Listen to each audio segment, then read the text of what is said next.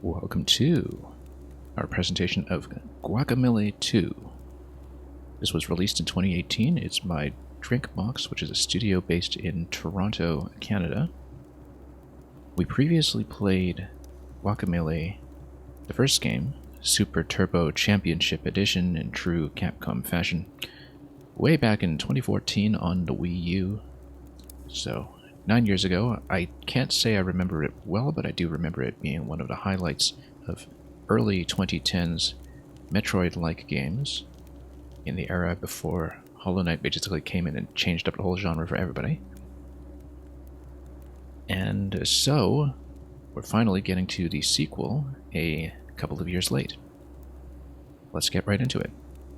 Like I said, I don't remember the first game very well in terms of details, so whether the sequel interacts with that in a great capacity is not something we'll necessarily be able to ascertain, but we'll see what we can recognize.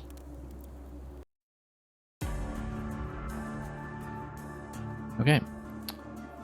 So, options, just sound, yeah. Shadow Swap is for multiplayer, we're not doing that, so that's not much to work with. Let's get rolling. And it's going to be file 1. Previamente en Guacamelee. Previously in Guacamelee. I'm glad there's a recap.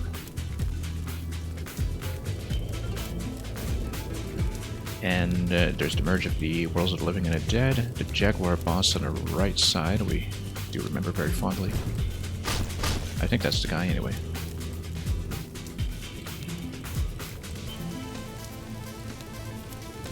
I feel like this is kind of an idealized recap of the original. Oh, also, the interaction button is going to be X. What are you waiting for? Time waits for no luchador. Jump is on B. And punch on Y. I think this is like a grab and throw, but it's also interact button on X, and then A is headbutt. Okay. We do see that it does consume power in the meter that is on the top left. Just getting familiar with this again. We've had our differences, but I believe in you, Mimi. Go fight fiercely. Yeah, this guy was a boss in the original. He took some...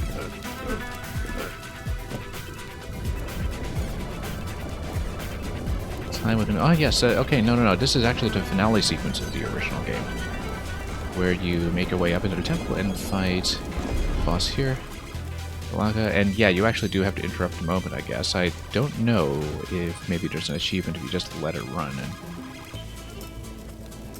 let the sacrifice proceed. The words are as empty as your soul, you ugly Jaro. Mankind will need a savior such as you. What is a luchador? A miserable little pile of secrets. Anyway. This was the final boss in the original game. Do we get to play this? Yes, we do. Okay. Alright, let's punch him out.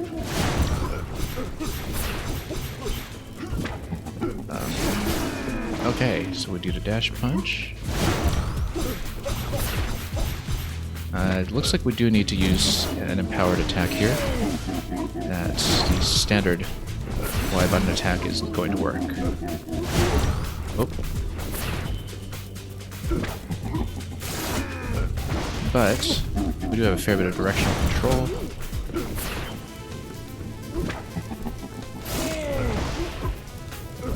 Basically due to special at 4 directions, and I think we can only hit him with a special. He's almost down though in terms of his life bar.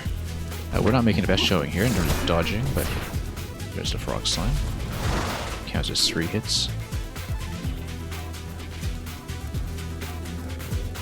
If we're lucky, I spent all my energy on the ritual. But you are too late, for the black sun arrives, and this was phase 2. Come witness the merging of life and death at the beginning of my new world order. And so we have the eclipse.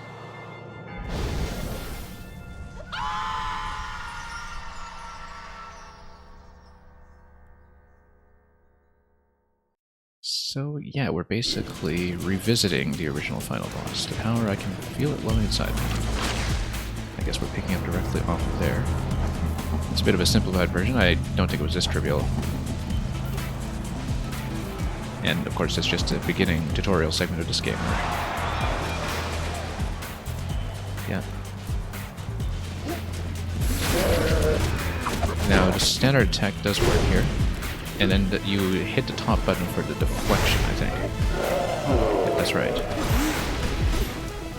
And then dodge the other attacks this way.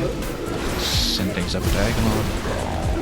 I actually wonder if you get more degrees of freedom on the analog stick instead of being confined to 8 angles. I had been playing with D-pad previously, but I think analog might give you a bit more control of its throws. So we'll probably see what's comfortable. Tends to be my natural instinct to play with a D-pad, but analog might work better with a combat, and I'm trying to remember how I did it originally on Wii U. I think I did play stick on Wii U, but anyway, this is just, like I said, recreation of the final boss in the original game. And in the original, there is a sad ending and a true ending, depending on whether Vita lives, I think. One of them being the 100% ending. So, which one is going to be treated as canonical this time?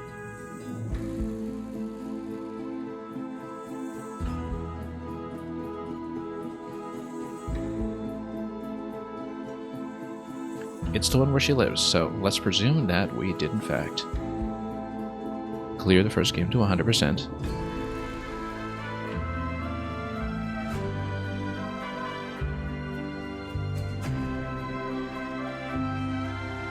As she sees my true face.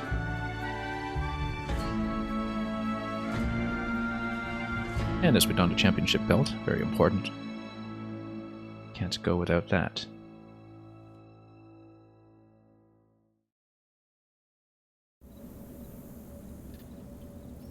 Okay, so here we are. We won a championship. It seems like we've kind of let ourselves go physically.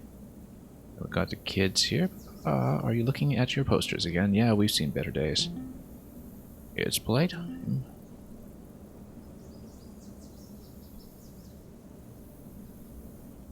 Well, at least the championship belt still fits 7 years later. Notice that this is an interesting excuse for his health bar to have gone down very significantly, and for us to have lost all our special powers. We no longer have the A attack because we don't have any power on special. We no longer have anything on the X button either. We just have this basic punch. I kind of like this as a pretext for a power reset, the way that you often see in the beginning of a game in any kind of Metroid-like series. Can't do anything about the lamp. Yeah. Kind of switching between D-pad and stick for now, but I think we're stuck on a single jump, so we can't do anything here yet. Yeah, no other movement skills, just a standard jump that can't even reach upstairs. This looks like the children's bedroom. 2 beds and a whole lot of posters of unicorns, football, aliens, and whatever else. And yeah, at this point we know how to jump, but we'll read the tutorial anyway. We've seen better days, apparently. And then I guess we go back to this floor. Cielito, have you seen the kids? I guess we have.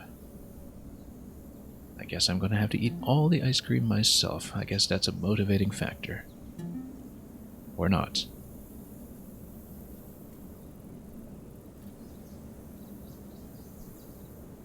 Yeah, time to eat all the ice cream.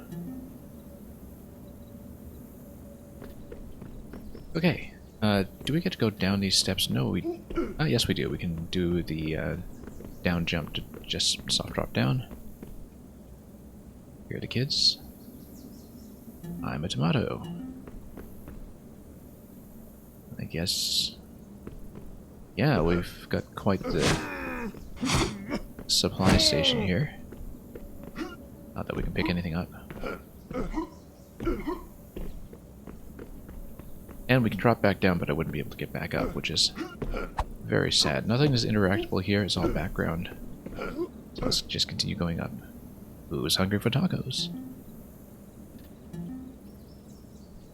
Much more motivated by tacos than by ice cream.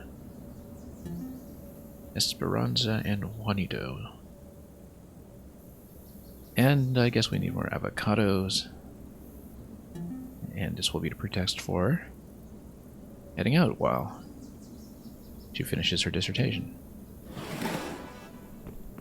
Good excuse to not go for avocados. Actually, most people I know who have worked on dissertations absolutely crave a break to go outside for avocados. But anyway, here's the map. When I played it on Wii U originally, I did use the gamepad as the separate simultaneous map, something I think I'd only ever seen with both Guacamelee 1 and Axiom Verge. And a feature that I expected I would probably miss. There is a timer, not that we're playing for speed, and we don't have the world map unlocked just yet. Purchase button. I see. These are unlockables. Skins, characters, something like that, I don't know. Oh, these are skills, okay. So, we have to discover the skills and then we purchase them. Yeah, I think everything was also just purchased from shops in the original game. So anyway, here's the cover image area. Avocados for Lupita. Waypoint is to the left, so obviously we'll go right.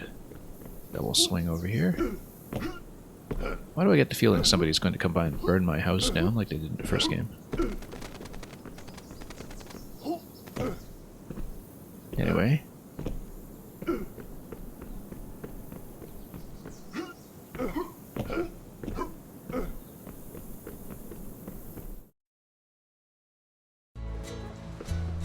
Okay, Pueblujo. Don't know if I can ring the bell. I certainly can't reach it at the moment. My temptation was to immediately sit on this bench, but that's the Hollow Knight player in me talking.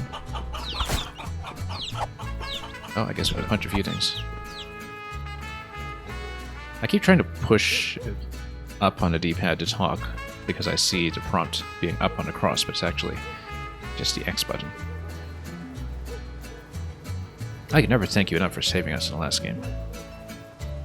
Come dine in my restaurant someday. I feel like that might be relevant to a quest someday. Well, let's talk to everybody we can. Not that I can make this jump right now. Gained a little too much weight for that.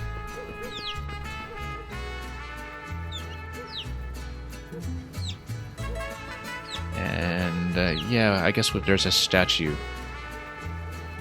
to Juan, which, again, doesn't quite have the pot belly going, but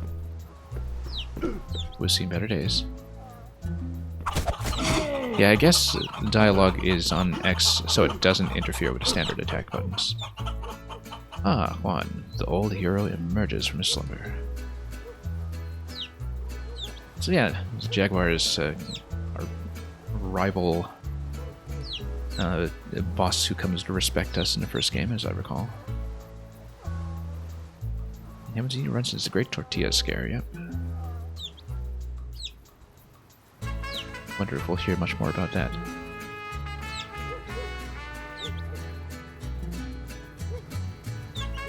Seems like yesterday when we were rivals, Blanca was defeated. Now we go for avocados together. Let's see what she has to say.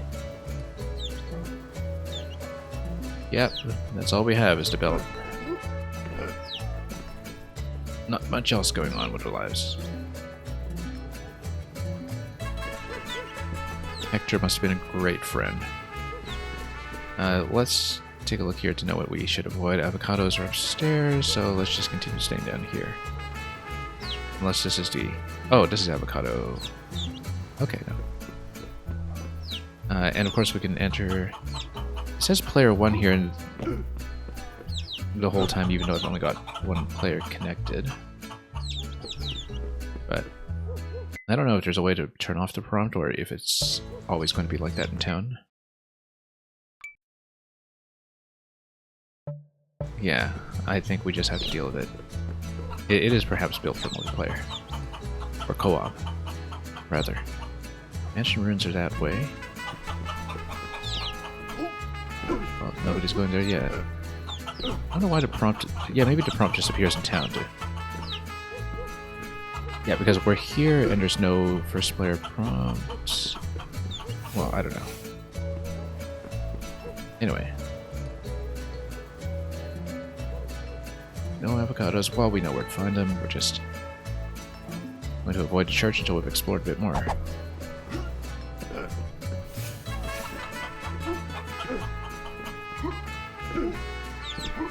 And we'll have to go up the slow way, no doubt. But the church is right here already. Let's talk over here. And okay, all the avocados have been acquired already.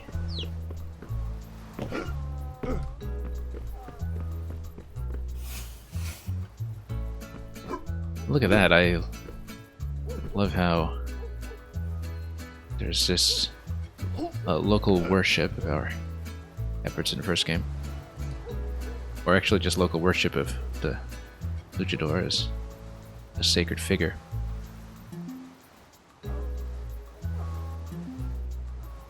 Get rid of the empty barrel for me, and I'll give you a few from my private stash. Okay, so this is a tutorial in carrying objects, perhaps. Or breaking objects. Yeah, this is just a punch tutorial. Sort of the life of non-violence. What do we keep talking about? Nope, he just says the same thing. Okay, so it gives you the life bar. There's a bit of a drift for it, as you can see. And the combo timer is pretty generous, it seems. I don't think there is a visible timer that I can see, as long as we don't take too long.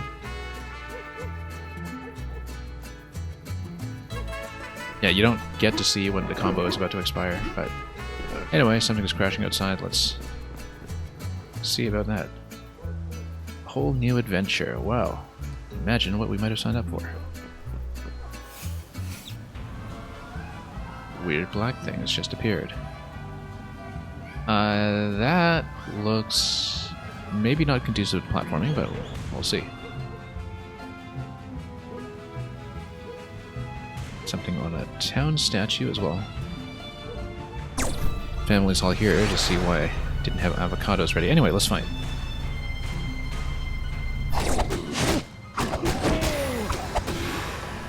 Okay, we still got it. Mostly. Anyway, we've been summoned by the goat.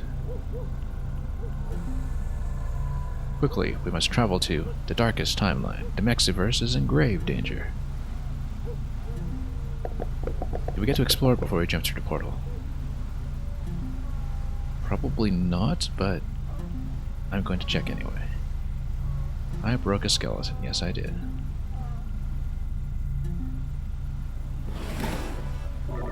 Enter the portal and save the Mexiverse. That seems to be a very clear main quest. We get to talk to the kids? No, I guess not. Don't even get to say goodbye.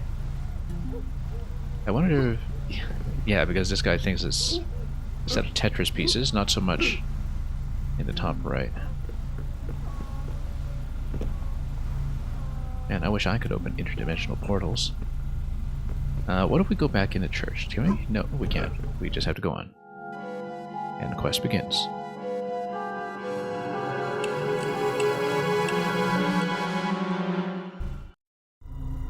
The Dark Timeline in Pueblimbo.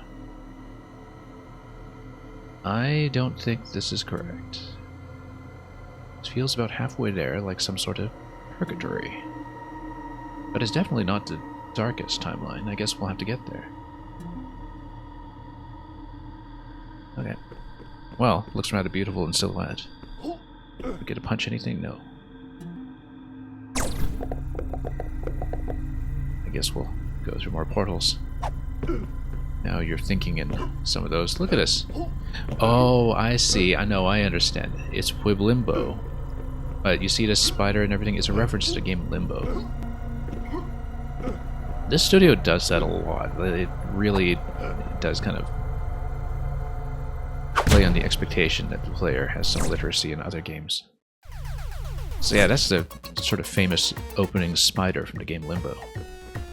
So if you're in Limbo, That's where we are. And this looks like we're in River City or something here. Or Double Dragon. Triple Dragon. Yeah, well, like I said, River City.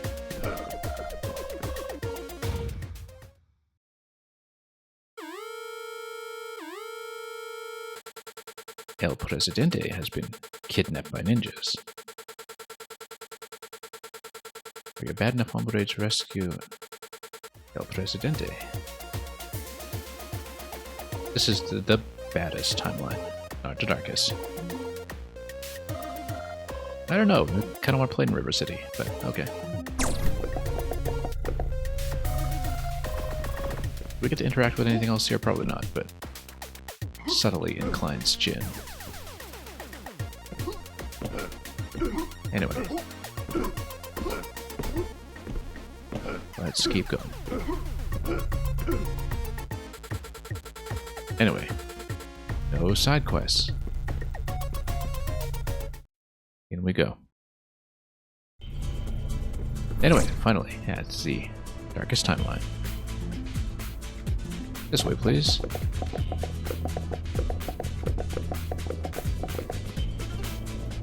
And we can't enter just yet. Naturally, we'll explore. And looks like we still can't get in here. Or anywhere, really. Everything's just out of reach for our jump. So we are funneled rather linearly over to the right. Unless we go this way. Not that we can enter anything just yet. Oh, this guy looks familiar.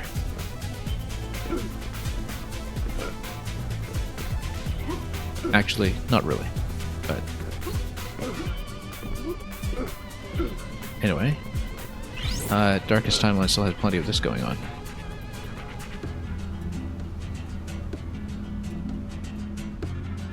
I was fixing up my bike when Salvador, the one that killed Guacamelee, showed up. Okay, so that's why this is the darkest timeline. Where exactly does the fissure happen? Magician, a dead dog lady, a talking cactus. So somebody else takes out Kalanka in this timeline, apparently. The top one is not a stab.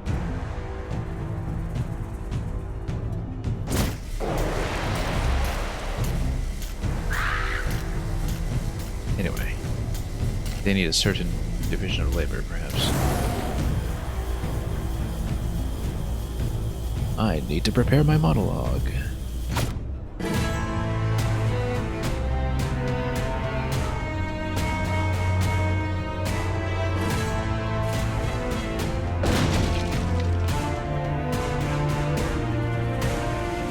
The Golden Relic. Now, hopefully the sound mixing on the stream is currently okay. The game is, I think, normalized a little louder than most of what we usually play, but we'll do a volume check later on and see if we need to turn things down. But in the meantime, it's just some salsa stuck in my throat.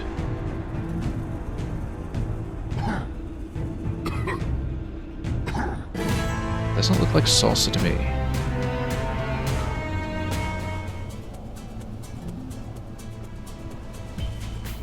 Strange black things begin to appear in the sky. Yep. Seems like that's happening everywhere. Chibo 24.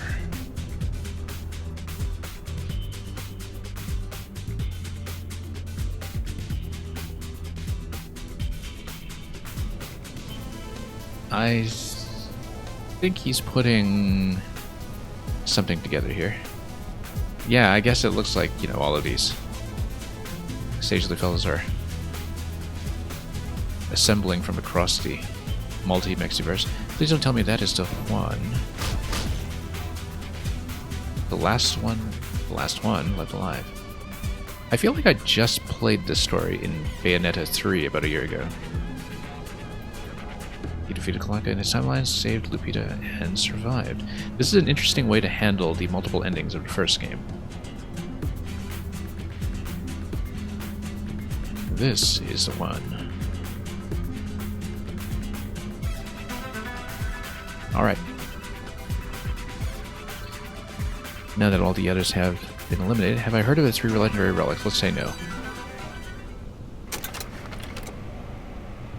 Salvador has taken one of the 3 relics created by the god of time. Disturbing these relics could cause the timelines to collapse in on themselves. Oh, that's Mexico. Salvador's evil ambition may very well lead to Tetris pieces consuming all of Mexico, the end of the Mexiverse.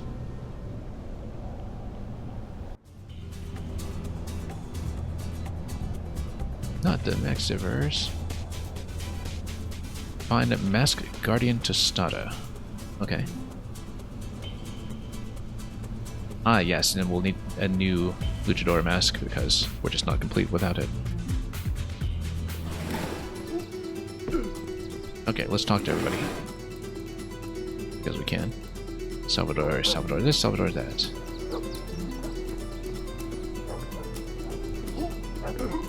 Hang on here. Yeah, nothing to see back here by the looks of it. Let's just talk to everyone.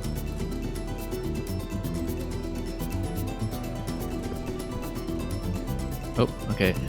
Same exchange over here. Yeah, because Salvador is the one who defeats Kalanka in this timeline, I suppose. He sounds like a suspicious character that we'll have to deal with. Look at the statue here. The statue here is obviously of somebody else completely. Different belt, too. Or is it? Yeah, it's different. It's a different design if you look at the buckle. Did the bad guys say something about salsa? They usually do. High five, buddy. Haven't seen the likes of me in a while. I wonder if we get to platform through this stuff eventually. I bet we do. I mean, looking at the map, whoops. Oh, also move list. Let's see what we have so far. Well, I mean, we haven't unlocked anything in the shop yet, so... Or through just the regular course of play. I am alive. In this timeline. In mine, anyway.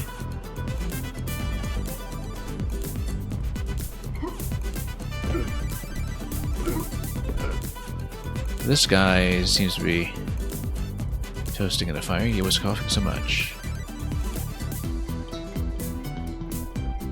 Okay, so... I feel like this is going to be relevant eventually.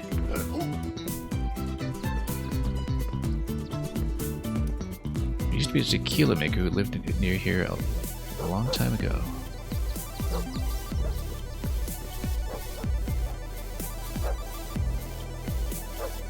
Dancing chicken troop. Guess we'll have to deal with that too. Anyway, I'm sure we eventually get to switch between timelines or something. Oh, okay. This is going to be a gate that is ability dependent. Like in the first game. Basically, these are color-coded gates that will relate to abilities that you unlock as you go through. I always thought in the first game that the unlockable passages and locations were actually a little too obvious by Metroid standards. But because, you know, they just explicitly color-code everything, and on a map does it appear? Yes, it does. Also, look at the world map now. Ah, look at that. Oh, that's interesting that we get to see this much immediately of how everything is connected. Okay. Wonder how open this is. Yeah, we didn't even need to discover the zones or anything. I guess we just... But when we can select individual zones and then zoom. Whoops, hang on. Just getting a hang of the interface here. And how do we... Ah, okay, no, then we tab ZR to go back after that, so we can scroll zone by zone. Yeah, just getting used to it. So you select a zone, you tap ZR. Get out of there. Anyway, let's keep exploring. Because, why not? What happens to the house in the darkest timeline? We're all dead. Okay. Casa Juan. No sign of the children either. But you have these two conspicuous trees here.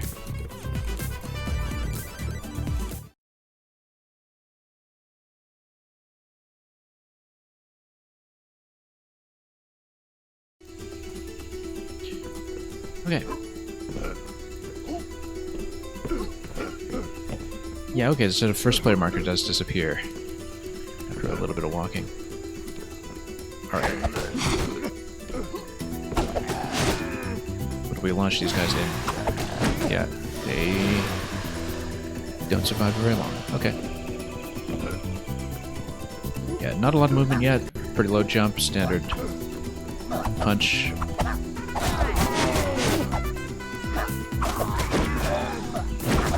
And standard aerials and all that. Okay, these platforms seem like they might be something like the dimension switch that was in the first game, where you kind of swap between the living and the dead, and you still want to fly. That was kind of the central platforming idea of Guacamelee 1. So I don't know if it's going to be World of the Living and Dead like last time. This little passage here is rather obvious for the Morph Ball equivalent. I think the Morph Ball equivalent was a chicken in Guacamelee 1. I assume it's going to be something similar here. Yeah, because the Morph Ball is a chicken form.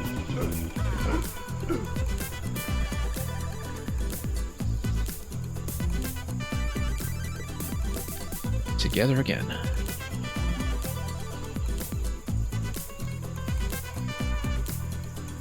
Tostata, Guardian of Damask. We've kind of grown up mustache. We were so close to defeating Kalaka in this timeline. And then what happened?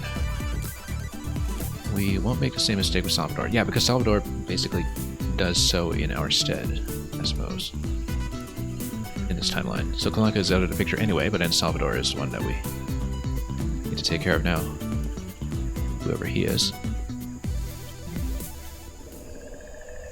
Do we get the mask? We should, soon enough.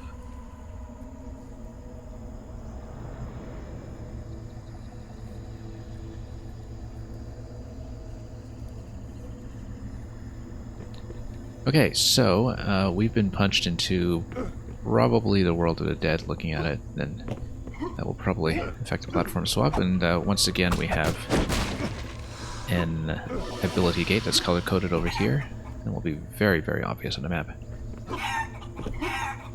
Yeah, we know from previous experience in Guacamelee 1, and no point in dealing with that until we have the appropriate ability. It's pretty much hard-gated. No real way around it. Anyway, here's the mask. So sorry about killing you back there. I had to get you to the world of the dead. I guess that's the way to do it. A bit tattered from the last adventure. I mean, it did split in the ending cutscene, so... But maybe this is the one from this universe. Alright, and that keeps us alive in the land of the dead. Like it did last time, I think. I don't really recall a lot of the specifics.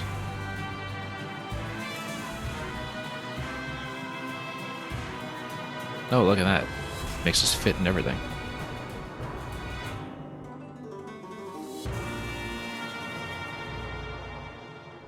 Okay. Restoration. That's just one I remember, although I kind of miss seeing the mustache. I mean, it's behind the mask anyway. Back to the world of the living, we'll do that.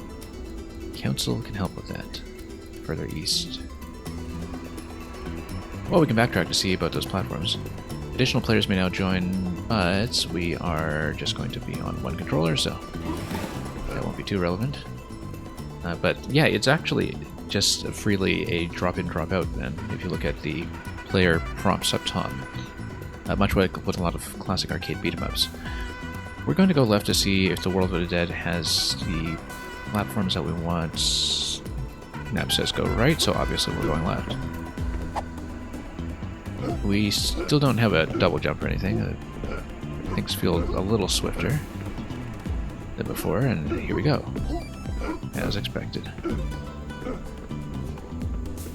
Not that we have very much to interact with just yet. Whoops, oh, okay. That was unfortunate. First hit we've taken so far. Ah yes, and we can launch any enemy that we stun. That was kind of a central combat mechanic of the first game as well, deflecting enemies into each other, if we can.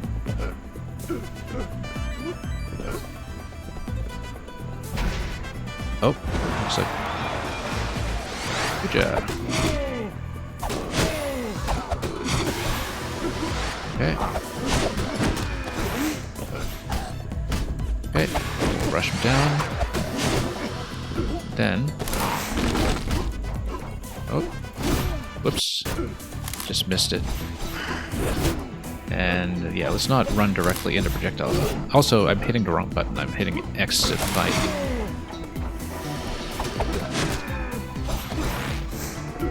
There we go. Y is the main attack. I think I had the habit of using X as the main attack because of doing a little bit of Devil May Cry on the side recently. We don't have the means to get through this yet, do we? Oh no, dodge roll.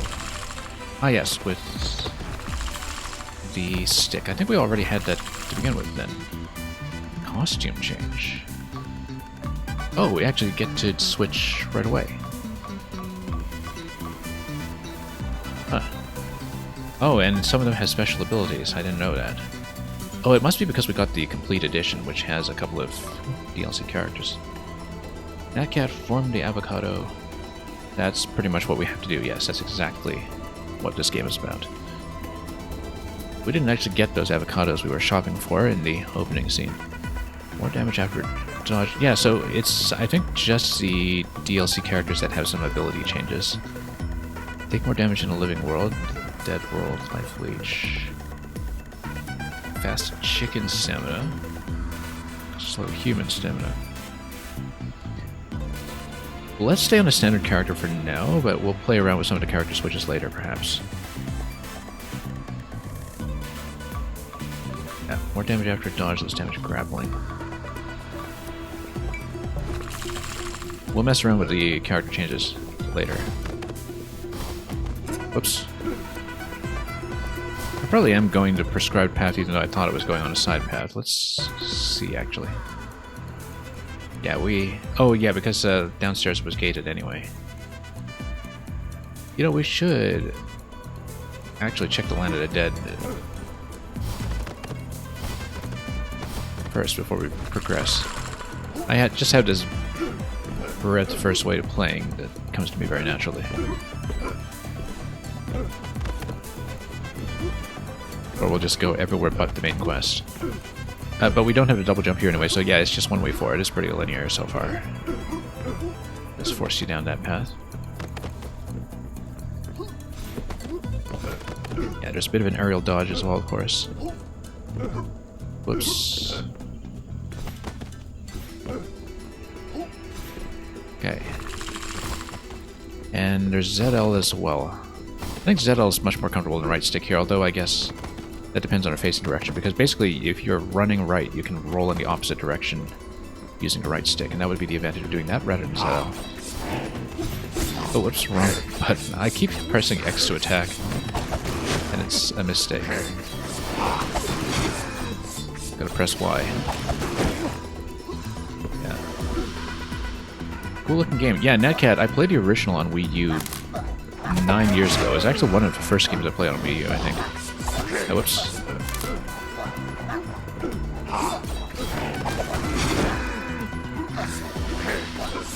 And yeah, it was one of the early Metroid clone games, basically, before the genre really took off in the indie space, back when it was relatively little competition, before games like Hollow Knight started coming along.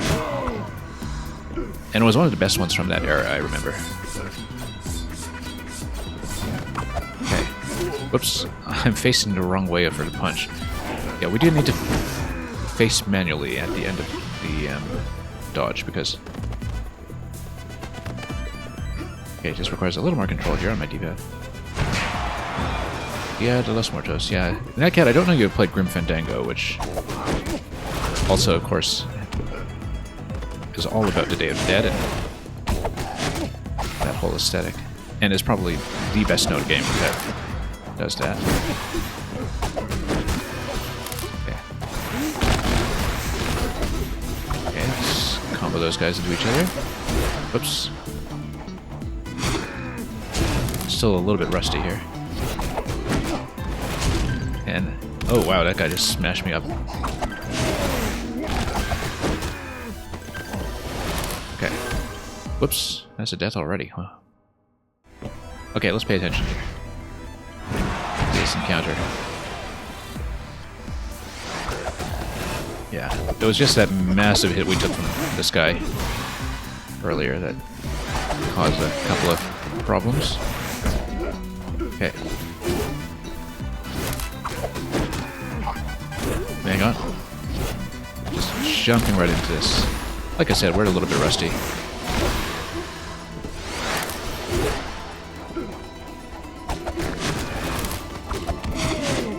Hang on. Okay. Yeah, so when you see the button prompt above these guys, that means you can grab and throw them. And then, wow, we're getting hit like crazy. Hang on. There we go. Let's try it again.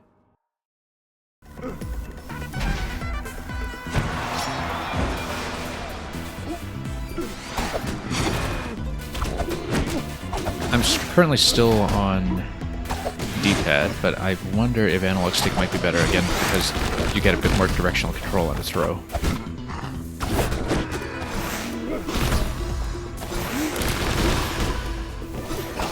I mean, I don't know if it's actually a full 360 on the throw if you use the analog stick instead, but okay, much better.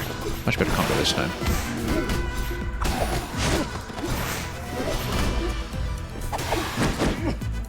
$75 hits and pretty decent combo this time. After a bit of an awkward start prior to that. Have I seen Coco? Yes, and I love it. I've seen every Pixar film. I am pretty serious about my Pixar, so.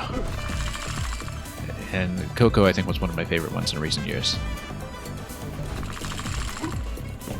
It's funny because development of Coco started, or at least the first inklings of Pixar working on a film about the Day of the Dead started shortly after Disney acquired Lucasfilm, which would have given them the rights to Grim Fandango before it was licensed out after that. So I think there was some speculation when Coco was very early in pre-production whether there was some kind of connection there, but obviously there wasn't. Alright, so the Caribbean, meanwhile, as a film franchise, has some very startling similarities to the Monkey Island series. Okay, finally getting a little bit warmed up here. Oh, no, hang on. Okay, it doesn't do damage when you fall into the traps, it just reverses you through. Whoops. Yeah, so the thing is, after I dodge, I do have to reverse direction manually in order to continue punching in reverse direction. I sometimes think that holding in that direction with a D-pad will be enough, but no, you actually need a new fresh input to do that. Okay, let's try to air dodge here. Yeah, I've made that mistake a couple times where we're facing the wrong direction after the dodge. I wonder if it does that if you're on stick, or if it's only with the D-pad then. Hang on. Oh yeah. Full dodge. Yeah. Still just getting to dodge in muscle memory. Because if it doesn't do that with stick, maybe we should play stick. I generally prefer D-pad for 2D games, but the thing is, like, enough games from the last decade or so are kind of designed with stick in mind that they do actually control pretty smoothly that way, and so yeah, we'll stay in costume for the time being, but I do like that there are plenty of points at which you can decide otherwise. Oh, hang on. Again, just facing the wrong way after the roll.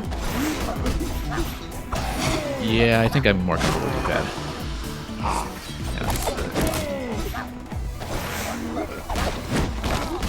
We can still do some diagonal throws here and there, so.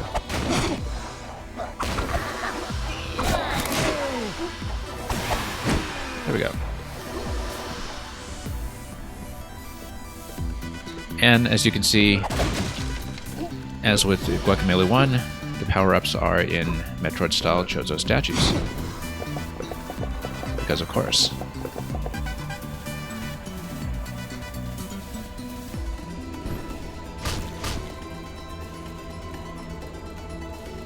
Flashy guard means nothing without the fundamentals. I wonder if we get the chicken form right away. Shuzo statues, in case there's any mistaking resemblance. Rooster Uppercut. Ah, yes. No, I kind of remember this from the first game. It's basically the Shoryuken of this game, and it breaks red blocks. But it would only break them from below, I think. Rooster Uppercut.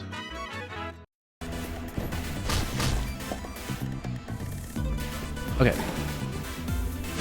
Yeah, Rooster Uppercut is just up attack, I think. Or, no. Up A. Yeah, it's up A. And you can do it in midair. And it does consume power, so... And you can't hit the one from below. So that's a different method. So, basically it's up only. Since you sort of platform.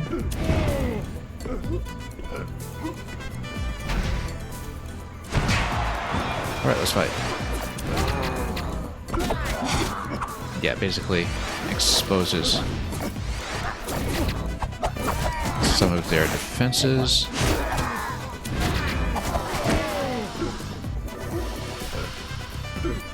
Are we through? Oh, whoops, nope. This guy.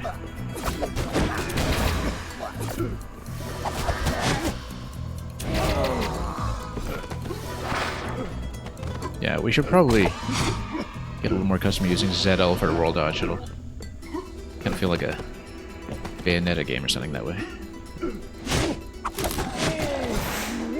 Yeah. Because I feel like the directional change with the R stick actually doesn't help me out too much here. Given that we have these directional issues all the time with facing it the right way afterwards. So yeah, using the uppercut allows you to make higher jumps, basically, at the consumption of power. Do I have a body slam? Not yet, but I will eventually if it's anything like the first game. You eventually get specials in all directions. Oops. Okay, we need to jump forward and then slam him from here. So, nice way of teaching that interaction. One of the things that really made Guacamelee 1 work, and which is returning here, is that basically your attacks are also your movement skills. And so as you unlock attacks, you also unlock movement abilities that allow you to reach new places. Okay, color-coded shielding is before. Yeah, red is up. I remember that. Oh, wow. Okay. Then... Can we... No, this guy's just gonna... Restore his shield and then... Smash him up instead.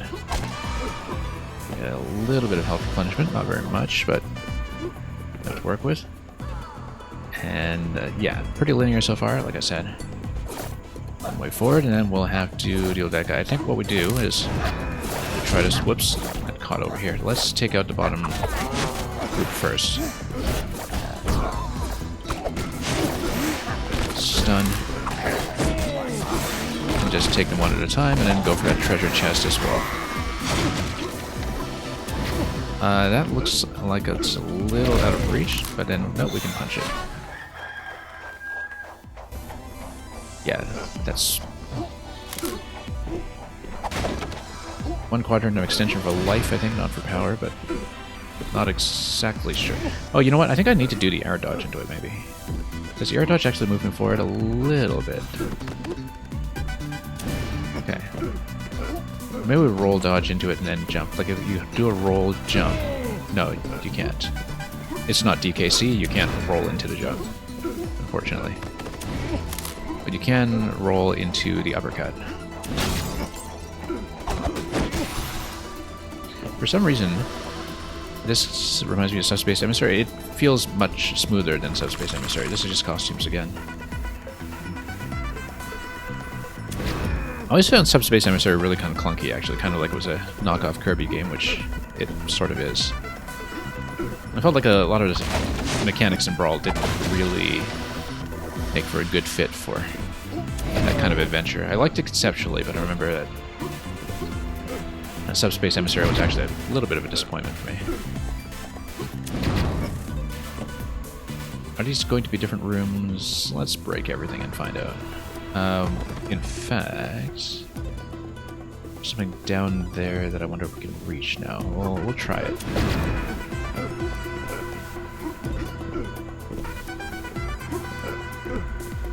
Like I was saying, I do miss the simultaneous map from the Wii U, but yeah, we should be able to reach that easily now.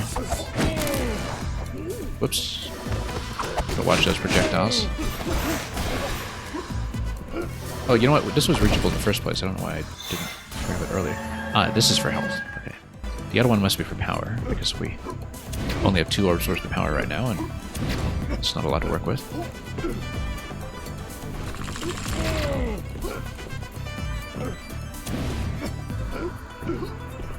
Yeah, so we do need to wait for it to recharge every time we want to go up this way. This looks like it's going to be the main passage, so let's do the other passage first. Barrels on the left, and what is this on the right? Bit of a tower climb. Oh, for a chest. I bet we just platform over to that side. No, we need to air dodge on the way over. Yep. Whoops, nope. Tried to air dodge and I just missed.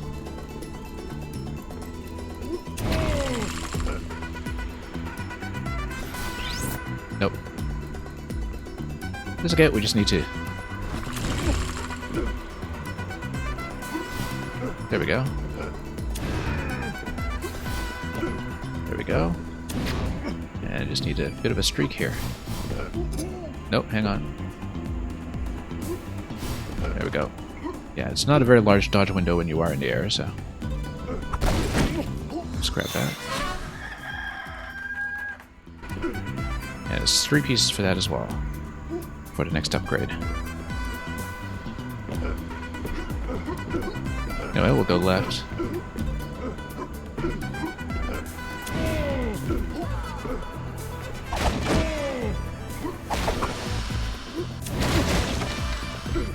Then... got another chest over here once we... fight off everybody. Whoop. Nope, needed to dodge that. Hang on. Yeah.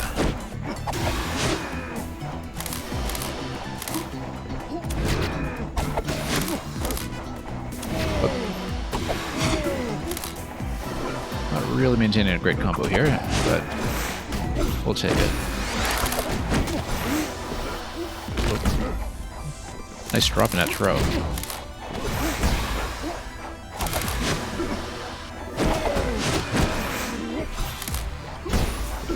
A little bit of fall damage on that guy as well, which is nice.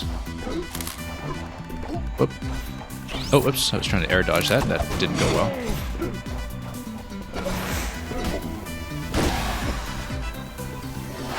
Now that should open things up.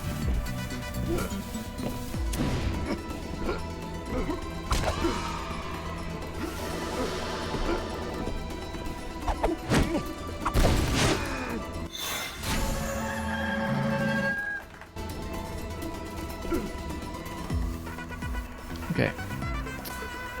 Let's see. Yeah, so we don't have the blue ability yet, which is a sideways gate. And... oh, where are the skulls anyway? I actually don't quite know. I mean, I don't know. Oh, no, the skulls are the costume changes. Yeah, that's right. We've seen plenty of those. And any red gates that are available to right now? Not really. I think we'll probably just proceed at this point. Yeah, because this is a morph ball, or rather chicken gate. And I guess in theory we'd be able to reach our way back there now, but I think we should probably just progress. So, right side it is.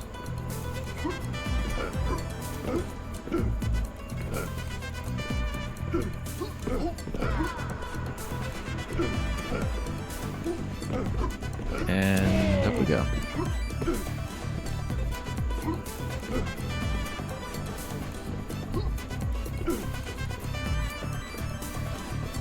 looks like this is getting close to a zone exit. This is it. Antonio, the Paris of the Bog. Very fancy. Look at Flame Face's Fightatorium. I think Flame Face was one of the bosses in the first game, I recall. There should be a portal back to the living world inside that giant tree trunk. So I guess that will be an enterable dungeon.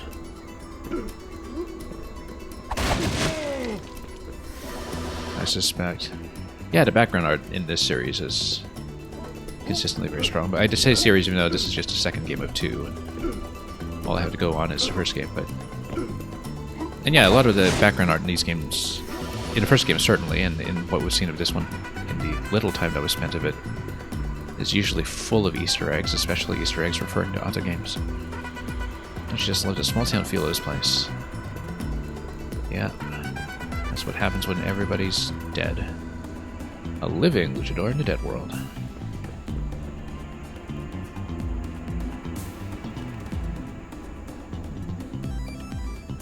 Do we get to do a bit of training?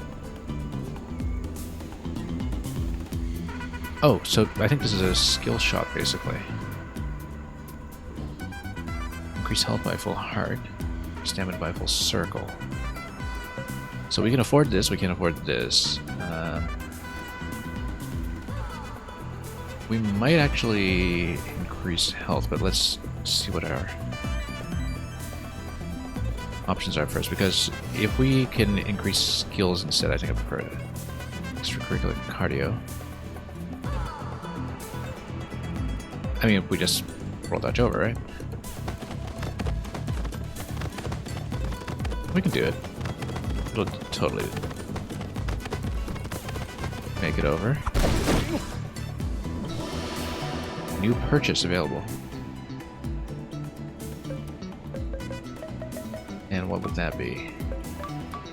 Ah, I see, because you unlock these given these conditions. Okay. Given that I have the Goombella emote in my Discord, yeah, I kind of adore Thousand Year Door, and I'd love to play it on stream. Especially doing like a 10 HP run on stream, which I kind of did of my own volition back when the GameCube was current. And back when very few people were talking about it, but now I think it's, you know, one of the defining challenge runs that really kind of teaches you the mechanics of the Thousand Year Door in great detail. Where you go through the game without upgrading HP. It's kind of called a 10 HP run, although depending on the badges you wear, you could knock yourself down to 5 or raise yourself up to 15, so there's some flexibility to it, I think, depending on how you want to constrain yourself. But yeah, very excited about the remake. Thousand Year Door is a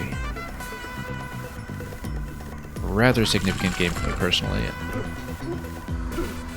Alright, let's buy some health. We don't have enough for stamina. Whoops. Let's just buy. We don't know when we'll be back. Oops. Okay. Skills. And let's just buy it. Confirm. Okay. And it says heart, but of course it's a fairly granular life meter up there.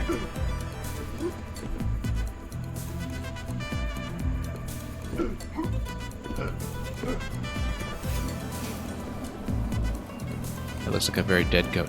Ah, this is a portal to the realm of the living, yes, but we'll explore this area a little bit first. Because we don't have the ability to change dimensions or change the living and dead state just yet, but it was one of the central mechanics of the first game, so I expect it will make a return. Oh, and we've appeared out of nowhere.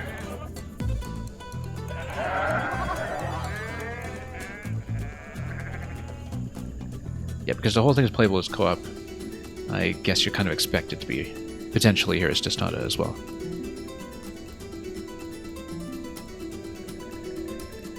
We think Salvador may be after the sacred Guacamelee. Let's see it. The God of Time loved Guacamelee above all else, because of course he did.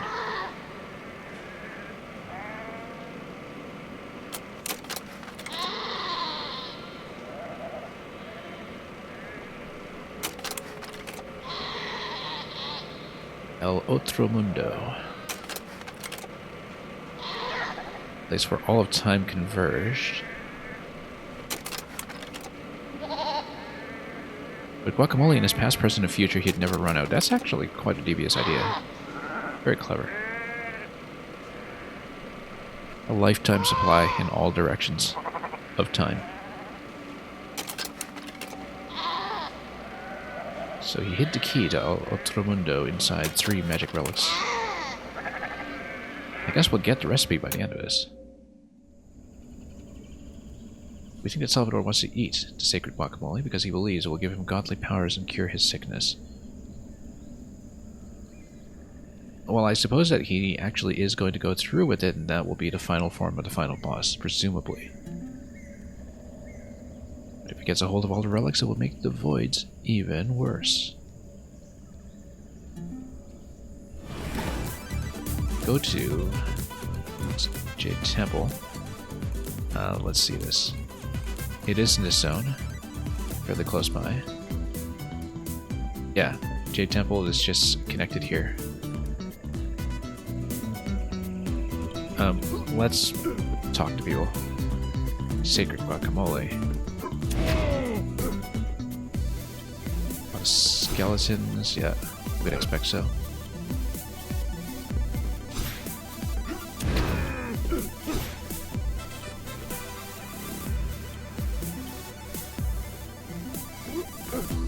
Pinata de Moon, yeah. Yes, again. I wonder how the dialogue changes when you do change your playable character, actually. Maybe I should take a look at that. Switch to Tostada next chance I get.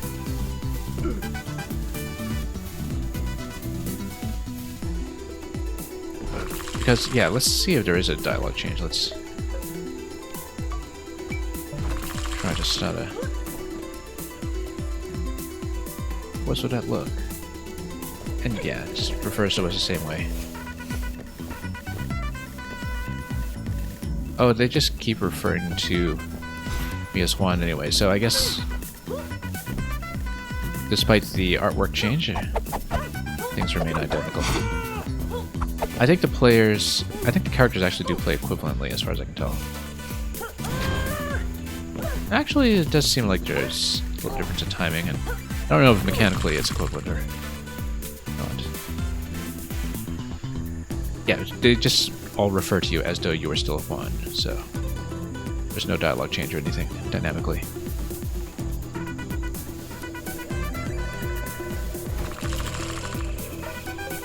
And I think even if you switch to the DLC costumes, it's probably the same result. Can I talk?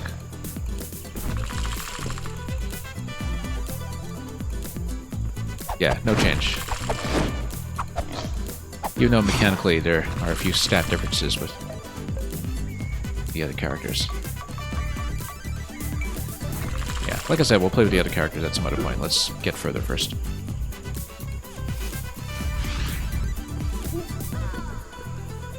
Yeah, Nightcat, too bad the bot didn't have enough characters in chat to finish the recipe. Now it's going to be a mystery. Anyway, want to flame face posters all over the place. Isn't it a scenic place for our reunion? The interior decorator was really on fire. Yeah, of course. Alright, let's fight.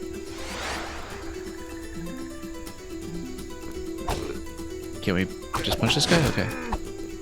Ah, okay, it's just showing you punch combos up top.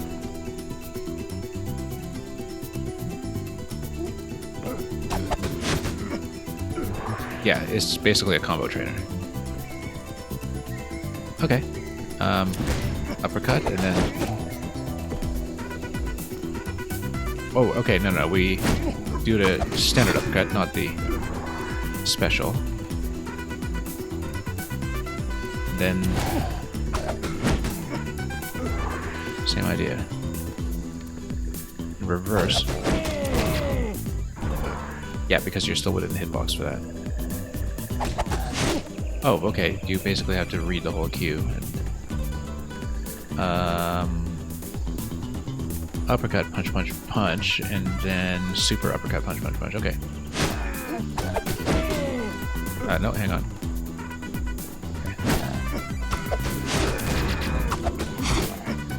Yeah, it's just teaching you how to juggle them.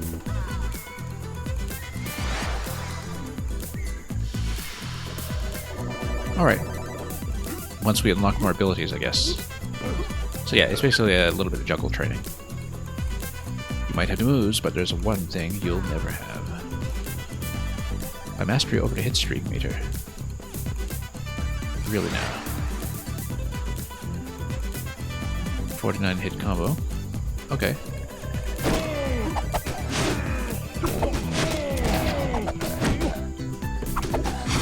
I mean... Oh! I was trying to dodge that. But I guess it's just part of the cutscene. You cannot attack someone in a conversation? That is against the law. What an enforcer. Whoops. Hang on.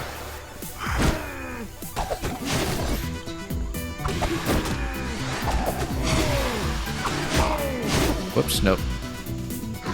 Okay, so we'll just try to do the full 50 combo without getting hit. Should be simple, I mean... We know how to play this, don't we? Nope, we need a dodge. Hang on.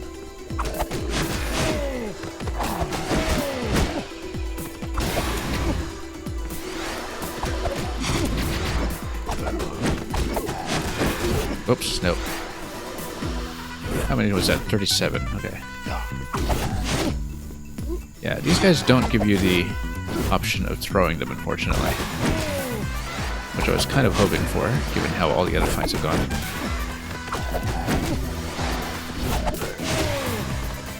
Okay, just need to stay out of range.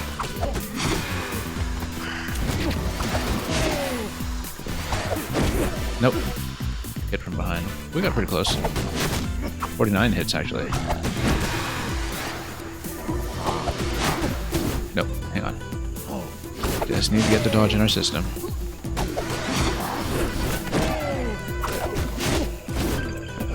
Hang on, getting rather low.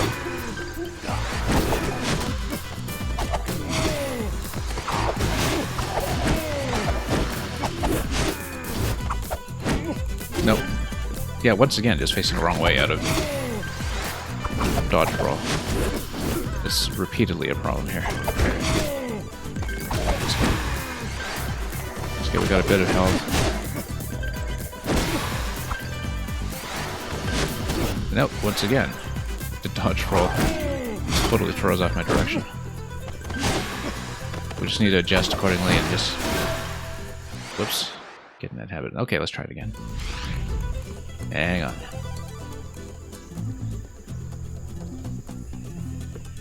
Okay, can we skip the scene? No. Okay, we paged through it. We actually did get a 49 hit combo. It's just we're supposed to hit 50 and flip back. That's okay. We're still getting used to this.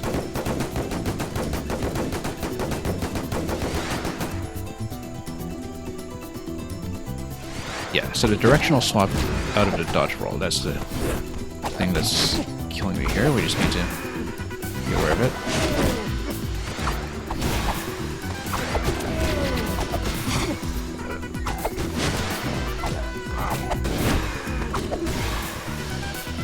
Two hits. Okay, there we go.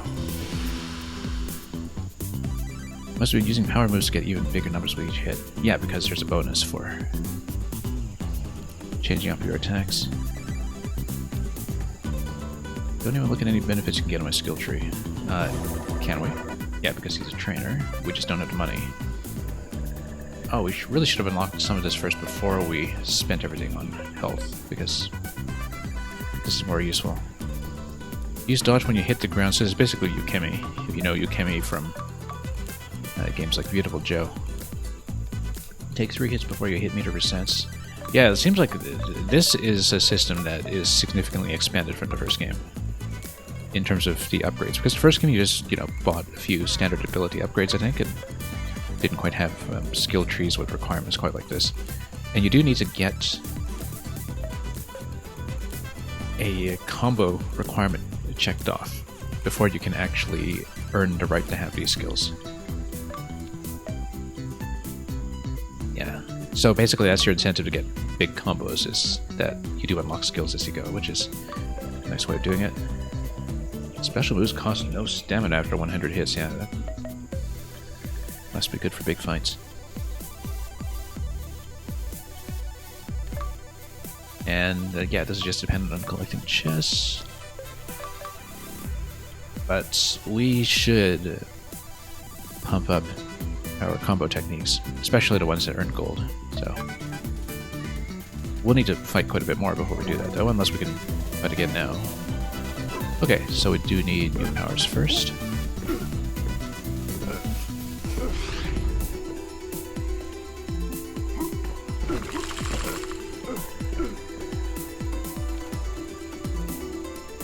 Doesn't smell too good. No, it doesn't.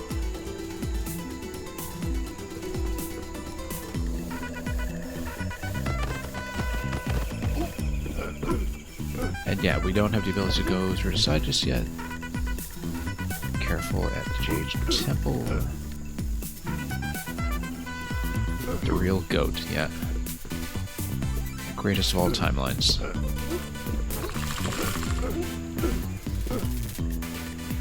Okay, it's gotta be this way, right?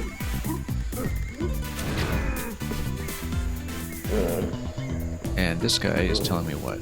How long were you asleep? Dreaming about that sacred guacamole. Ah, fast travel point. That's right. It's actually the same design as the first game as well.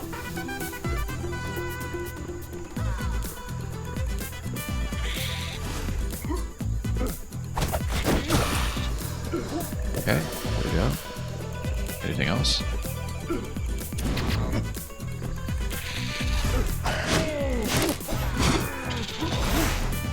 Oh, was hoping to toss it into the bird there, but whoops, nope. Hang on. Just dodged in. Totally didn't see that. There we go. Punch this guy out.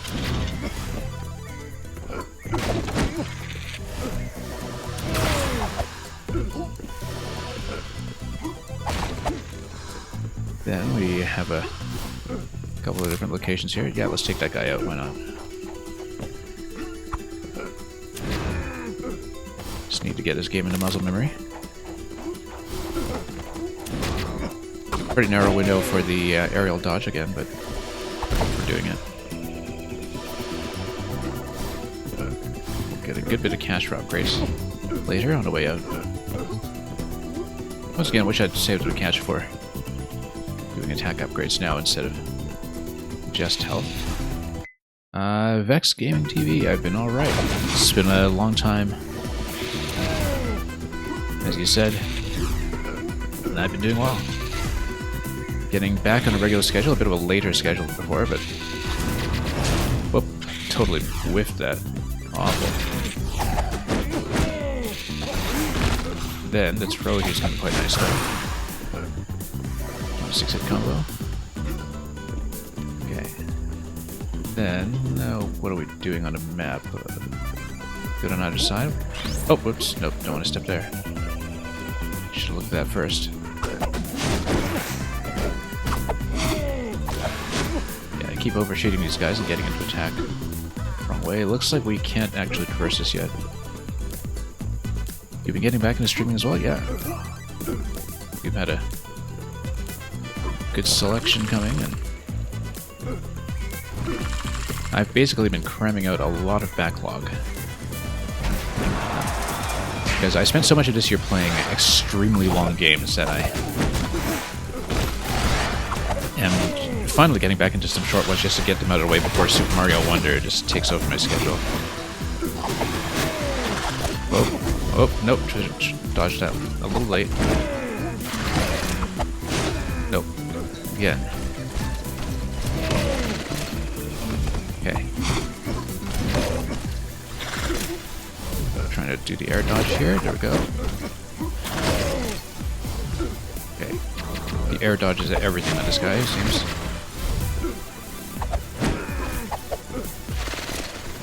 Whoop. Yeah.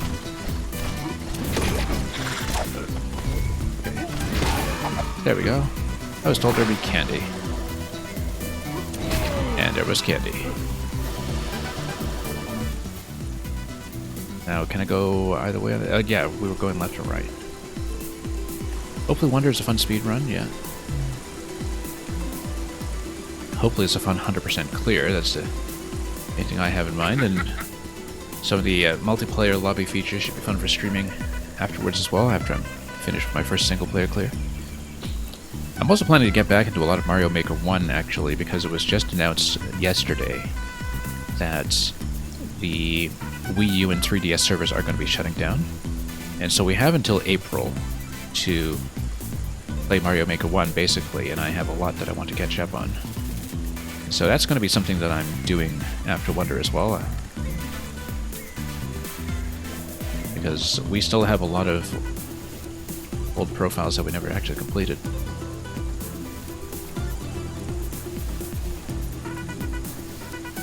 I shall not fail. My Lord of Darkness shall not be relicless. So this guy's definitely got to be the dungeon boss here, I would guess. Muñeco. It's showtime. So yeah, he's definitely the temple boss, I would say. Let's find a way across. Find a way to reach the Jade Temple entrance. Let's kick this guy out. Then, does the waterfall kind of sink me down? Maybe it does. Can't quite reach that yet. Oh, missed. Wow, what a whiff. What a total whiff. That's okay, we'll head back up. We'll have to head back up eventually anyway, so... Oh, wanted to toss him up to his neighbor over here. Power, please. There we go. You do need to hit things to regain power sometimes, and so... Let's hit this. Yeah, not exactly getting any kind of combo here, but we'll take him down anyway. And then we'll need some kind of other ability to get back up, I think, because it's such a terrible fall. Is that you need to know one day your Maker 2 levels will be gone? Yeah, I mean, there are third-party preservation efforts.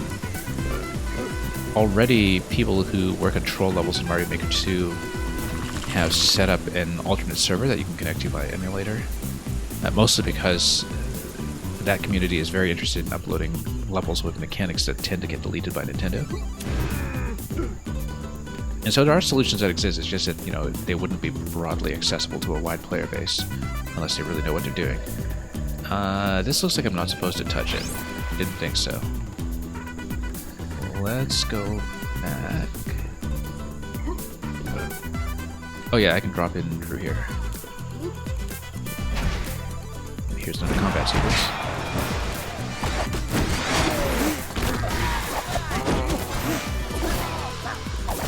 Whoops, nope. Gotta watch out for that spike. Let's just try to break him with that attack instead.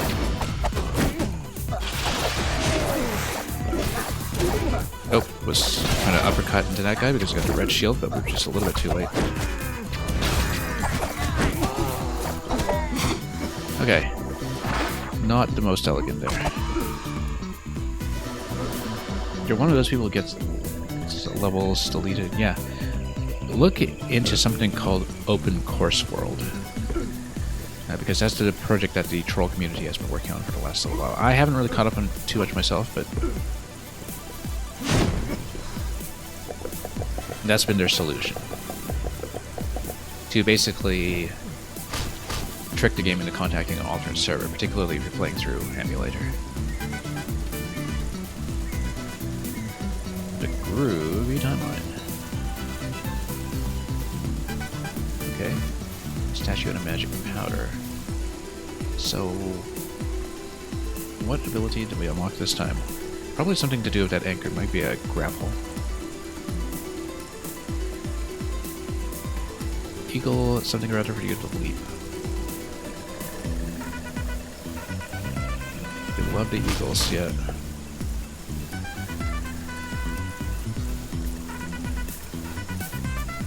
Jump high enough. Oh, okay, maybe it's a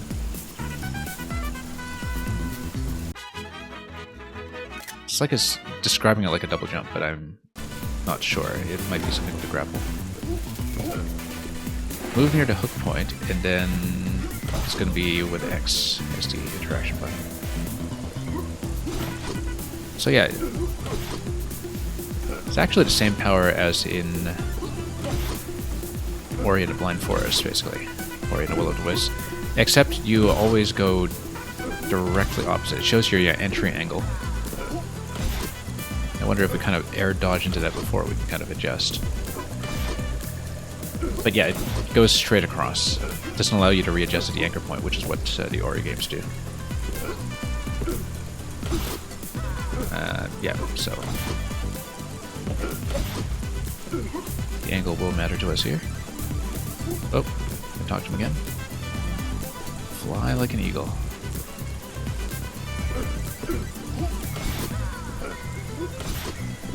And there we go. Yeah, we did see some of the anchor points in the background earlier. Movement is, as always, very smooth. Now, was there a grapple point on the right side? Probably. No, because that was the slide area. I actually don't remember if there was a grapple point there. Let's go back to check. Because I think it was just a slide, but it would require you to have some other traversal skill to get across, or the ability to survive in the green muck, but no grapple point over here, so we're not going to be there yet. And yeah, this is going to be Morph Ball Bomb, or the equivalent to Chicken Bomb. I actually don't remember what chicken ability is the one that approximates the Morph Ball Bomb, but it's functionally the same thing. So, we just think about everything in Metroid terms anyway, as this game clearly invites you to do.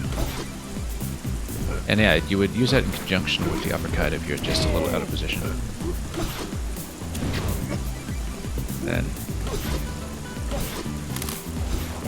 Then you can do multiples. And yeah, look at this. This will be, if you are switching between living and dead, you would have the chicken passages on either side.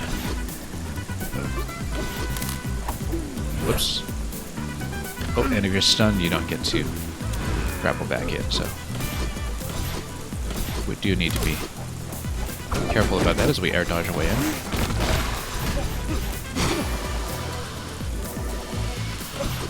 Yeah, a lot of it is just getting the controls back in muscle memory here. And then... Whoops. Let's not run out of juice just yet. Hang on.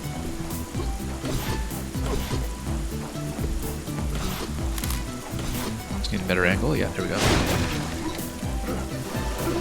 This looks like a passage that will give me something. There we go. Alright, there we go, third orb. Have a little more energy to work with.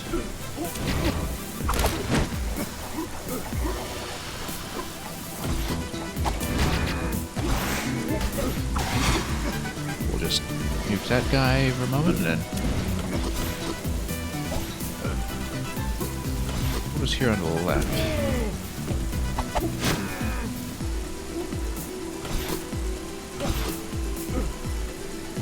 Nothing here. Let's just keep going then.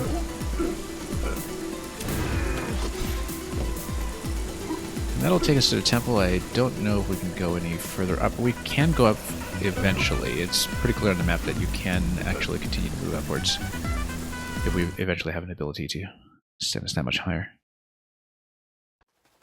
Anyway, Jade Temple in the Darkest Timeline. Let's continue. Find a Jade Relic. Well, let's just keep going. And that sends you back to the other world. So yeah, there is a swap between both here. And the left side is going to be blocked, so...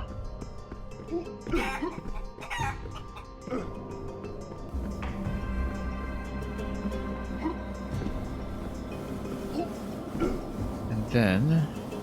yeah, that switches into the dead world, and then you would be able to hook onto that. Does momentum continue? Yes, it does. Yeah, you maintain momentum when you do the world swap.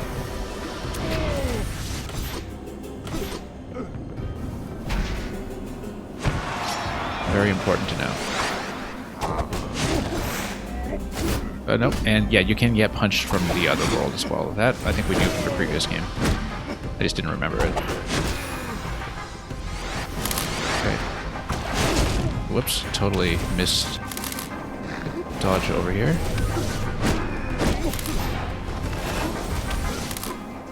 Okay, whoops. Alright, you know what? Let's knock this guy out first, just to...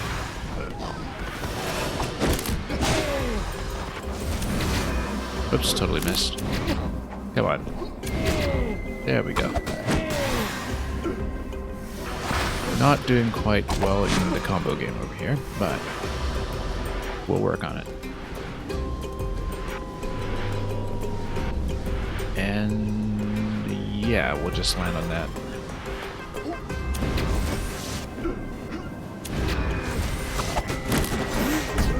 Whoop. Should have dodged into that.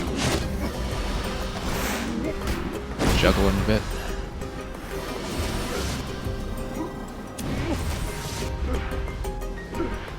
And through we go.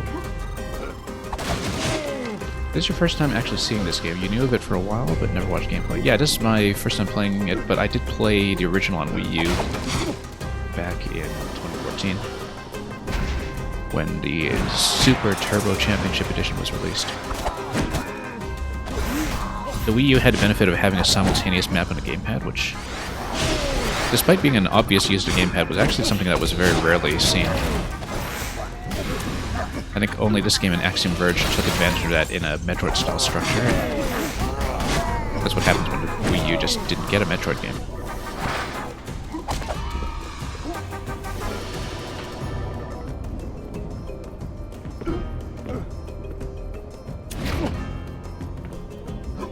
But yeah, the map tends to be a kind of Metroid-like structure. It's usually pretty obvious where to go and where the gates are, so it has a certain linearity that's, in the first game anyway, much closer to Metroid Fusion.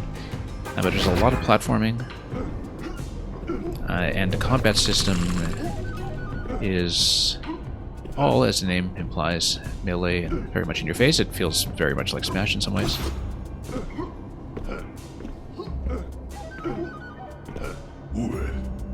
Watch where you're stepping. Okay. Boss or mini-boss? Let's see. Or puzzle. Yeah, I haven't really done a big dedicated puzzle session in Maker in a while, but that is still something I play, so... I kind of dropped out of Maker for a couple months to focus on Zelda, because Zelda just consumed my life and my stream for quite a while. I think I was playing it daily for at least 2 months. It was slowed down since, because we've gone pretty deep into post-game at this point, but... I only recently got back into Mario Maker about a month ago. And we've mostly only had time for viewer levels lately, so I haven't done a big puzzle session yet in quite some time. Why don't you pick a card? Okay, so this guy, we don't care too much about him. I wasn't really paying attention to his dialogue, to be honest.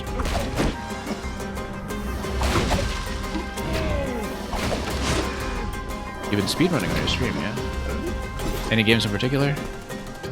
Like games with records up for grabs, or games that are a little more popular?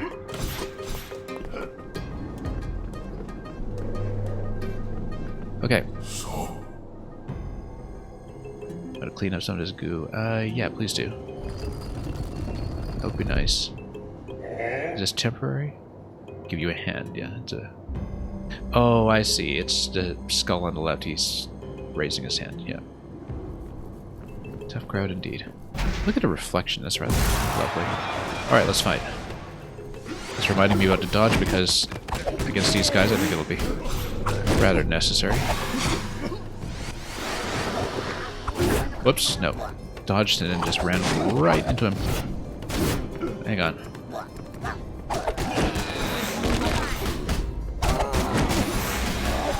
Yeah, so in true luchador style, one of the central combat mechanics in this game is throwing enemies into other enemies. That's something that's kind of necessary to clear the room. I feel like we're probably not supposed to touch that. Oh no, this is just a living and dead switch. So we can go whenever we want, it's just that it switches to platforms. Yeah, good. We just have to pay attention then where the platforms are going to be. And then we follow it accordingly. Yeah. So it just sweeps between living and dead in that room. Even speedrunning lesser known 3D platforms.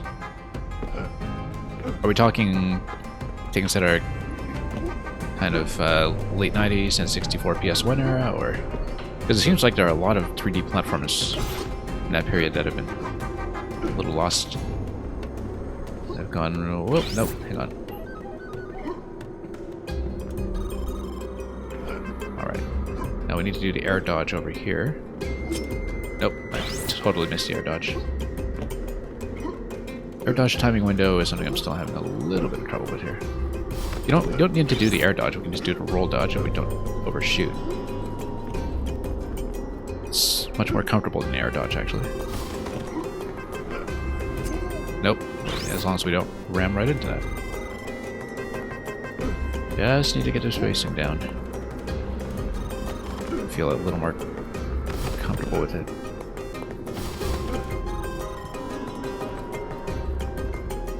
And wow, that it really is lesser known. What said you're naming there? I don't know them at all, actually. Might have vaguely heard of them, but...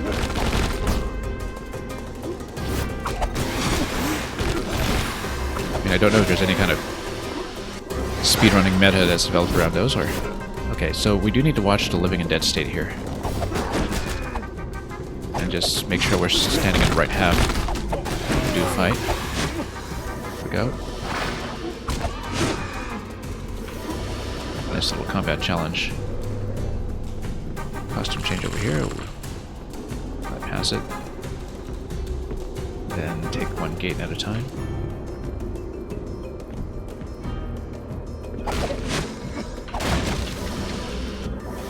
There we go. We'll raise that. Then, yeah, nothing in this room, at least right now. Okay, now we'll have more state switching. Yeah, let's... This guy come down. This guy seems to be available in both states. Yeah, so you basically knock him down while the platform's available, and then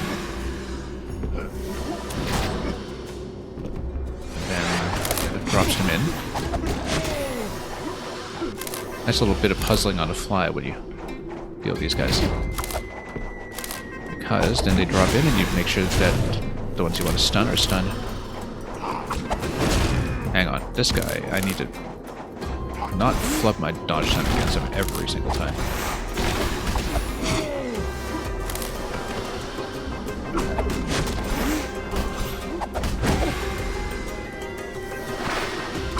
Again, kind of weak on the combo game right now, but we'll take it. Now, we need to get upstairs, and to do so... No, we don't. We just need to go left.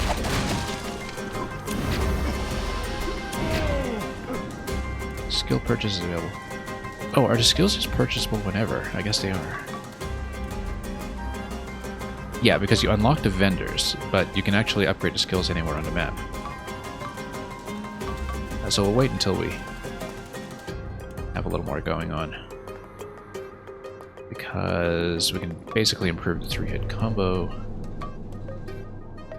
Yeah, I'd prefer to work on some of the attack skills, I think, before we just improve the basic stats.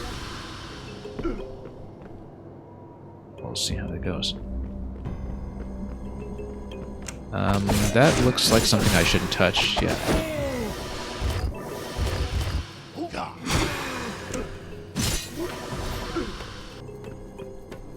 Yeah, pretty obviously. Shouldn't have touched it.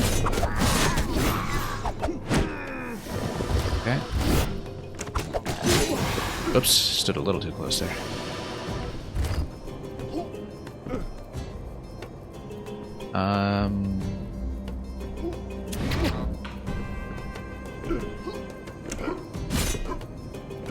Oh, I see, because then it becomes available at the end of that. Yeah, because it retracts.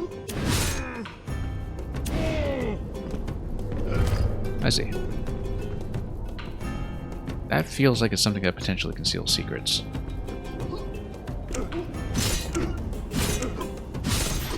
Not here, it doesn't.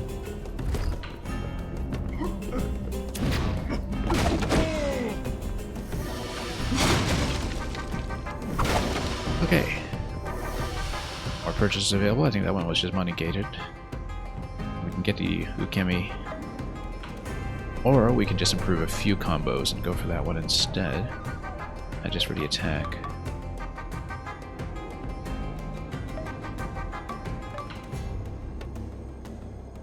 Get gold for hits. I feel like we should go for that one. Just beeline towards it and make that an investment in our currency. But we'll need to form more combos first. Get to unlock the chicken ability yet.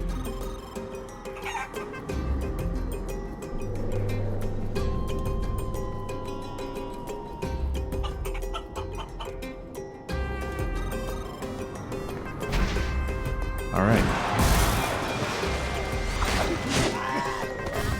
Oh. Okay. Now we actually need to Rooster uppercut him. Oh.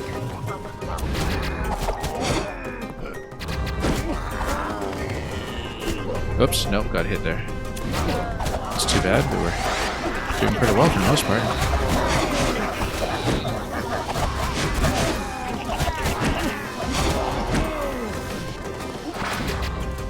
Okay. 77 hits, not too bad. I mean, I guess it helps when you have a swarm of enemies like that. Take 3 hits before your hit meter resets. I quite like that, actually, because that would be an investment in getting some of the combo thresholds for further upgrades.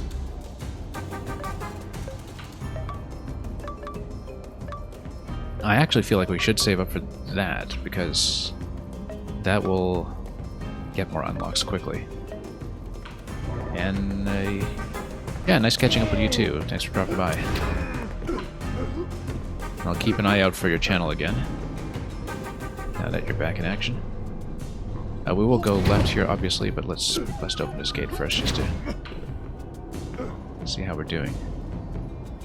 Yeah, so this rejoins this passage, if for some reason you want to circle around, but I think we do want to continue going down, unless there's a reason to talk to this guy.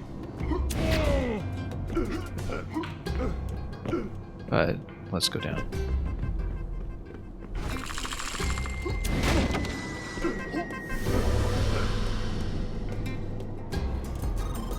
And this will be the zone boss for sure. We'll keep them busy with those skeletons. Especially the big one with the underdeveloped funny bone, huh? Very funny.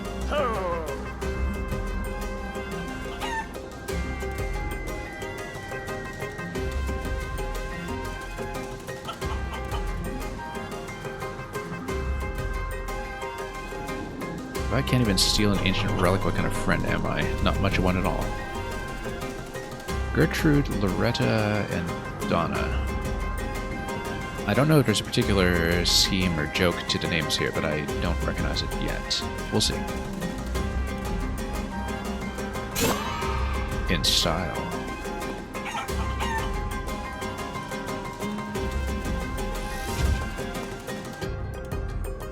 Okay, let's keep going.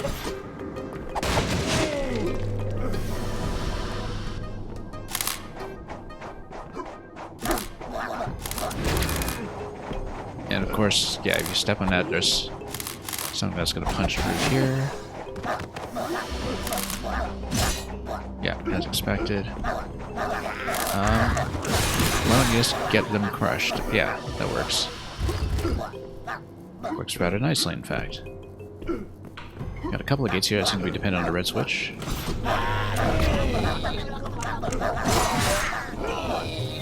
And then you can just... Whoops. Maybe not get hit. We'll go around. How am I doing on the map? Right side.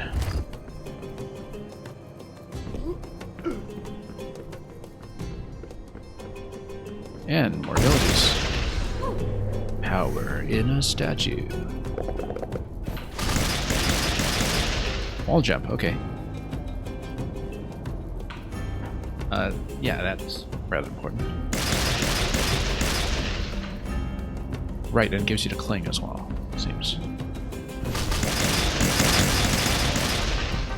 I seem to recall that in the first game too. It had kind of a precursor to Hollow Knight's ability to boost off walls as well. I think it was called the Goat Fly in this game. In Guacamelee 1 anyway, so eventually you'll get to do the flight from wall jump as well. I don't remember what that was called in Hollow Knight off the top of my head, even though I've played it so many times. Played so much of it. Yeah, so we can just go wall jump like that, very responsive. Sends you straight up. And then it also sends you straight back to a column where that is immediately useful. Seems like there is another passage over to the red block down below that we haven't uncovered yet, though. Don't quite know how to get there yet. That is a little suspicious that we haven't found a way over. It might be something much further down in the map, given that the relic is down there. Yeah, it's going to be the passage back up, probably, once you rotate the relic.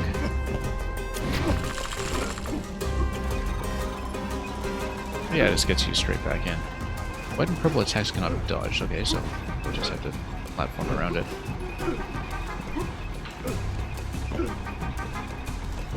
Very important to know that the dodge doesn't just automatically solve everything. We'll have enemies that make that relevant all of a sudden.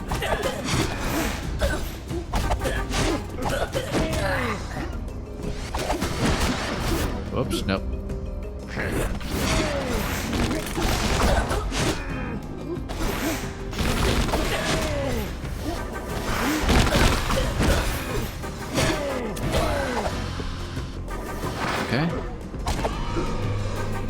That was alright, I suppose. And which purchases do we still have available? It takes 3 hits before you hit meter resets. Yeah, we're taking it now. For sure.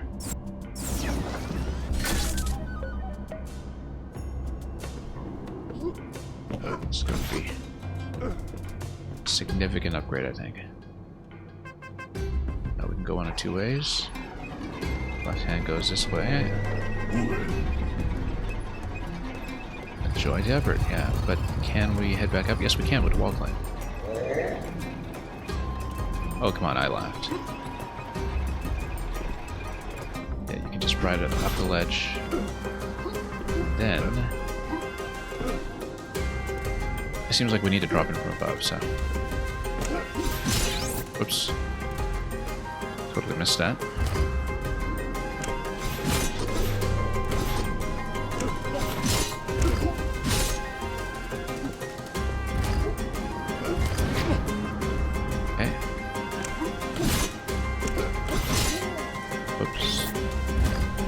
Okay, we've got an intermediate point here. Yeah, we need to boost to the left, actually, do the wall climb from there.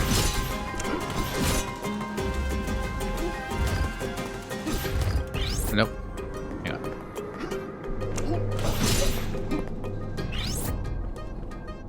Try it again.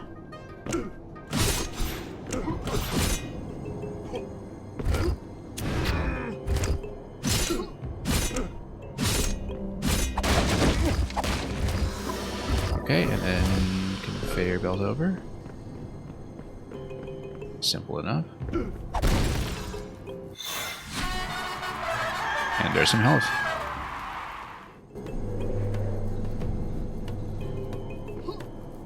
Yeah, and the slipperiness here tells you no wall jumping back up. So, pretty clear visual signal with that. Left hand went down. We'll go down with it. We do need to dodge all of this stuff. I'll lock that from below eventually.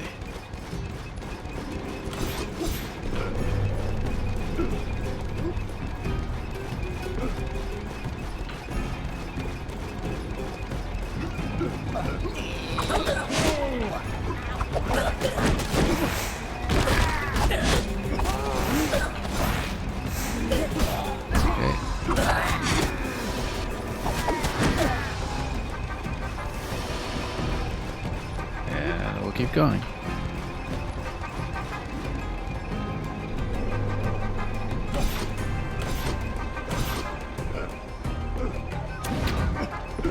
Oh, I'll jump over here, but you can probably do it over here. Nope. Hang on. Where can you? I feel like I should be able to.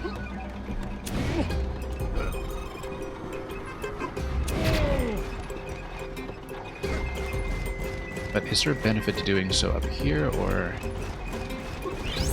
Yeah, there's a treasure chest up there, for sure.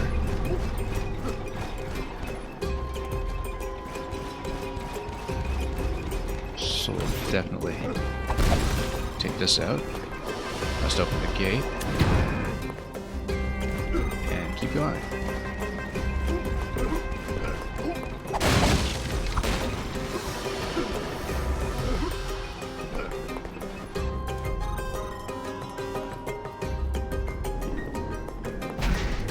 Alright.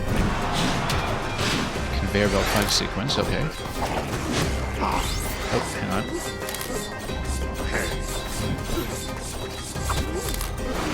Whoops.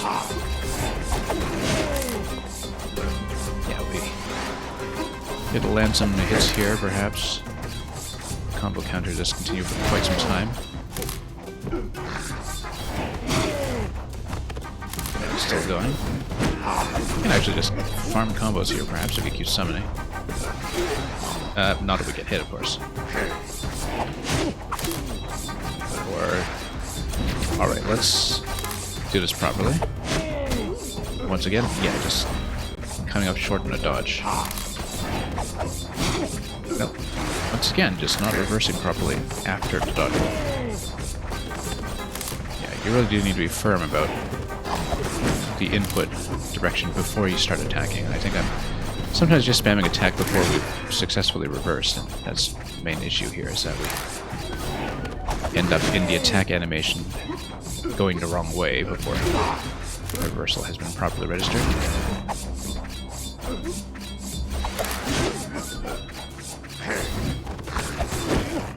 So just need to fix up some muscle memory there, perhaps.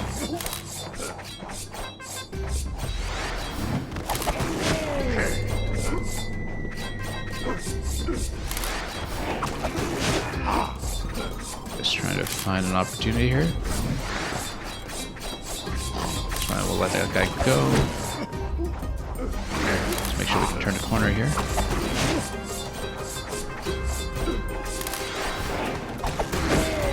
Yeah, just need to make sure our directional control is doing all right. Come on.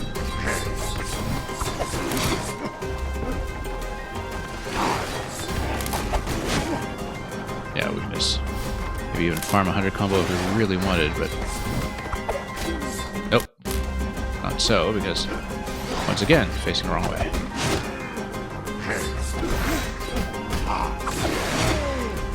Hits. Oh yeah, we actually were able to continue the combo because of the ability I just got, so works for me.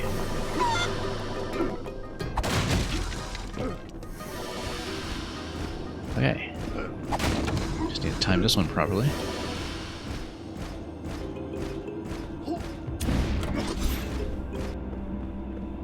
Dodge for enemy projectiles. Yeah, we'll do that.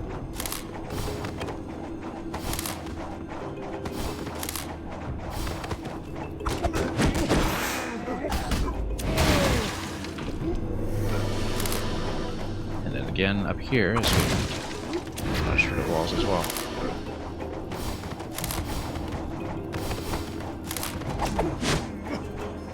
Yeah, we really shouldn't be so eager about spamming the attack button out of the roll before we positioned ourselves properly. That's repeatedly been a mistake, and here's a fast travel point. Mango, just hedgehog it, chop the cubes off into your block, and bam.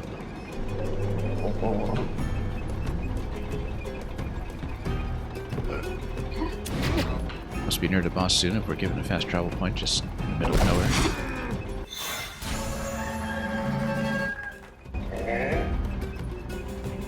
These would have goods. Yeah, let's open up the gate up top. That's obviously just a shortcut.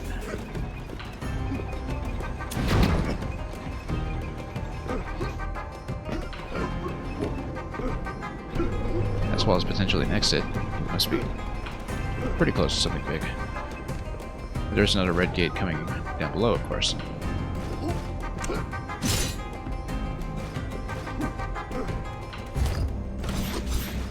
Whoop, nope, wrong way.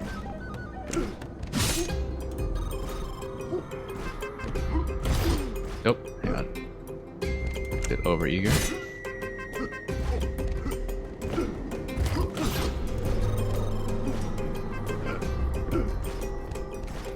Let's be careful here.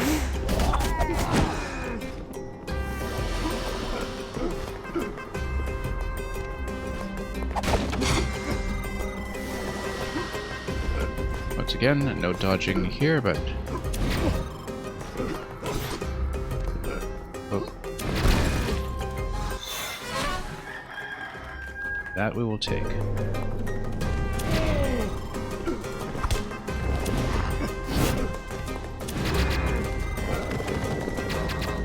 Oops, nope. Was out of juice here. Nope. Still out of juice here. There we go. Works for me.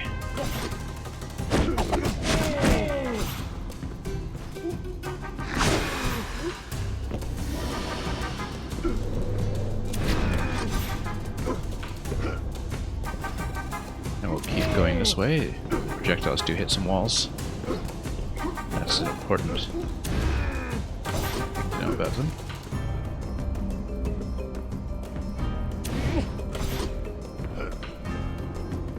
And probably another connecting passage up here, so let's take it. See what happens. Treasure chest challenge. Okay, let's actually raise both of these so we have a full jump location available. And then it's going to be something similar again here too. Not quite. Oh, we just keep going forward actually.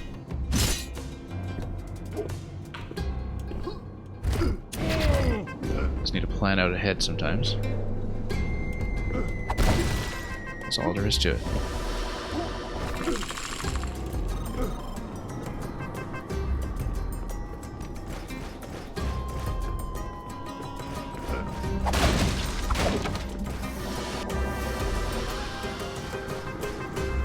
Yeah.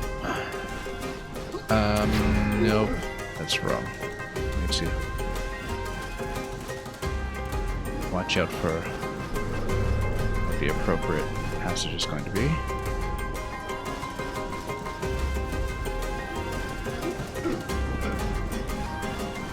Yeah, as long as you see the gap as you go down, it's fine now. Looks like the right side is probably going to be the bonus. We had to guess. Yeah. Lots of treasure chests over here, so... Whoa, okay, that sliced me right up.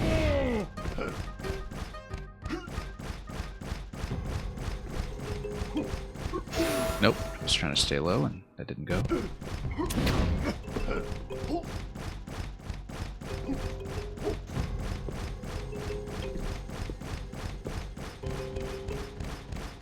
Alright, that worked. It's gonna be close. Here we go.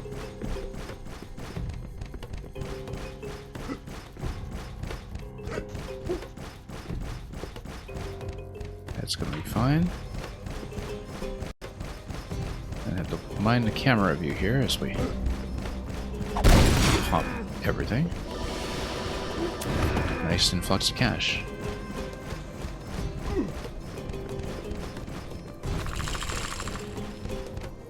Okay, and then we just follow it through.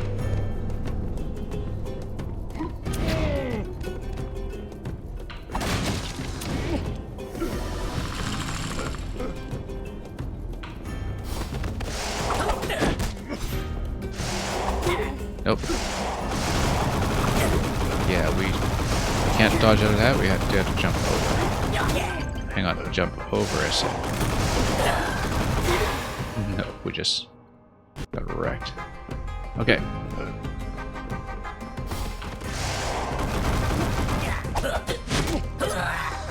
Yeah, hitting them into the thorns actually does work pretty well.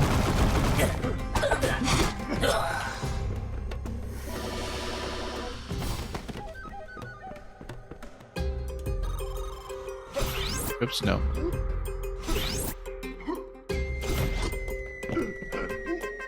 Just need to work in a positioning sometimes. The air dodge does help here, potentially.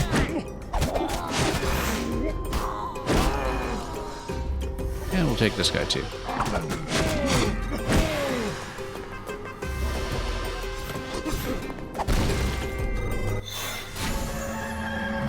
The more the merrier.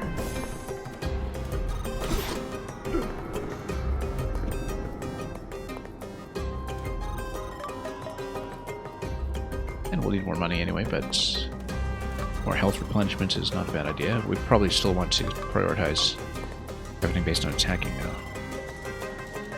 Particularly the gold rewards.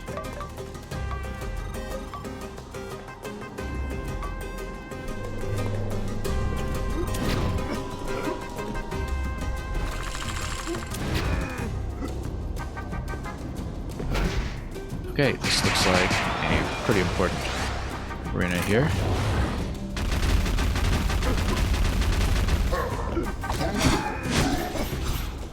Oh, let's go.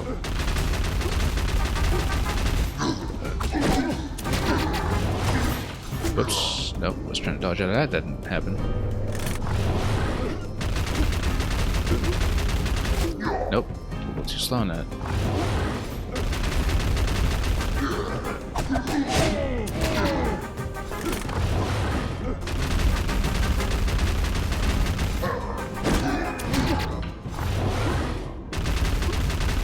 Okay. Whoops.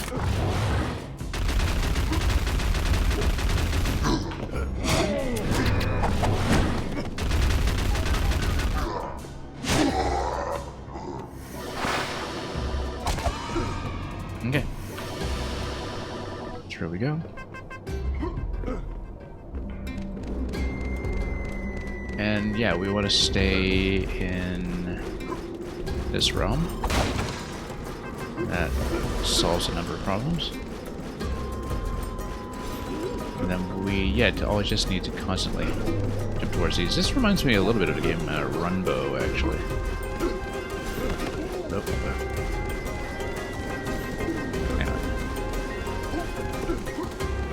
Where you have to stay on a valid color. It's pretty much exactly the same mechanic, in fact. Yeah, we just ignored a projectile as long as we're in the right zone.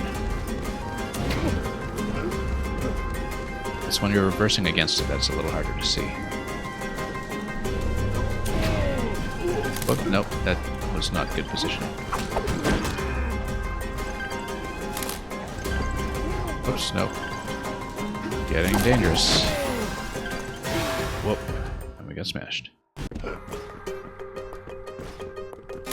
That's right, everything's very heavily checkpointed, there's no life system or anything, so it's very generous, this game. All you need to do is pass the obstacle. It's something you can take a room at a time with no penalty. It's very lax that way, in fact.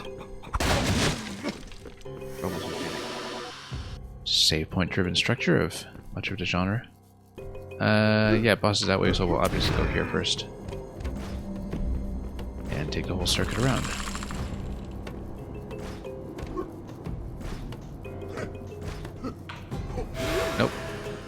late.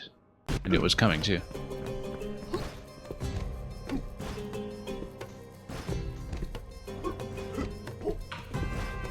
Okay. Looks like the pattern is going to be consistent.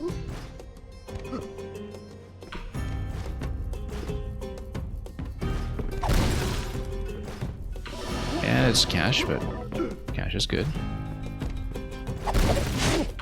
Stamina is also good. When we eventually complete that, that is.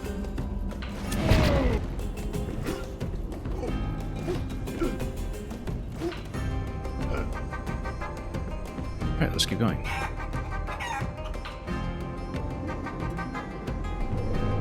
Got to use Buster.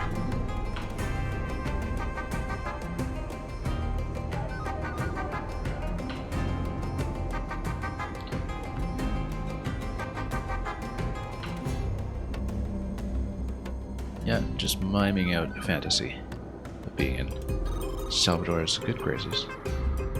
Oh, we're gonna have a song. Let's be treated to it.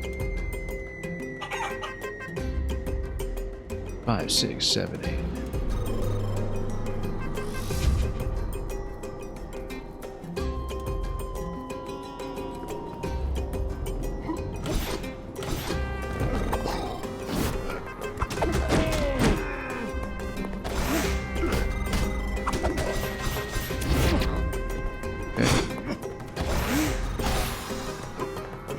Take that.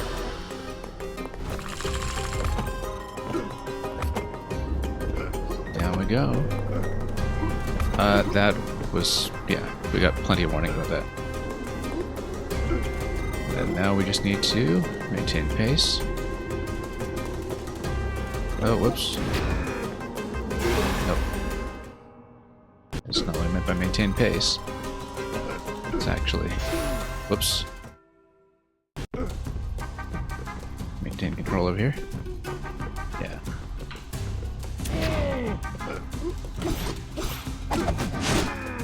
Yeah, pretty much run bow. I think a lot of this stuff was in the first game too. Whoops. No, we're safe here. That's a safe zone.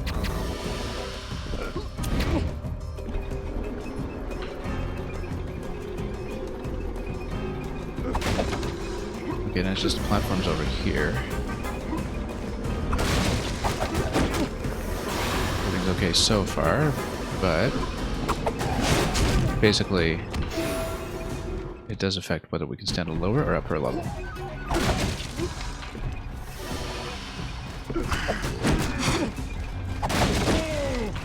Alright. And we'll just drop him.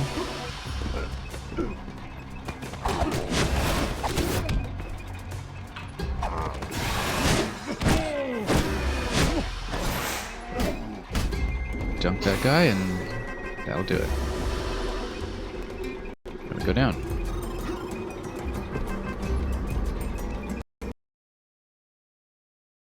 Without overshooting. Now this will be... Oh, no. Had to watch both obstacles at once here.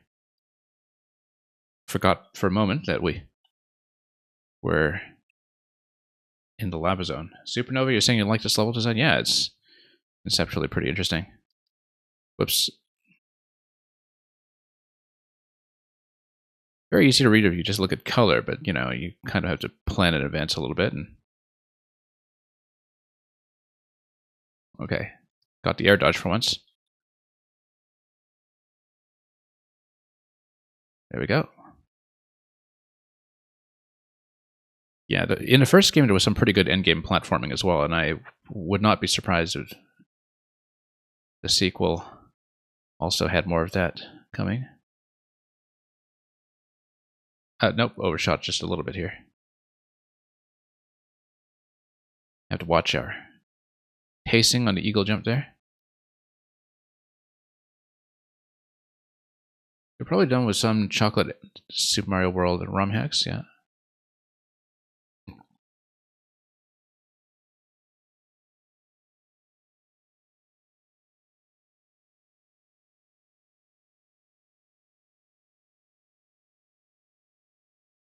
Okay. Let's go like this. Whoops. Walked right into that. Yeah, let's wait for this zone change so we can send this guy across. We can't really fight him here, though. Unfortunately. Yeah, I might just have to leave him.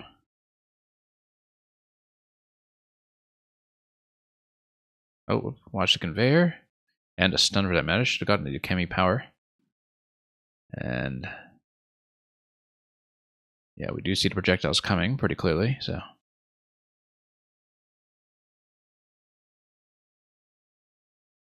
Okay.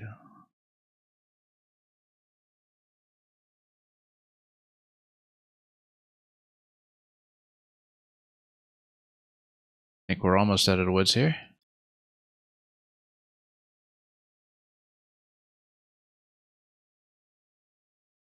Yeah, in terms of map structure, both this game and its predecessor are kind of interesting in that, you know, they have this explorable Metroid-like core to them, but they also have a significant number of linear platforming sequences that you beat along the way. The Ori games, Ori and the Blind Forest and Will of the Wisps, are very much similar in that respect. Oh, whoops. Was trying to air dodge to give myself a little bit more distance there, but no, unfortunately the air dodge doesn't quite do that for me. Let's watch out here. There we go. Nope, overshot almost. Okay, no, we're on the surface, that's fine. That was momentarily concerning.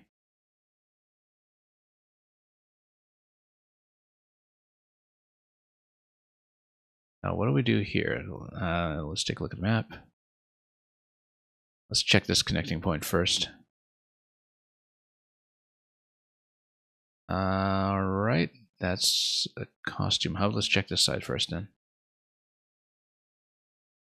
Okay, so this is, you see the chest, you immediately know it's going to be a chest challenge. And Nirjan P, welcome. 3 AM over there? Yeah, I hope you're doing well. Saying something like, I think we're almost out of the woods, make a death exponentially funnier. Oh yeah, of course. We've had that lots in Mario Maker, for sure.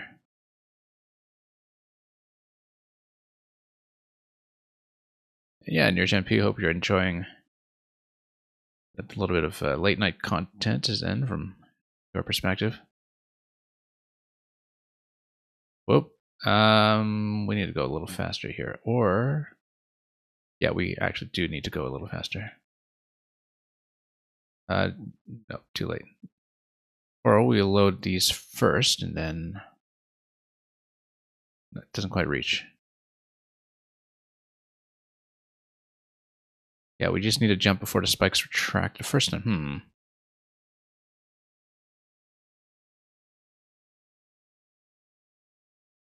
Nope. Still a little bit late. What I can do here to improve that with my current moveset? It's doable. Probably want to wind up a little higher on the first jump. Find some other way to stall. Actually, yeah, no, we load the first one. No, I understand it.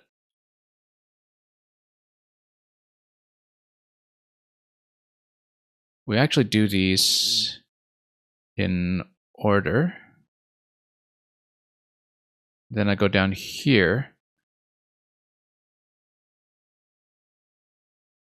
No, not quite. I was hoping the wall jump off the left one onto the right one.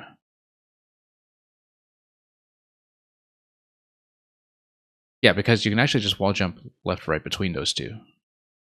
Your timing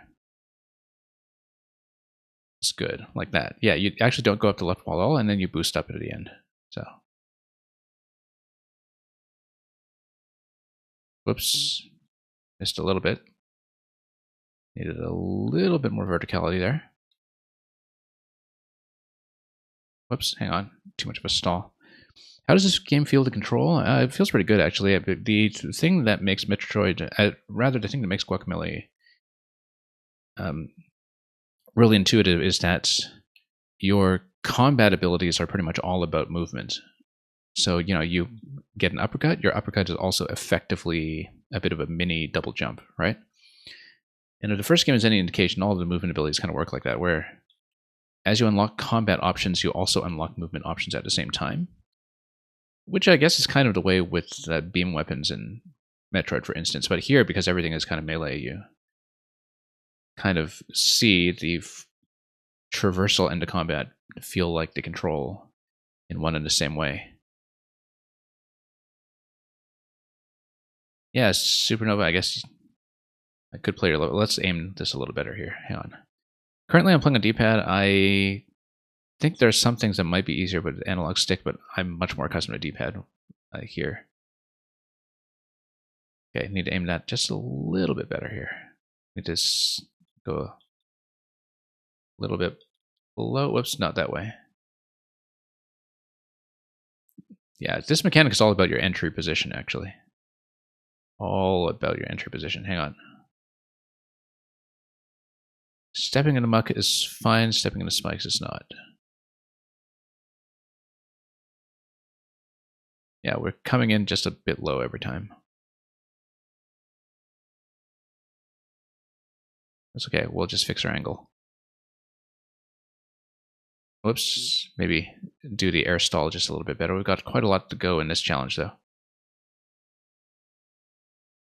Whoops. Totally missed a wall there.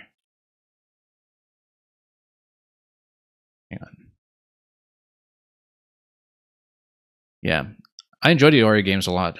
Obviously, with the Ori games, when you have these grapple points, you can readjust at the grapple point, and it makes it feel quite different. It's a very different approach to how to do grapple. Ori 2, I really loved more the movement set in that game, particularly with the sand burrowing. I thought it was really quite unique.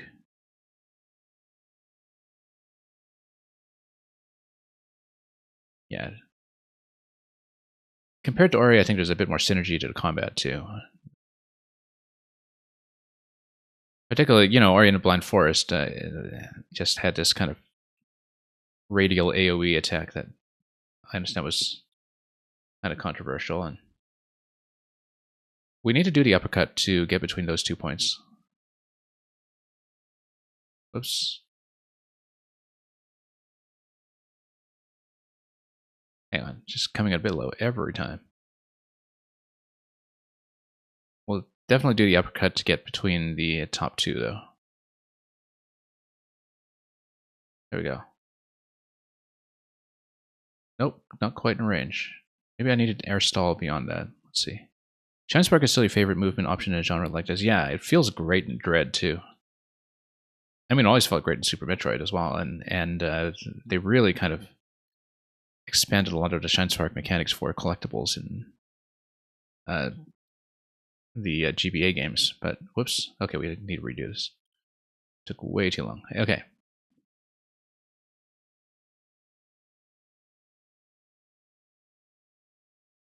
Yeah, it was just that last obstacle. And, of course, understanding this one and the timing. Whoops. Like I said, the timing.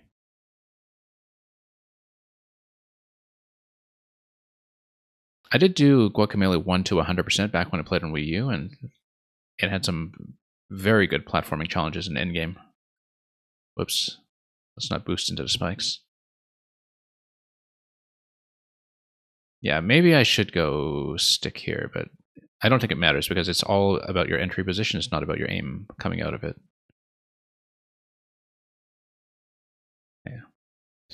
Actually, we should boost into it from a flat platform. That makes a lot more sense. No, it doesn't quite go far enough. There we go. There we go. That wasn't that bad. Shouldn't have burned a whole health bar in that.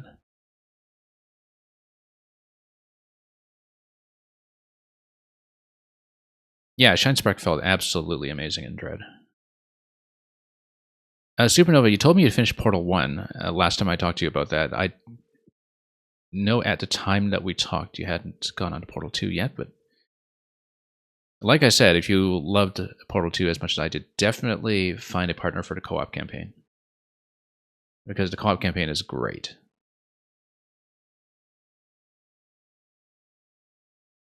Yeah. Like I said, I kind of wish things like Twitch viewer levels were enough of a thing early enough for Portal 2 viewer levels to really be a community. I feel like Portal 2 kind of came in a couple years too early for that to happen. What games of this genre have I 100%ed? Quite a few, actually. I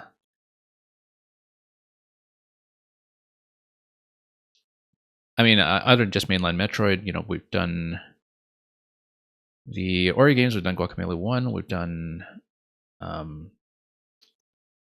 quite a few others. I actually didn't get the full 112 or whatever in Hollow Knight, but I got pretty far in Hollow Knight. A little bit of the late game boss stuff was beyond me, but just kidding, yeah.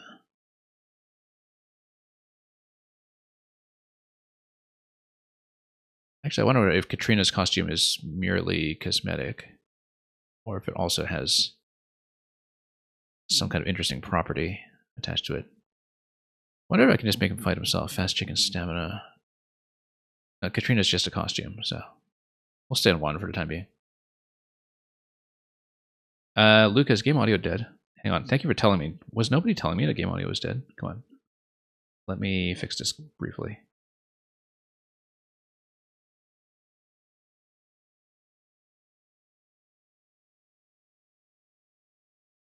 You've done both Blasphemous games, Guac 1, Hollow Knight, Ori 1, and all the Metroids besides the second one. Yeah, Ori 2 is great. I actually thought things like the escape sequences were significantly improved in Ori 2.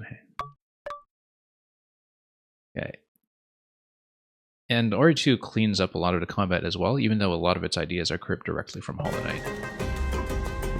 You can kind of tell that when they designed Ori 2, they just looked at a lot of things that could be improved about the first game and said, you know what, for this particular mechanic, we'll just copy Hollow Knight and things will improve immediately, which they did. You didn't notice the game audio was gone, really? Okay.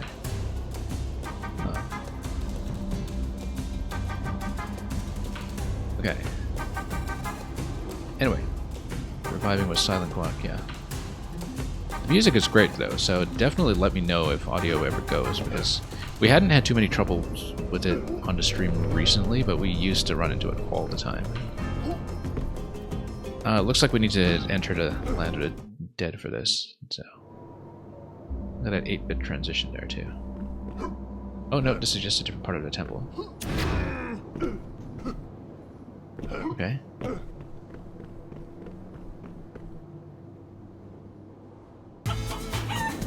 And yeah, of course there are a lot of 3D games with the Metroid structure that we've played before as well.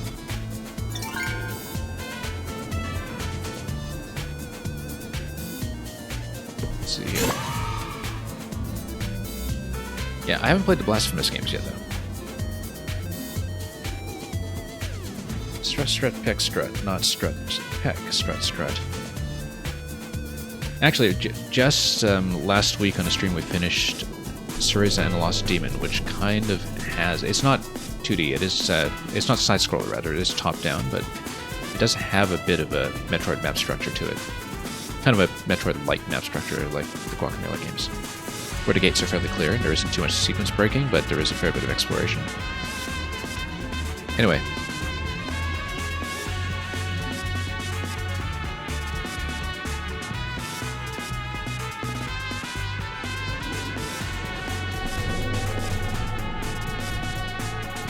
Yeah, I should look into that at some point.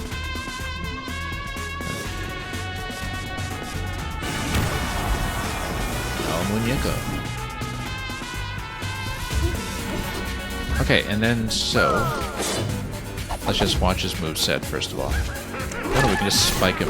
No, it doesn't go high enough. Okay. Oh, combo him a bit. That looks like a concerning attack, but... Whoops. Whoops, I was going to combo in him there, but not quite.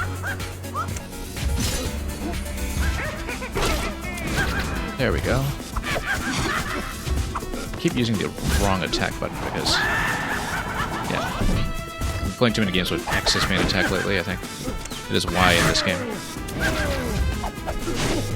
You can kind of activate the platform into him too, but it does far away down. That's frightening. If also very theatrical. I mean, that's easy to dodge when it's just in midair. Time. I don't know if you can actually deflect the chickens. I don't think you can, because they are purple and white attacks, and it doesn't seem deflectable. Can we actually hit anything? I think this is just a pure platforming segment. Okay. Hang on. Let's watch your position here. How do I... Oh, I needed to use the platform to block them. Okay, yeah, that's what it is. Okay. Alright, let's fix this up a little bit. Oops, dodged the wrong way. Oops.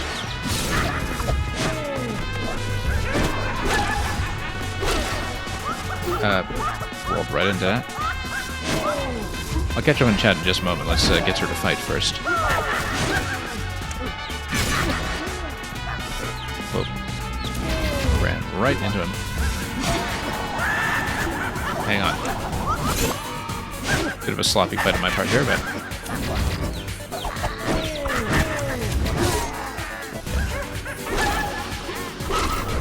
I'm kind of buffering my attacks before I actually get my directional changing.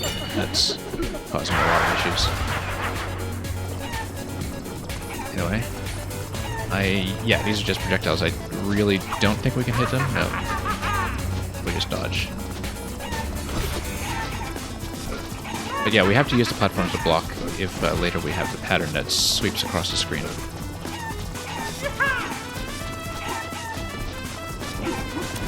Whoa, that was a bit rough.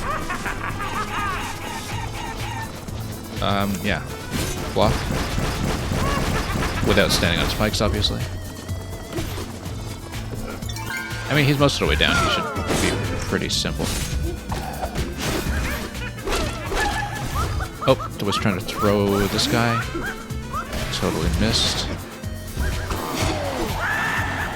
Whoops. Trying to dodge rolls for that. Didn't work.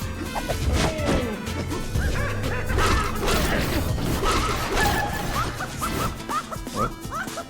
Oh, hang on. Missed. Okay, this is a little bit rough. Let's try to get into a better position here.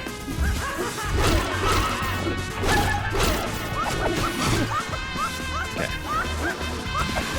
Trying to toss these guys. No. Okay, not exactly a sterling example of how to do the boss fight here, but... Yeah, I keep trying to dodge roll out of that, and he's clearly got too much of a hitbox. That happened cleanly. Whoop. We're in big trouble here. We haven't hit him very much recently, actually. Fair dodge out of that, good.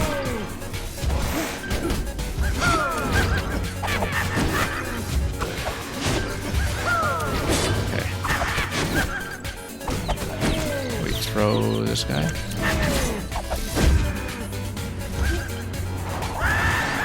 Whoop. That was not great. Right. Nope.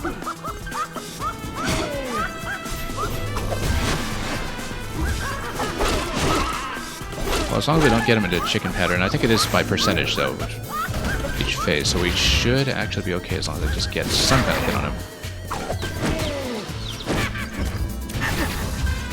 Is he dead yet? He's gone. It's a very readable attack pattern. We were just really bad at positioning ourselves. It's rude to beat up a magician. Is it really? I never learned that when I was younger. And 3 games you're looking forward to the release of... Yeah, I've heard about Crowsworn. I don't think... Crowsworn, rather. I don't think I heard about Gestalt. And, of course, Silksong, yeah. That's why we're squeezing games like this one in the meantime while we can fit them in before Silksong eventually shows up sometime in the next 5 years. Mang, welcome. And thanks for the GG.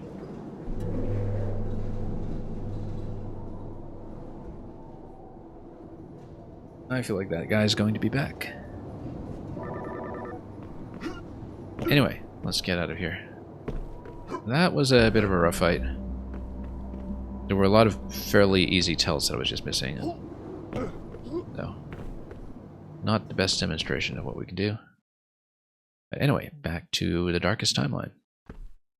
Looking forward to Milk Song? Yeah. Who isn't? That other fella took a decoy relic. Okay. Do we get a real one now?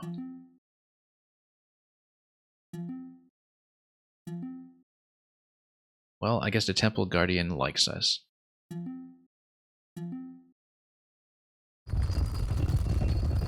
Which works out for me. Ah, this is where we would be given the chicken morph ball power then.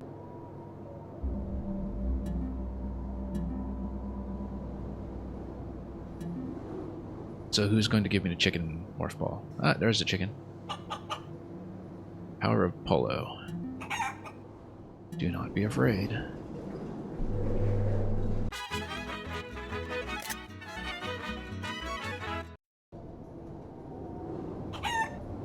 Pack the grains of truth and justice, and perhaps we shall meet again. Okay, it's on L. Good thing I don't have too much residual muscle memory from Metroid lately. And yeah, it is a single toggle. It's not a hold for the morph ball, so you just toggle and you go. It's a chicken, but I call it a morph ball anyway because that's what it is in practice.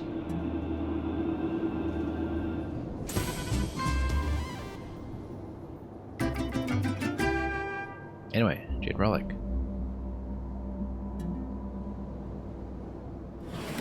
Alright, and then we can chicken our way over.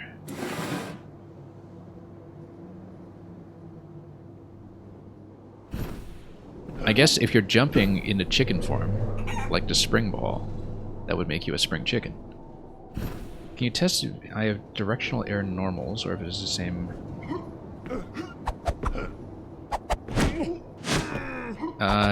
yeah, I mean, there's no up normal right now, but there definitely is a down.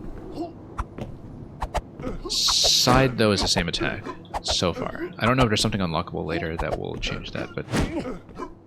The only one that's different right now seems to be down. I couldn't remember either, because it's, you know, been 9 years since I played the last one.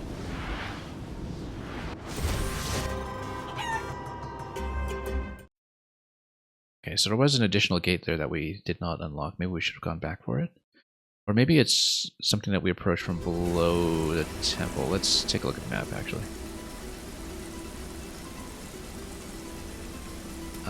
Okay, you actually do need to use the temple map. Well, there was definitely a gate down below. Don't know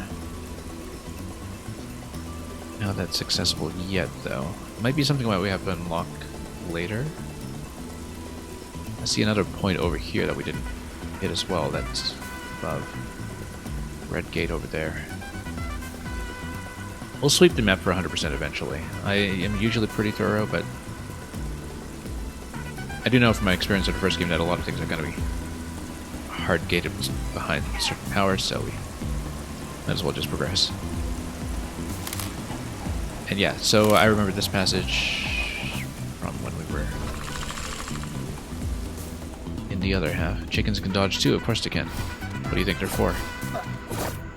Whoa. No, we can get out of here and fight.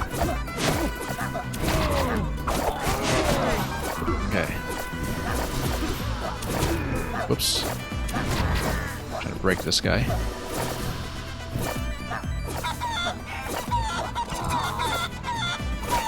Oh.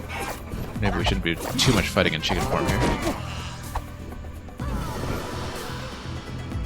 You remember the house with the combo trials? Yeah, yeah. Yeah, like I said, I did get 100% in the first game. I do kind of remember doing that, but I don't remember a lot of the specifics.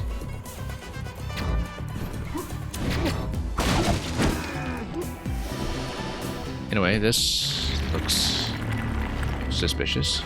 Chicken temple, I suppose.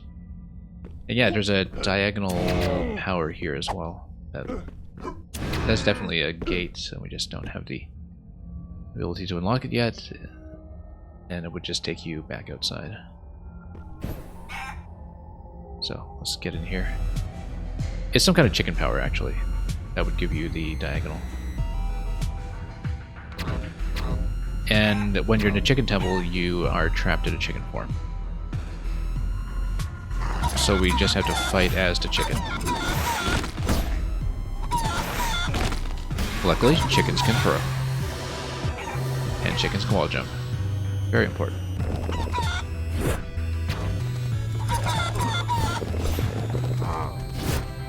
Okay, it's awesome. Much more versatile than the Metroid Morph Ball, of course. Chicken command grab, yeah.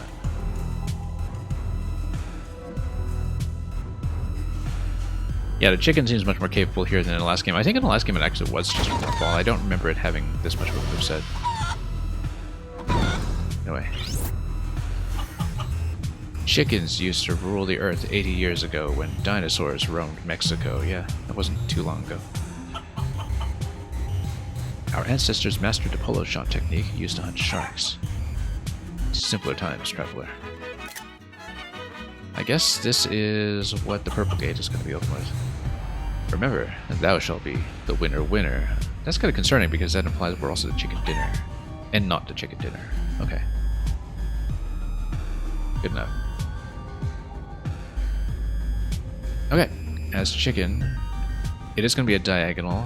Like I said, I'm on D-pad, but that's okay. I think it'll work just fine. And in fact, it'll be pretty precise. Yeah, because you just point at a diagonal and that just works for you. Okay. You get a chicken costume. F. Belmont, let's give you a big shout out.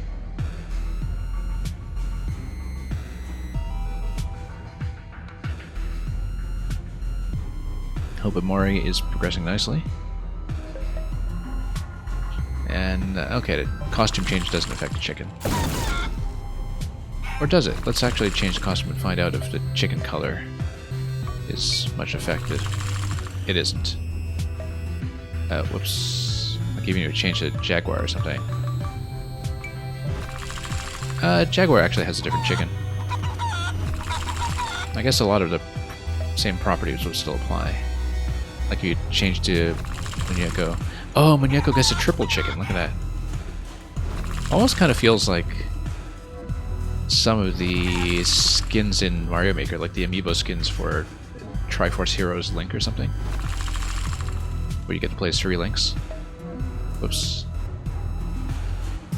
You're saying Omori is a masterpiece. Are you actually finished with it, or are you still progressing? Tripolo, yeah, that's exactly it. Oh, you get to be a... That's not even a chicken. It's not even a dead chicken. I love the wall clinging artwork on this one, actually. It's kind of nice. I feel like we have to go triple chicken here. Oh, and yeah, you get a special property here, which is fast chicken stamina regeneration. Yeah, of course we're keeping it. We're in chicken form. Hang on, where are we? On the map. I'm on the top. Okay. There we go. And then... Oh, we do need to position ourselves properly. Like that. There we go. You think you're at least halfway, I see. Whoops. Do we get to chain the chicken thing? No, no, no. When you're in the air, you only get one of these.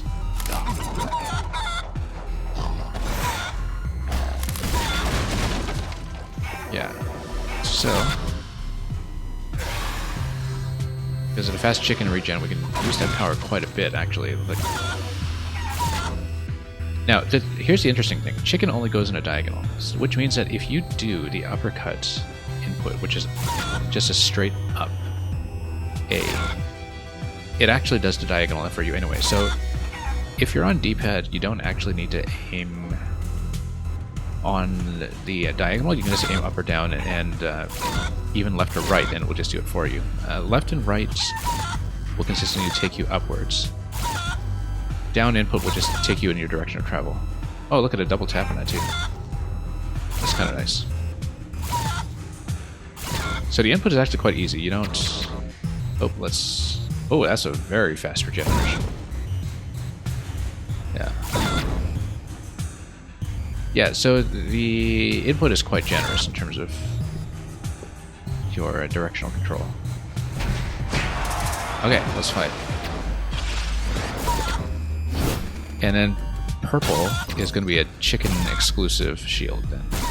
So I guess in the main game, there might be situations where you... I mean, we are in the main game, but in the main body of the game, maybe there are situations where you do need to switch to chicken to break a shield. So...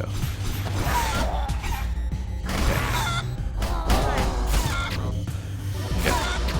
There we are. Oh. Wanted to shield out of that. Luckily, we're still within our 3-hit buffer for the combo counter.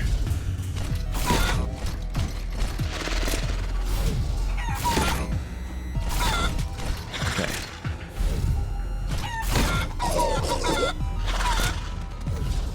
Yeah. Remember, we can follow it up with a standard attack as well.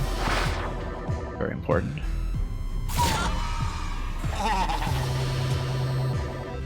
Yeah, you can't recommend it enough. Yeah, I feel like I've heard of Omari for a while, and I know what the artwork looks like because it's instantly recognizable, but I don't really know anything about the game itself. Definitely something we'll try to look into in the longer term. Why can't Guacamelee crawl? That was wonderful little achievement title. I think the original release of the first Guacamelee predated the Why Can't Metroid Crawl thing, because that was actually something on Miiverse that was tagged onto NES Metroid in Miiverse, right? Like, I think that's where it originated. And so I believe that that's a very specific reference here. Countless chickens have gone in there. And one that would have been unavailable back when the first game came out. The first game, you know, had references to all kinds of things, like Strong Bad was in the background and everything, and very much has its pulse on the memes of the day. I found heads just like this one all around the world. I wonder if anything happens if you explore them all. I'm very amused by that achievement title, though. Why can't Guacamelee crawl? These guys know their audience. They know it very, very well.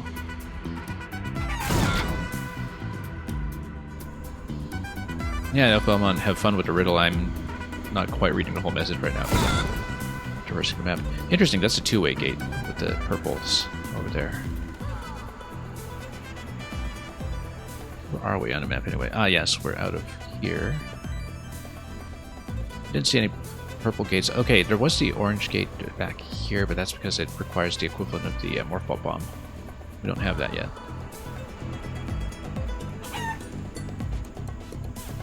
Oh, and we can actually just switch back at this point.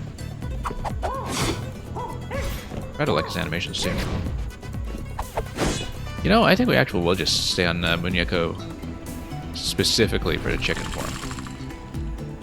We have more abilities now. Do I actually get a new combo challenge or not?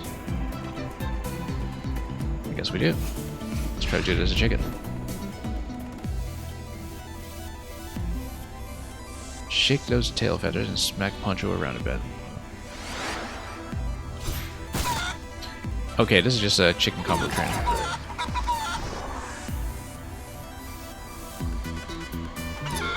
I only noticed after I said that the double meaning, of course, of chicken combo. That's what this game is all about. Okay. And then, yeah, we want to combo directly into that after... Get 4 hits in after the diagonal. And then looks like we can do a downward slam and then downward diagonal. Okay. Do a 3 hit like that. Interrupt one power move with another. Interrupt one power move with another. Okay, you jump and then you go down diagonal up. Yeah, you don't really need to do diagonal input as long as you maintain direction, I think, so. There we go. Excellent. Now, do we get to do a non-chicken challenge? No, I guess not.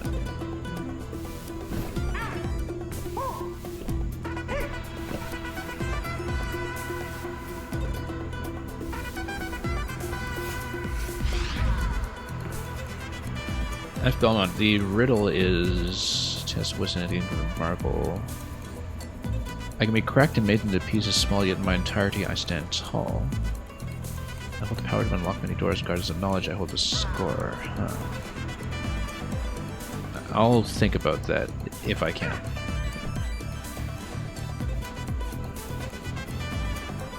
I can be cracked and made into pieces small, yet in my entirety I stand tall. Curious. Flame Pistol Man is still in this game. Yeah, he is. And Jaguar is in this game as well. We see him right in the opening sequence. Buongiorno, of course. Jade Skeleton is a pretty nice guy, of course. I think we're going to play Skeletons of Catan. Yeah, but is that with Seafarers or Cities and Knights? This guy's still training. Oh yes, we haven't actually looked at the upgrade screen in some time here. Let's take a look to see what we can afford. I think we will get this just to invest in more gold. We haven't actually done a 100-hit combo yet, have we? Or at least, yeah. Not in a while. Unlock gold hits and then 50-hit combo after that. Yeah, we are on our way to doing that eventually. Stamina will regenerate faster. Yeah, let's prioritize gold. And just save up for the other ones.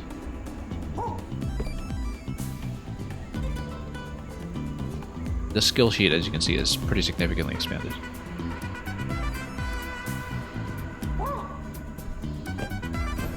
And of course we'll go back to the center over here.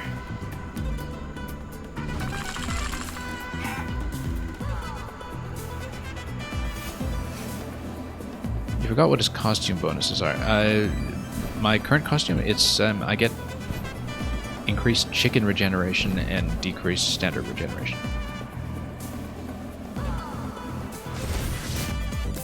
In my current outfit. I don't know if you're asking me what one of the other outfits, but I don't remember much about them already, so. Okay. Bring it to our ally. We can do that. Together you'll need a Dash Punch ability, and there's only one known Dash Punch statue left in all of the timelines. So where in the multiverse are we going? Timeline with all of the statues, naturally. Maybe not so much in the darkest timeline. Oh, the Flame Man's outfit. Yeah, I don't remember much at all about the outfits in the first game, to be honest. Merchuzo's statue collection contains the only Dash Punch left in all timelines. But then it will no longer be the timeline with all of the statues. Will it? Complete inbox sealed in a mint condition. We're gonna wreck this guy's amiibo collection. Open a portal to the timeline with all of the statues.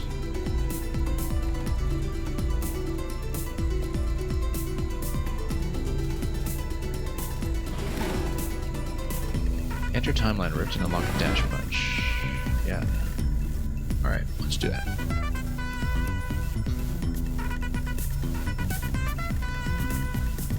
I feel like we'll actually stay on the Muñeco costume just to keep triple chicken.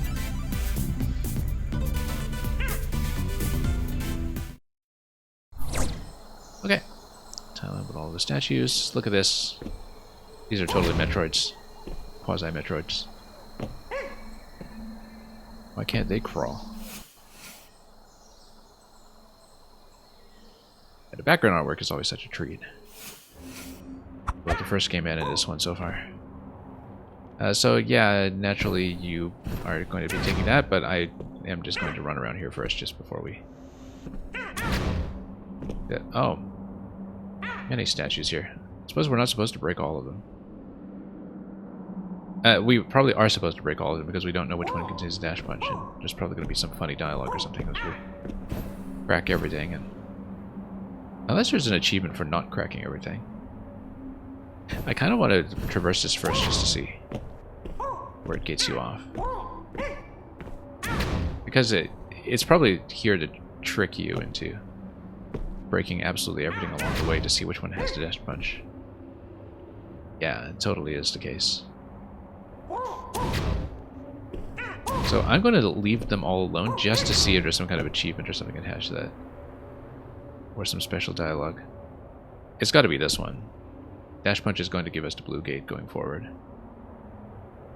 Absolutely has to be this one. Look at that.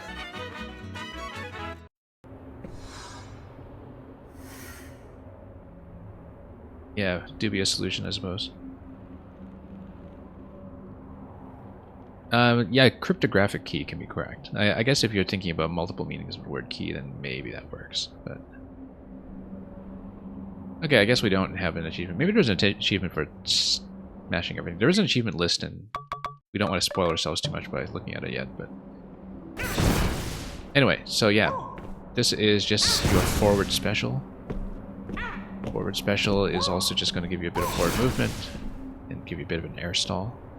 It is actually a really slow refresh on. But yeah, this is basically teaching you that forward special is going to get you across, maybe. Specifically set up for that.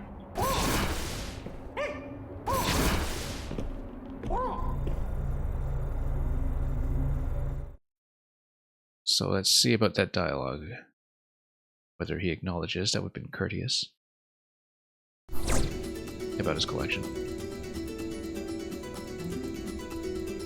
Largest collection in all timelines. Okay, he doesn't acknowledge anything actually. Maybe we should have just smashed everything. Oh well. I was hoping we'd get some kind of special dialogue, but maybe we should have smashed everything. Okay. Well, we'll never know. We can look it up on YouTube afterwards.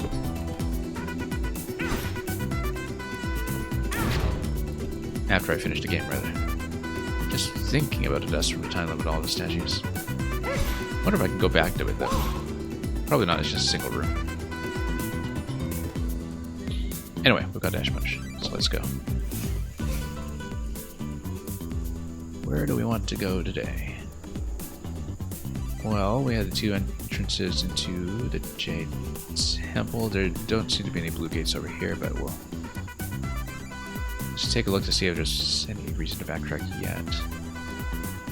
Not yet, I don't think, although there definitely were a few passages we hadn't quite unlocked yet.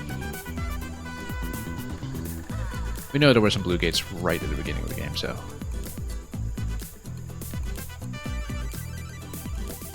And quite a lot that we haven't seen in general, I think.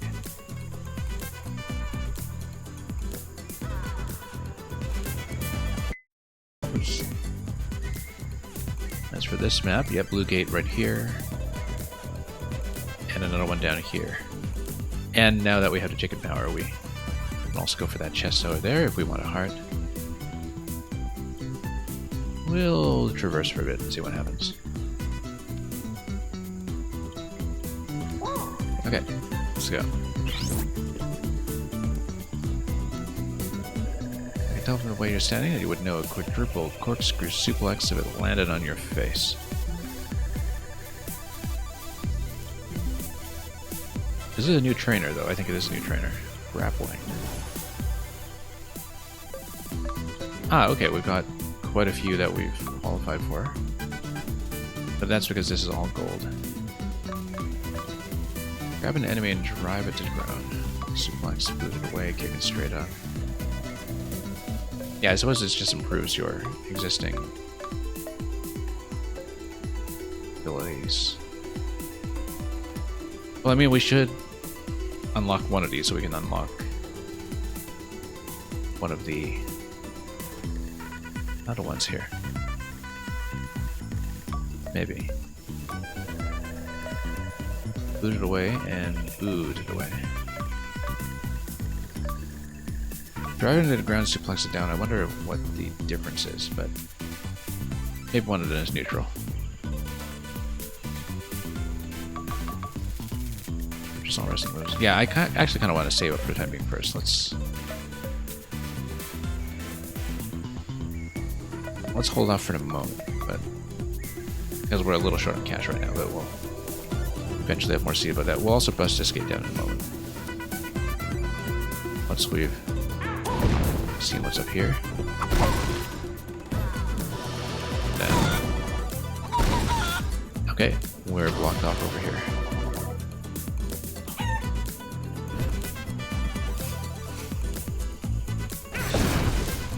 And that just opens up.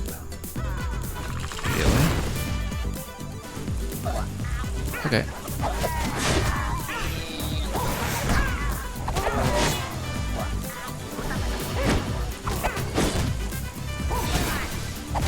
And we can kind of close in on the enemy quite a lot better now with the special.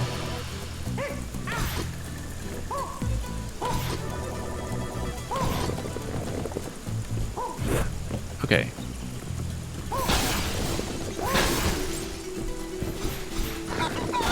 Whoops, was hoping to do a bit in chicken form here. But yeah, this just teaches you how to do the blue gate. Rather, the blue shield.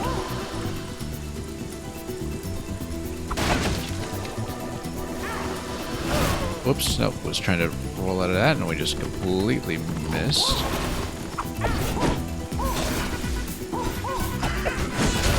Whoops, no. Why is this a little late in my dodge time with these guys?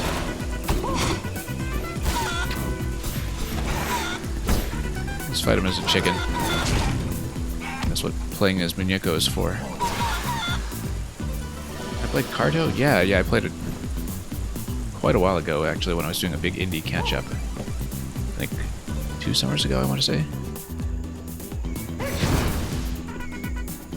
I mean, you know, it seemed like it was very obviously my kind of thing, so took a look at it accordingly. Okay, it looks like this is not a wall jumpable gate. Give me that kind of surface, rather.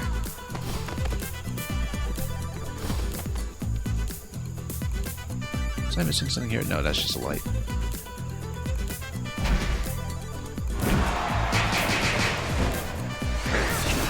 Oops. Yeah, let's... This guy basically automatically attacks into you when you get the proximity, so we... Now, not having an easy ability refresh here is going to get me to trouble here with some of these gates. Unless we just reload fairly quickly off of defeating enemies. Okay. There we go. Yeah, because dodge does help me out a little bit here. We'll probably switch out of him. We've had our fun with the costume for a moment, but... Oh, costume changed? Yeah. Let's switch back out.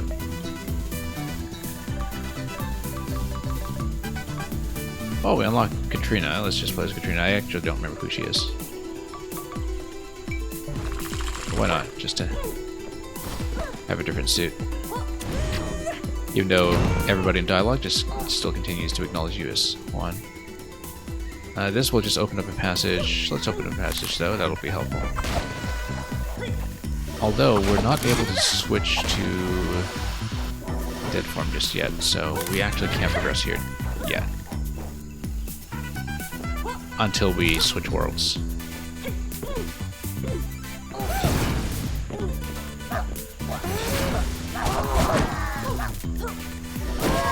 Okay, there we go.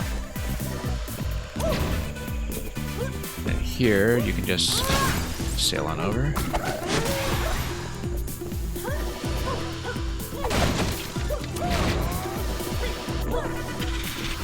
And drop in.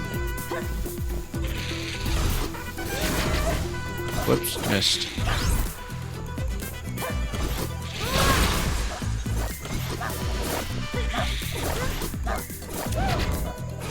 Whoops, totally missed that.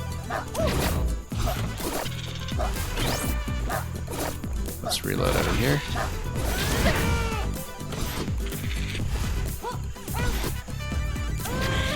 Nope. Wrong input again. Still thinking in terms of that diagonal chicken here. Come on. There we go. More of a proof of concept than anything.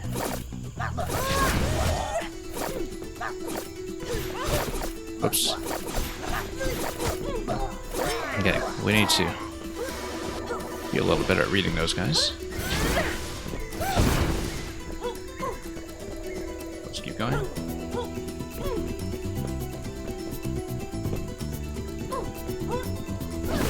Okay.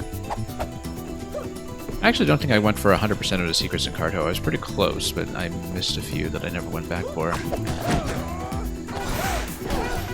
Should actually go back to it at some point. Yeah, if you haven't finished it yet, it has some pretty interesting late game ideas in terms of how the concept is developed.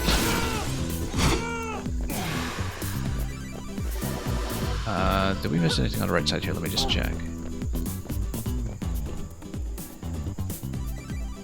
It's telling me to go left, so we'll go right first. We also missed a chest up there, but that's because that's the one that required me to be in dead form. And yeah, this is just teaching you to slide across like that. Basically kind of like mechanics tutorial.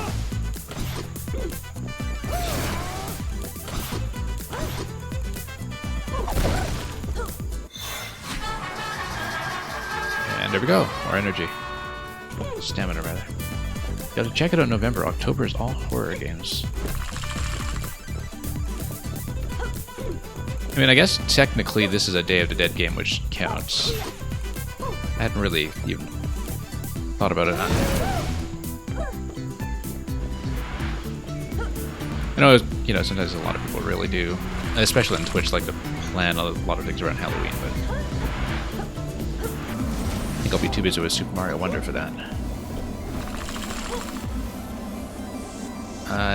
Yeah, okay, so let's go up through this gate here. And then we'll land on the top side in just a moment. Hang on. Take the wall jump, actually. And switch that way. Whoops, missed it.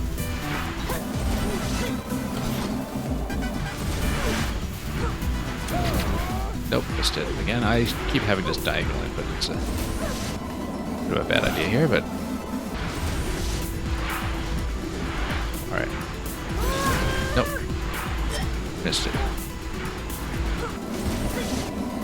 Just poor positioning. We can do it. There we go. Just need to touch it. You don't need to punch it. You just need to fall into it. Okay, we'll have a bit of form switching over here. But then how? Oh, I see. You just need to drop them in. The idea is that you drop them into the pit, and I say clear it. No, you don't drop them in the pit. You get them to hit the ceiling, rather. There we go. Was a bit slow on that, but that's okay. I kept thinking I'd drop them over. You actually just need to have them take environmental damage from on top. You're also doing all horror games in December. Yeah, because that would be in the spirit of the season. Okay, you need to be in dead form for that. This is glowing down below, though. I feel like we would need to... Can I actually cling in chicken form? I don't think I can, though. Alright.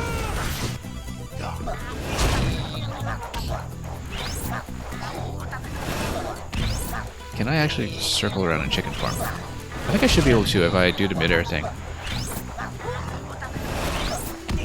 I'm trying to get into this slot as the chicken. It's not quite happening. Alright, let's kill these guys first. Before I take too much damage.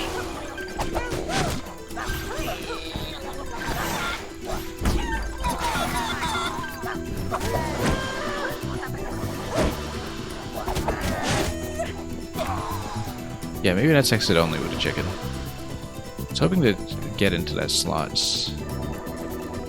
but it might take a little bit of thinking here. Down below. We'll see. Yeah, we take the chicken down here and we just circle around and exit that way instead.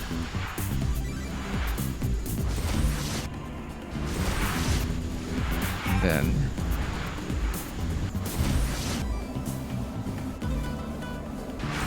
we skip over then, I guess. Whoops. Almost.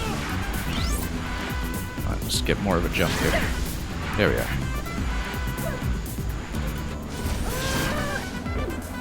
Then probably go chicken so we can go up the diagonal. There we go. Just cash, I suppose.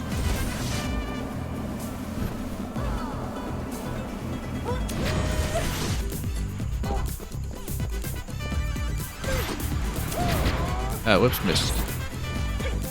Totally missed. There we go. Oh, just need to fall into it.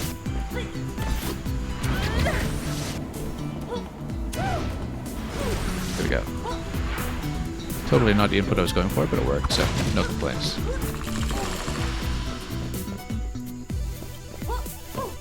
And we will, of course, go up first.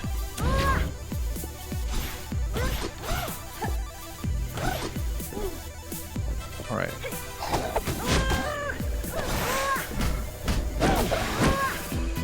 Where are we on the map? This is something new? Yes, it might connect up top, so let's continue and let's see where it goes. Oh, sure, okay.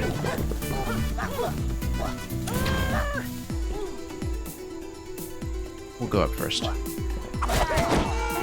Verticality is a little harder to come by, so...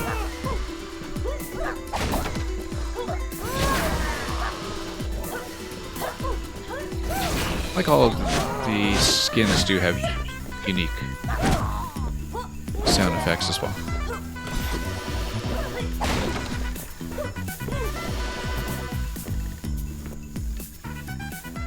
Yeah, that connects up top and then we can grab the heart chest that way.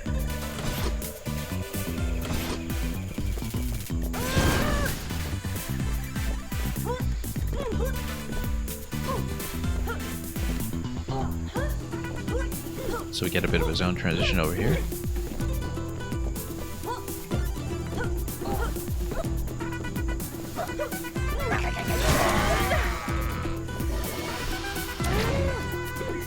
Then... Oh, we missed it. Okay, let's go down. Find a chicken entrance if we can. Where's the chicken entrance? Down below. If Belmont tempered you get some rest, yeah. Thank you once more for the raid. And enjoy more of Omari.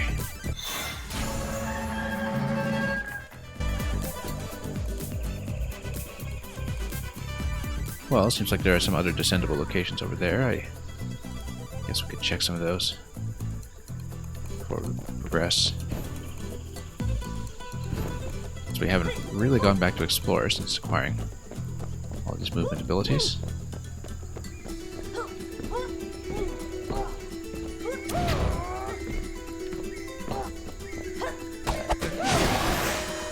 Okay, that sorted itself out.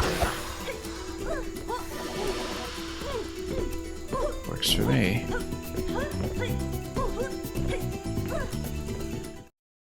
We have a zone transition over here. Some purchase available. Not yet. Let's take a look at the map here.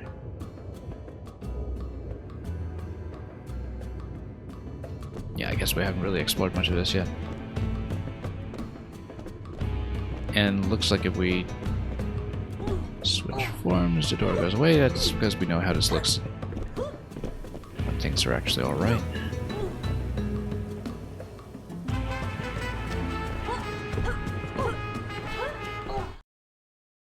Okay, no, that's just a transitional zone then. And some chicken troop, yeah. We're just back here. It's not where we want to progress, but who knows? We find somebody like a trainer here that we haven't talked to.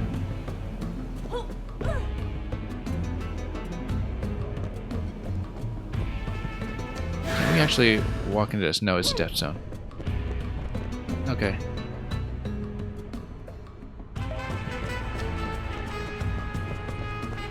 Well, I mean, now we know for sure. Hadn't really looked into that previously.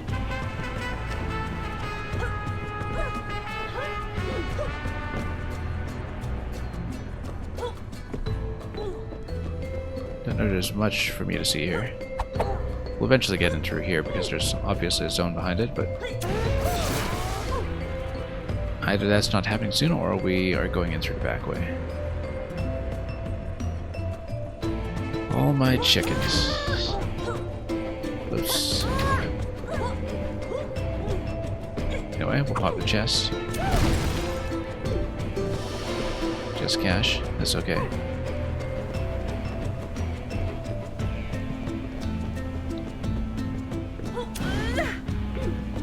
We'll talk to everybody here. Let's keep going.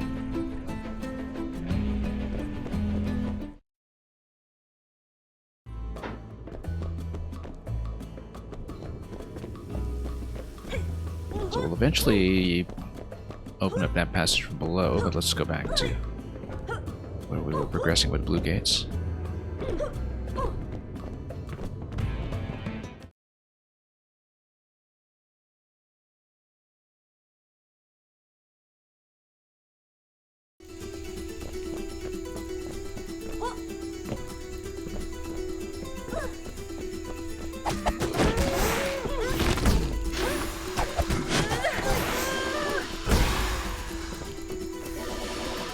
Okay.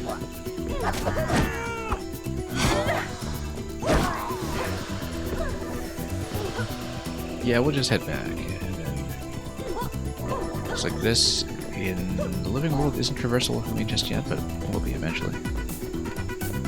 Probably. Let's just resume here. Nope. That's accounted for.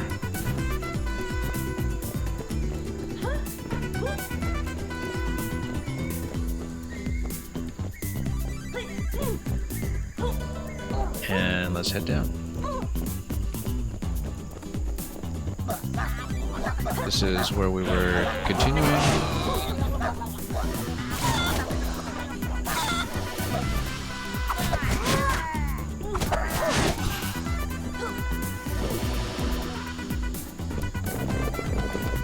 And I believe we were continuing this way. There is a chest. I feel like this is not traversable for me yet until we have a way to boost upwards. Yeah, that'll have a wait.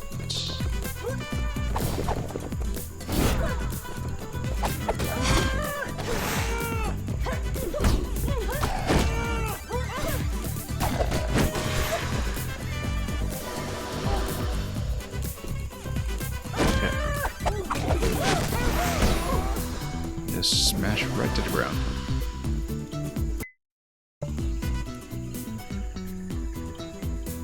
and to the left. Possibly that connects to the chest as well. We'll see.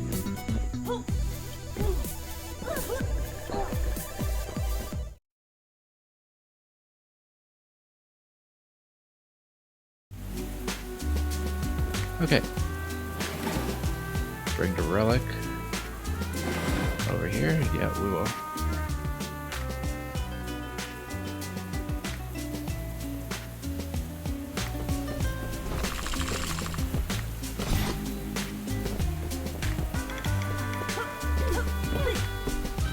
And I see chickens.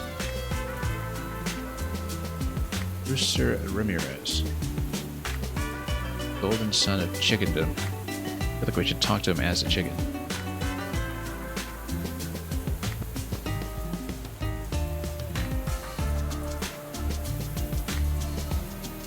Go on and see, the chicken tassel beside you on the skill screen. I love how he just casually refers to us as a young Padawan. There's a lot of Star Wars that's in the first game as well, as I recall. Oh, okay, it's a trainer for chicken powers. And increased power to polo shots. Increase the pecking power. Up the pecking order. And yeah, that's 4 trainers already.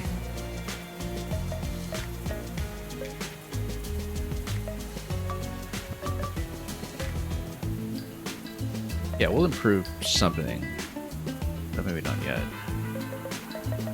I think maybe the basic chicken peck is going to be pretty useful though. We want to just fight so much in chicken form. Killing enemies will grant more health. I feel like that might be helpful as well, but let's save up more cash. We'll see what's a little more flexible. Is this just Scream? It's something similar. Quite the gallery we have here. And we don't have the power to get through here yet. Oh, it'll come eventually.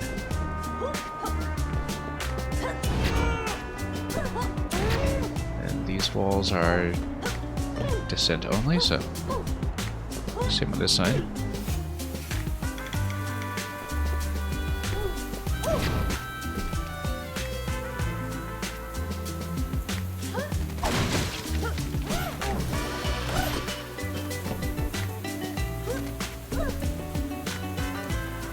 Basket makes a surprisingly effective parasol, yeah. Guess you learned that hard way.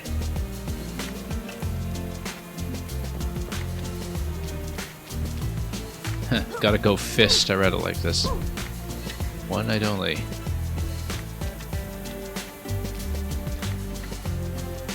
Looks somewhat familiar, this guy.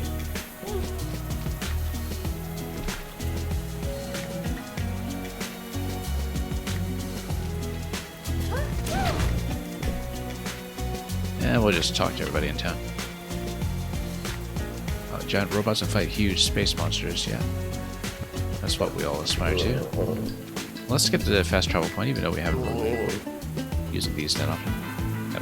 At all, really, in this game. No fast travel, thank you. Let's continue. Peculiar dark clouds. Yeah, we're not allowed to touch that yet. I think it's just there for decorative reasons. Speaking of Star Wars, here's Boba Fett. And well, Schrodinger's cat is also Garfield. You ever looked at a cactus and wondered what it would be like to hug one? Yeah, clearly we're going to have to fight the cactus guy as a boss at some point, I'm sure. Slow down. Oh, okay, we have to cash that in before we're allowed to take the chicken power back down. Look at that guy's head, that's rather spectacular. Do I remember him from the first game? Maybe so.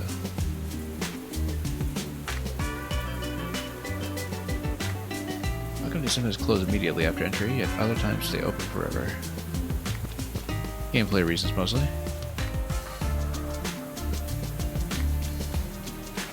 Pepper Emporium.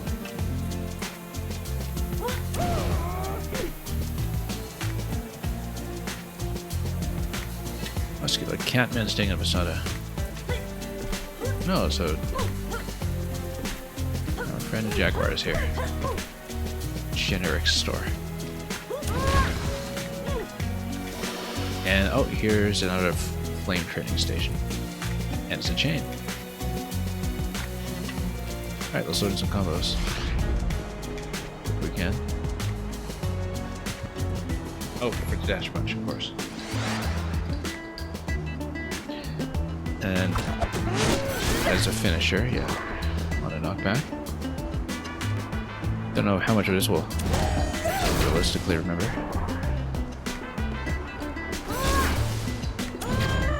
Oh, whoops. Let's watch the timing here.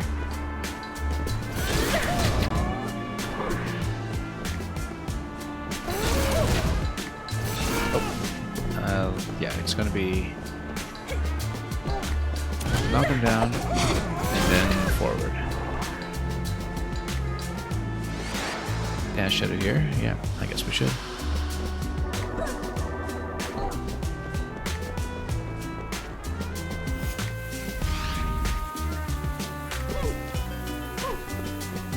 Okay, was there anything else to talk to the chicken about? No, it's just a chicken skill, so we have looked at already.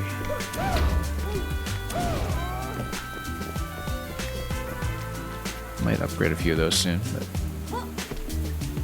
let's keep talking.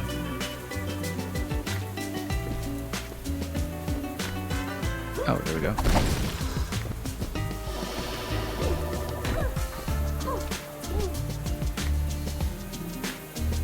Let you kick this ball around. Yeah, we might give it a bit of a hard whack. What are these guys playing with? They're spinning tops around, I think. Can't quite tell.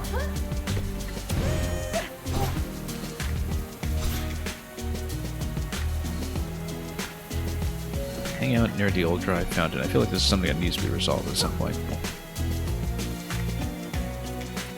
Take over to family business when you grow up.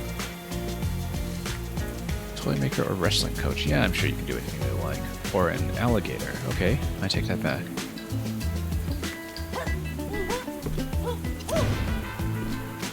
Yada Palace. Do we just get to smash everything, or?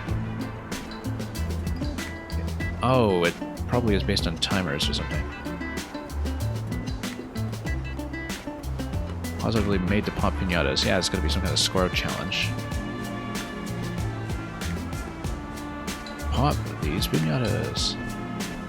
Hang on. Oh, we haven't earned a chest yet. Okay. Okay. Guess we just break everything. No timer or anything yet.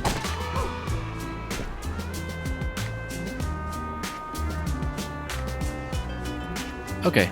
Actually, all you need to do is smash things. Not much of an issue. Costume unlocked. Pinata. We should maybe grab that as well. Sure, let's try it.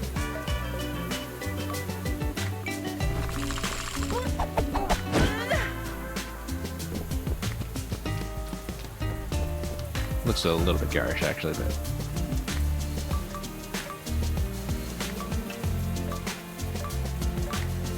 let's just go back to one for a time being.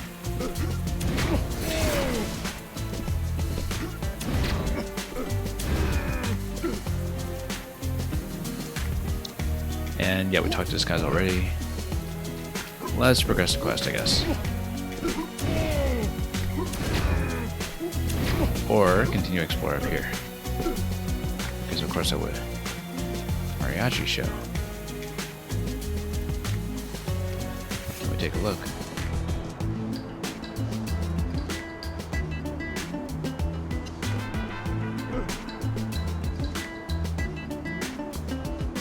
Without your guitar, I guess we have to fulfill that quest.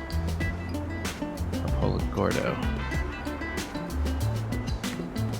Okay. Don't know exactly who we're looking for, but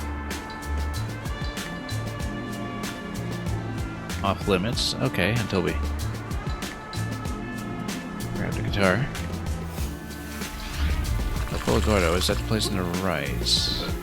It is. Well, let's get in. What could you possibly use it for? Oh, fetch quest. Visit her grave, Gabriella. I don't know who that would be. Or if there's any kind of quest marker. I might not have access to the cemetery yet, for all I know.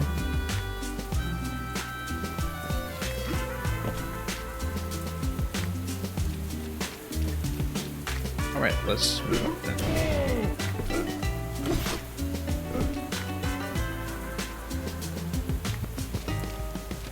What is in here? Can't get through yet.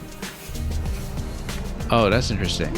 If you look at a painting here, that's from Super Mario 64, that's almost certainly it. Tall, tall mountain. All these neat little details in the artwork, very much in keeping for this game, based on what the first one was like. Yeah, that was a clever way to work that in, though, for sure. Looks like this is some other, whoops, kind of challenge for the chest. Nice belt. You were into it because before they were a fashion statement. Yeah, well, I think he would be a pushover.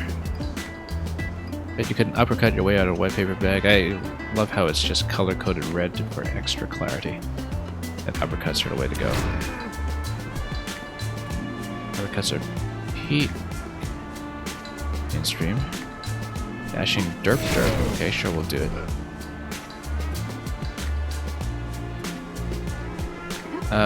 We don't have Frog Slime yet, so unfortunately not. Nope, guess not. I'll have to come back to him at some point. We do have all the directional powers. Anyway, let's take a look. So the rumors were true.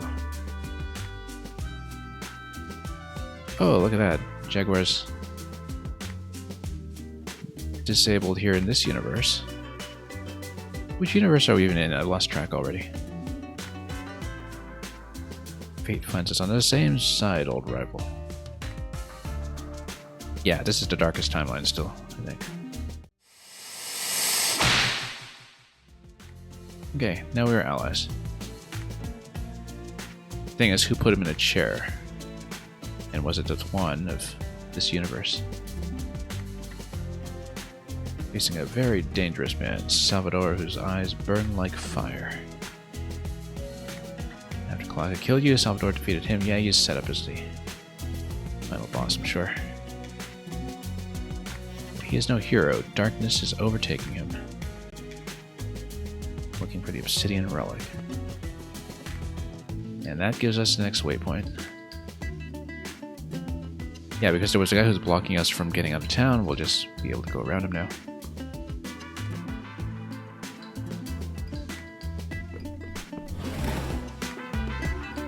Can we talk to him some more?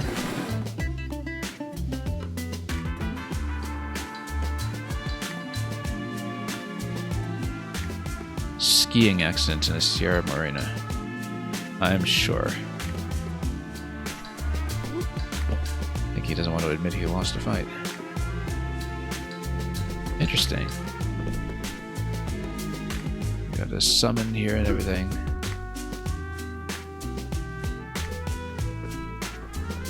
What is this stage of the story? I can't quite tell. That's okay.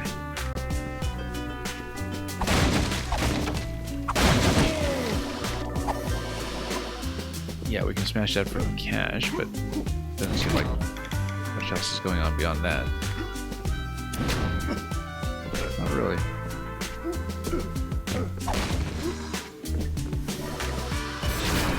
Looks like there is definitely something there.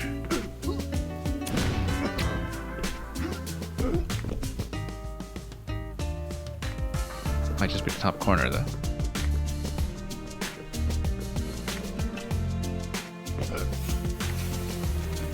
Alright, let's keep going.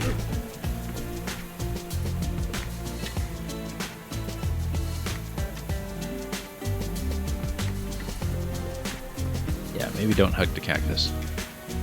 You look ready. The Badlands are just west of here.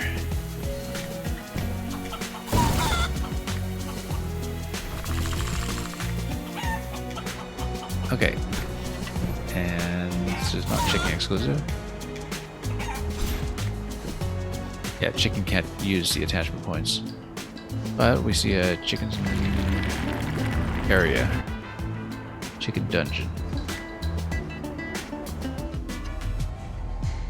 Okay, could be interesting. I want upgraded chicken power after all.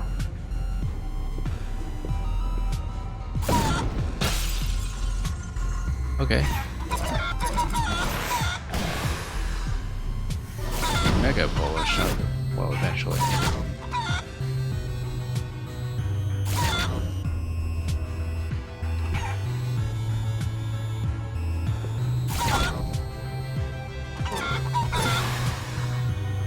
Okay, it works for me. And where does this go?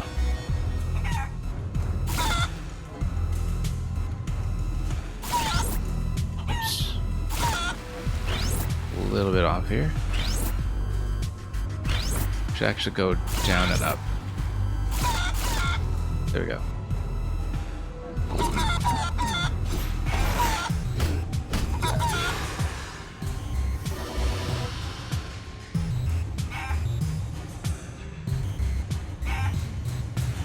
Whoops, probably shouldn't have gone down straight away.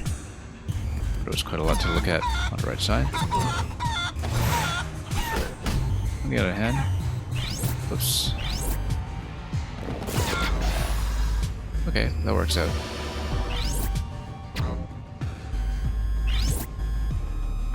No, I was trying to go low on the wall jump over there, but...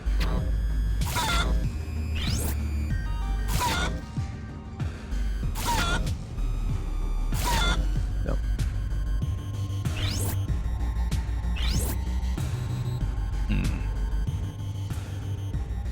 Looks like it's something that we'd have to approach from the right. Potentially. What's he got for me?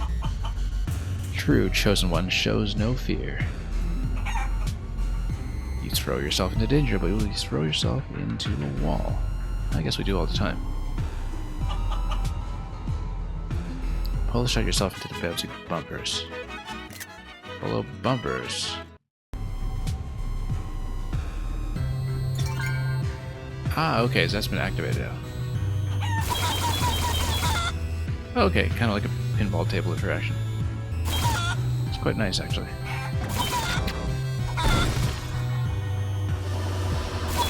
You just deflect at the angle of reflection. Oops.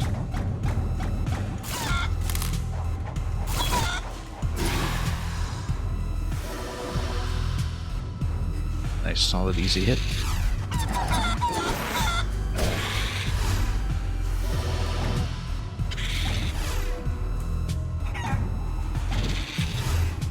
Okay, let's burst into that.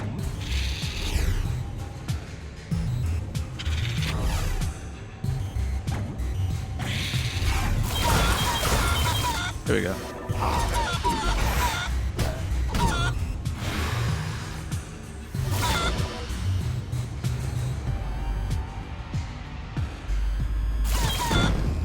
Okay, that worked out well. That worked out even better.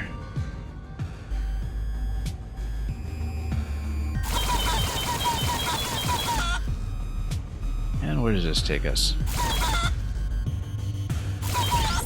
Oops.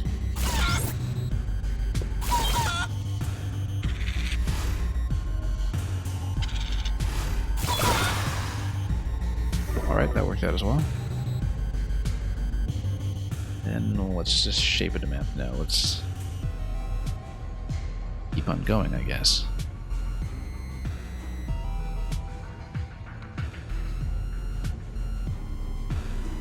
pretty conspicuous exit coming up, so.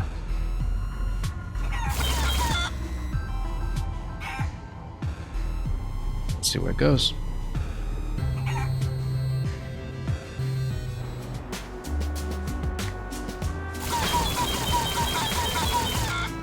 Okay, that's one way to get back up.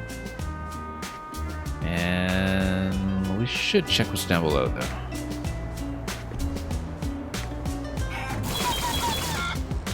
There we go. Glad we checked.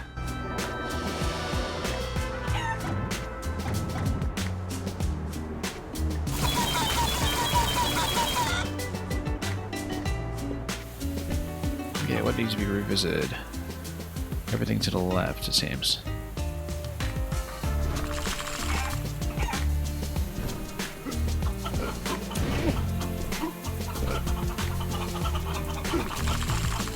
And we don't have the downward thrust yet, whatever that is, so. But that's just not a safe point, it's just acknowledging where you are. Gabriella, okay. That's important actually, because we needed something off her. Unless we need to go down into the tomb, which might be the case.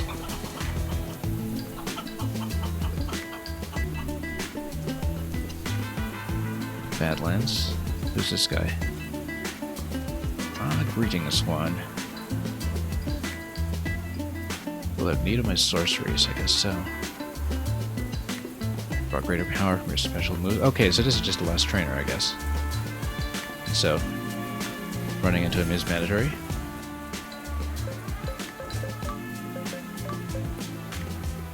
Increase the power of the uppercut. I feel like we should take that. This is fairly cheap. And we uppercut often enough that the mega uppercut's going to come in no time. Almost doing the same with a dash punch as well, in fact. And the other ones are just going to be the other directional attacks, I'm sure.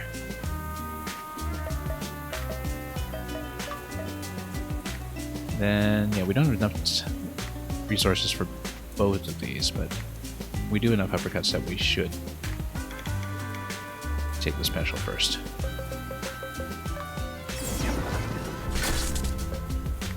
Then we'll start farming the next one.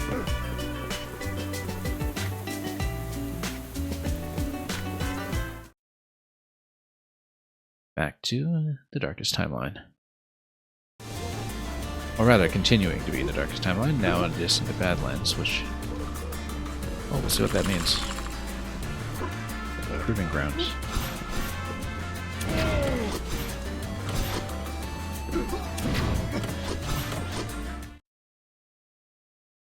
Okay, it looks like this is actually the trial location. You've proven to be ready for the Proving Grounds. Yeah, I guess that's what the Proving Grounds are for. Ancient site where luchadores compete for the attention of the gods. Now, we don't really have the full movement set yet, though. So I wonder if this is going to be all that doable right now.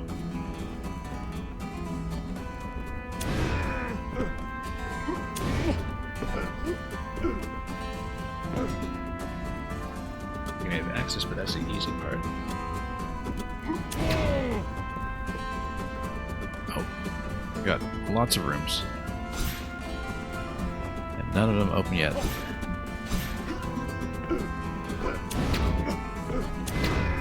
Let's see. Costume change if desired. Well, all the trainers are here.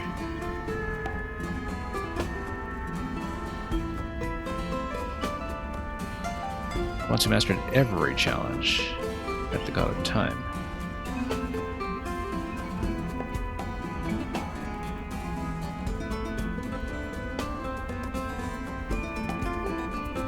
Okay. How hard could it be?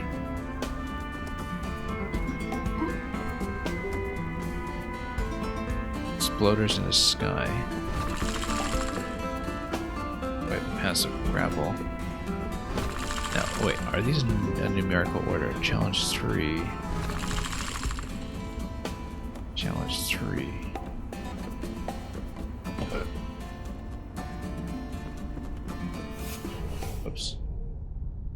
Ah, I see. So... yeah, there's a metal run for each of these. Hang on.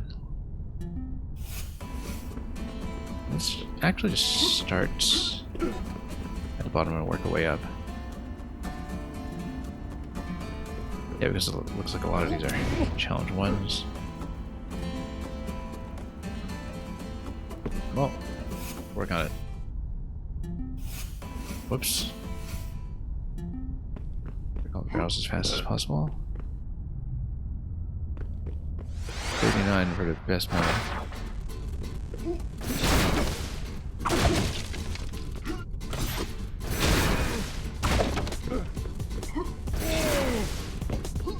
Okay. Whoops. Nope, that was a mess. Totally wrong input every single time.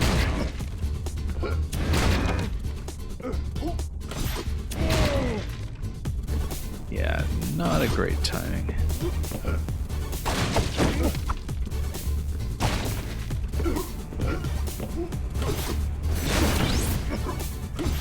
Very much like break the targets and Smash back in the day.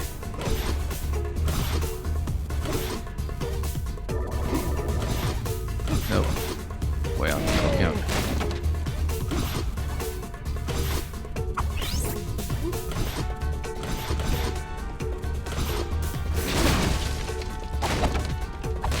Kind of air stall a little bit.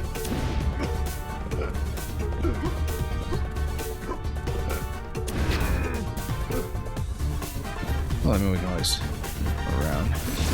Yeah, I mean, we're nowhere near the timer. We'll just do a quick exploration run.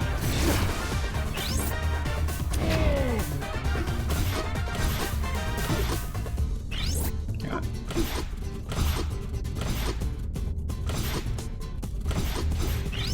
Nope.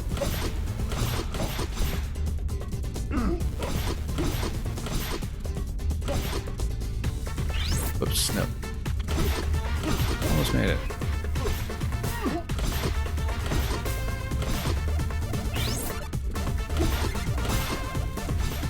Yeah, we're going for timer. Something like this would be very hard not to crack. Alright. Well, let's figure out the method for this, because then we can redo this under the clock.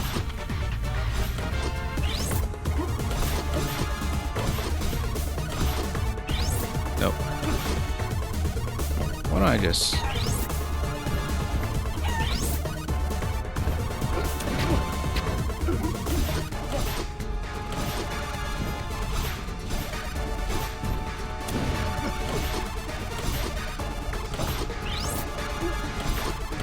okay. I feel like we need to use the air dodge. Or... okay, just didn't manage to turn around quickly enough there. Let's try it again.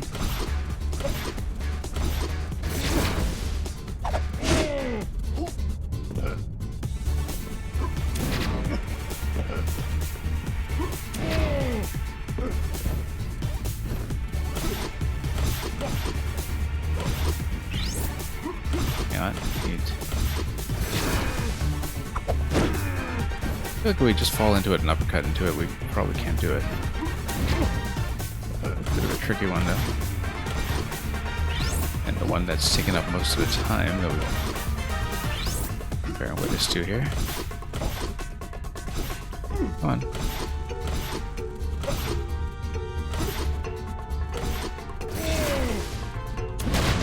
There we go. Not the most elegant way to do it, but...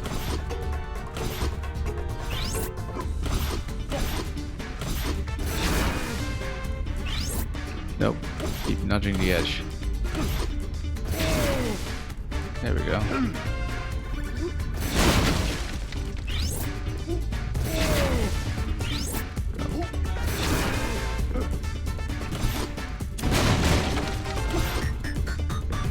Okay. Very slow time. Absolutely dreadful.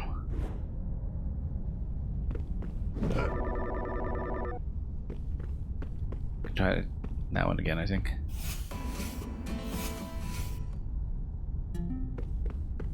Yeah, I think we can do much better.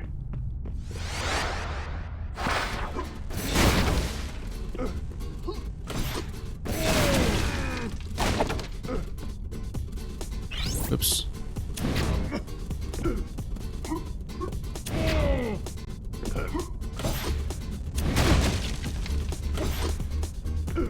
Okay.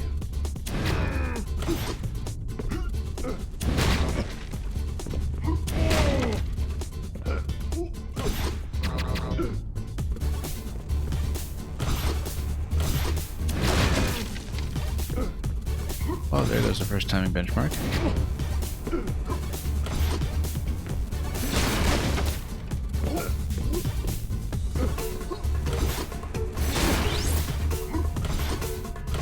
Yeah, we're gonna be off the mark again. How wildly is the question?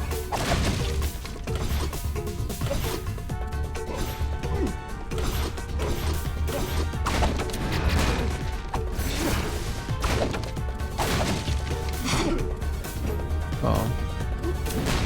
Almost fine for the most part.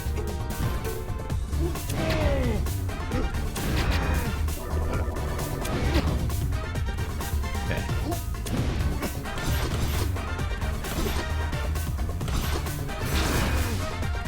Oops, no.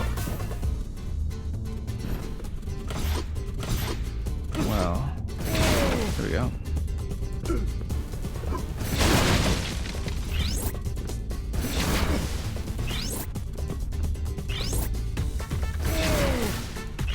Hang on. Let's wait for another charge. That didn't go too well.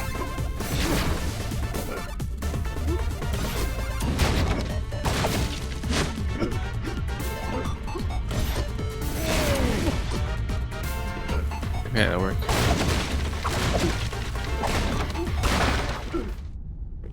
Still way off. I feel like we need a more complete moveset. Or just play cleaner in general before we come back to Proving Grounds, but we will of course be back.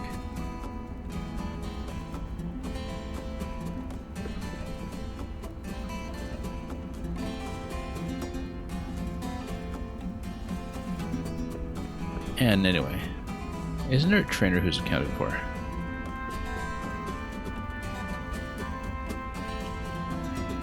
Okay. We have the passive grapple. Yeah, we'll look at all these eventually. Let's leave it for time being.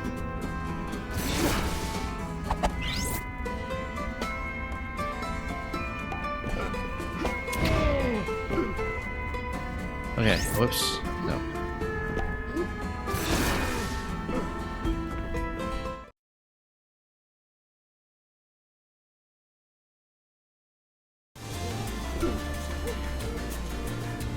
Now we're close to a major temple entrance. We'll probably. Well, fairly soon. Let's play a little bit longer, but I'm gonna be winding down before too long today.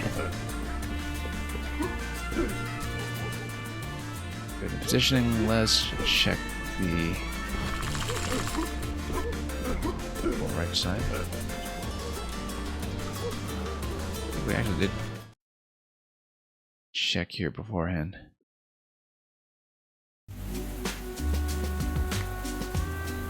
Yeah, no, this is just the same way we came from. Let's just continue to loop.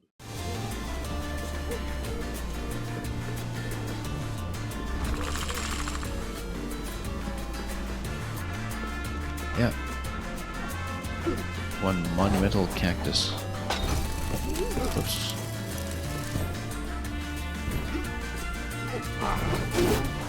No.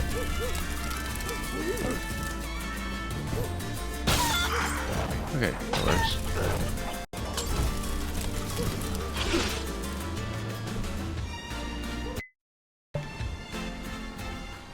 Then you got a chest up here. I think that's a long ways away.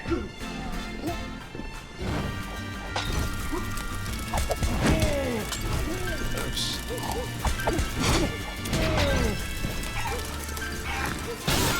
There we go. The chicken shield solves all problems. Whoops. Oh, I caught the nude. Whoops. Got a bit careless there.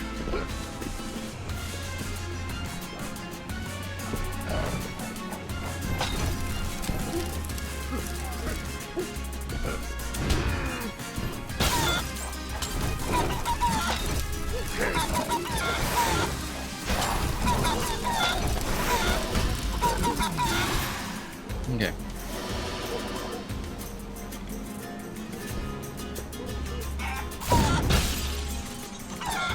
Well, I think we used the chicken power.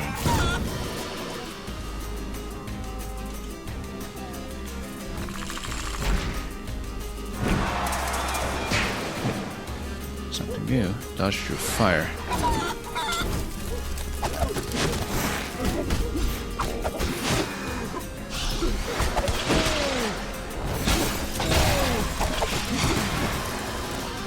Yeah, just gonna watch the color coding and that's all there is to it.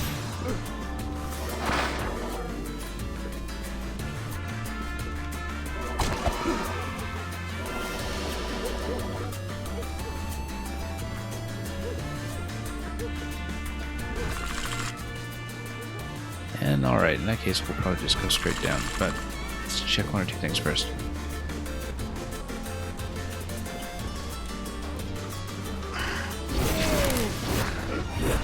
Okay. No way to change modes there. Yeah.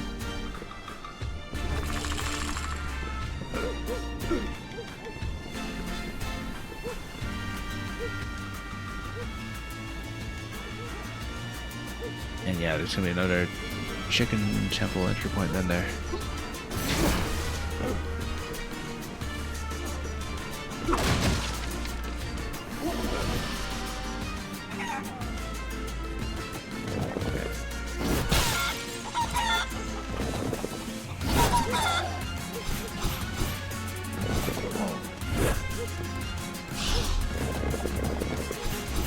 Oops, just missed the button.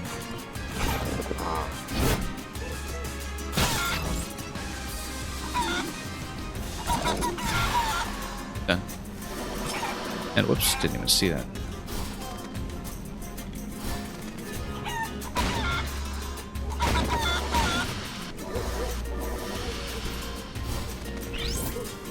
Whoops, there we go.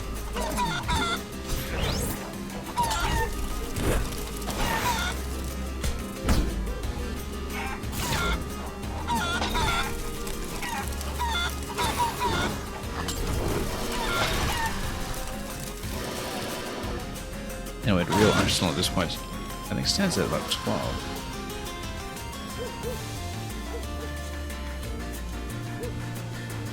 In terms of weapons we can be using. It is very true.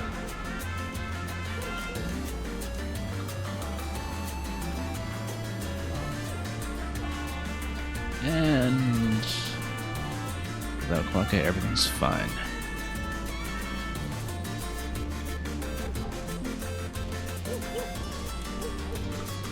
Okay, well, at least that's clear.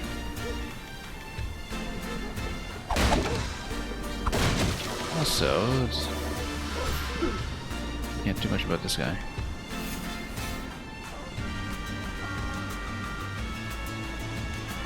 Commission to follow Quokka from a local artist. Oh, how you captured his suffering. I guess we're now finally getting some context for who Salvador is. The real deal. This rooster uppercut could break any shield. The mask is killing him. What do we got?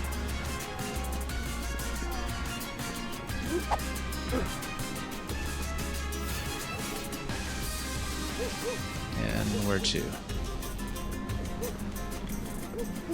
Well, let's just follow this over first.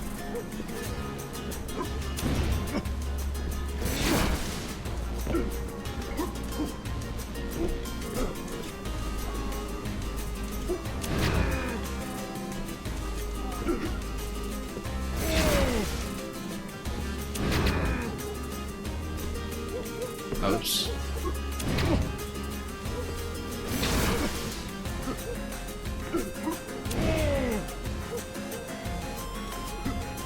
Okay. Oh, hang on. I feel like it would be satisfying to grab it now, but it's going to be a bit difficult.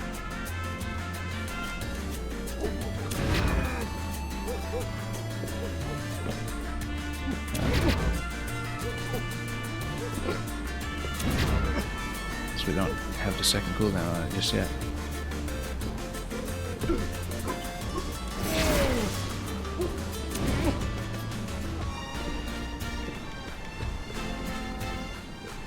Well, not quite.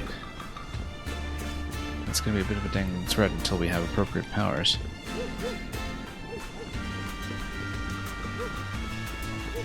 Ah, poor kitty.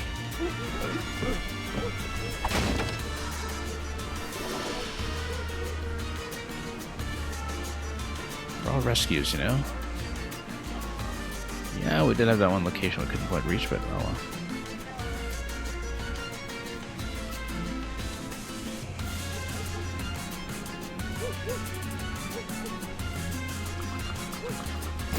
And what is that? Dimension swap, there we go. Okay, now we're in business.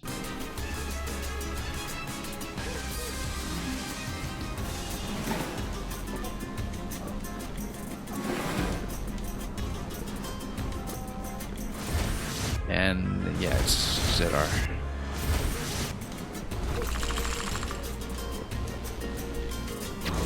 Whoops. Don't trap ourselves too much.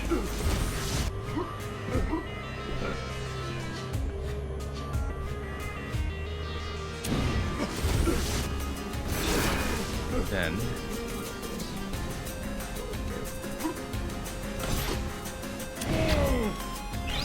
yeah, we actually do need to swap.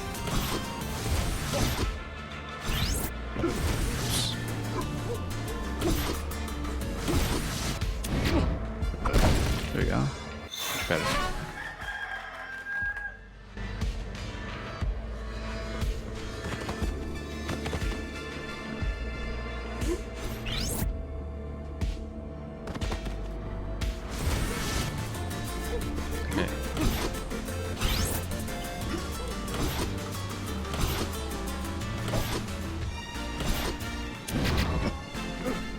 Okay.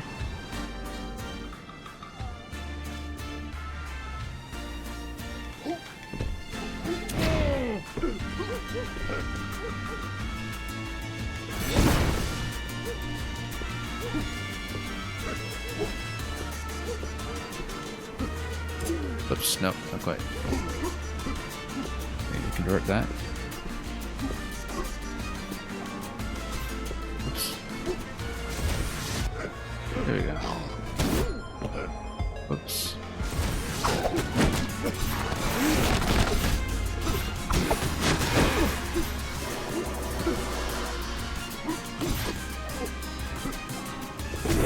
Oops, not quite. Yeah. Let's try to get the dimensions working. There we go.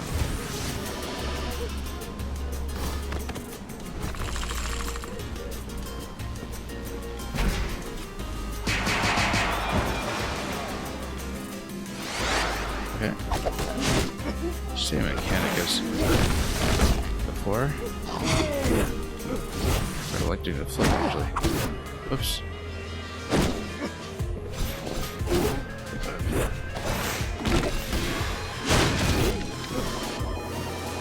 Getting hit a little hard here.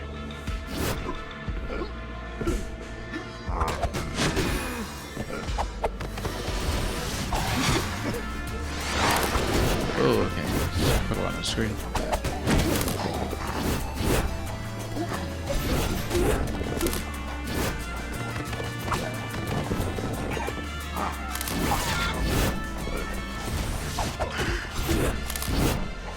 Hang on. Doing this rather poorly. Let's get things under control. Whoops. Just get tight. Alright, we can redo that.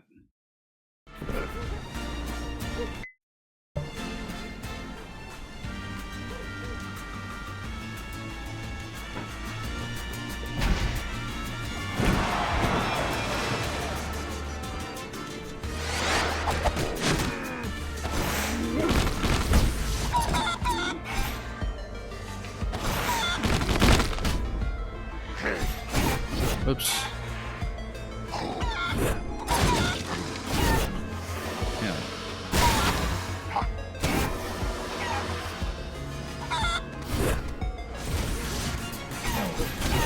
Oops. Let's go down. Oh, there's one.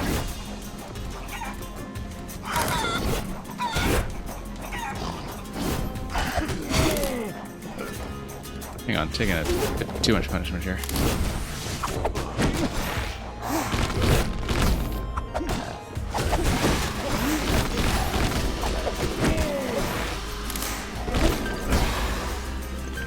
Okay, getting a bit low.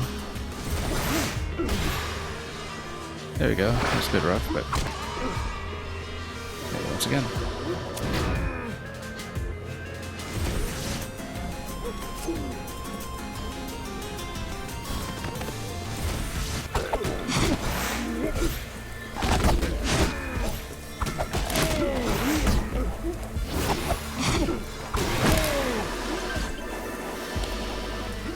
Okay, respectable.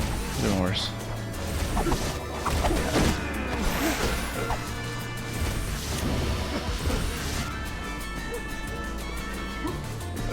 Then, yeah, because we have the dimension swap, we can go left now.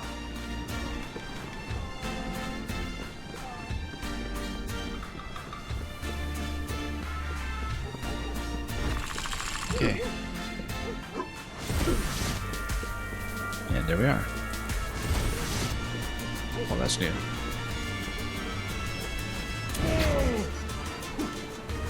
Yeah. Oops. There we go.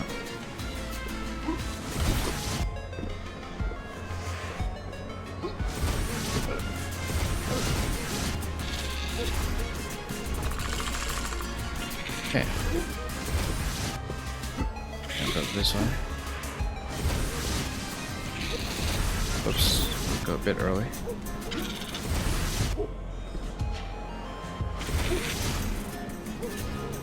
I know.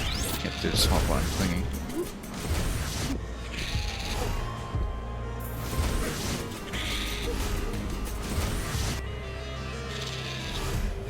Okay.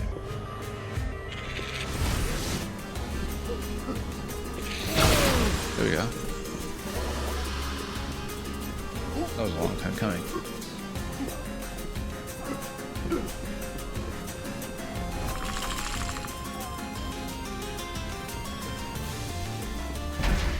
Then there's more. Oh, armadillo. Fiery armadillo. Whoops, just trying to dodge that and just miss.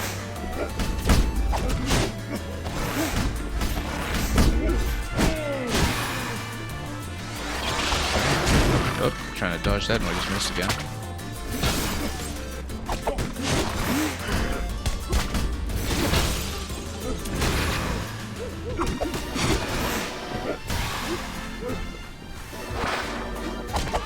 Five hits could have been better.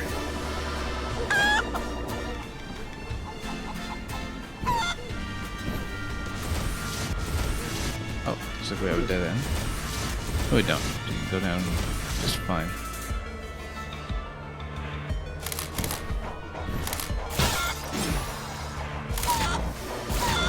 Nope. Mission swap.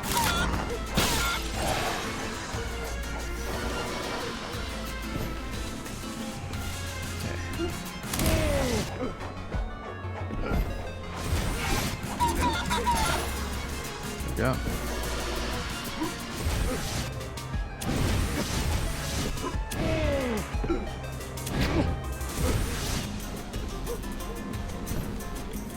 More chicken gates.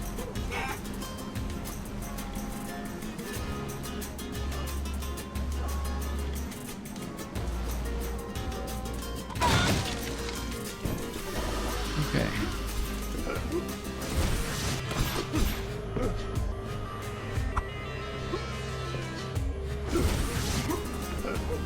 Okay, then put the double switch here. Oops.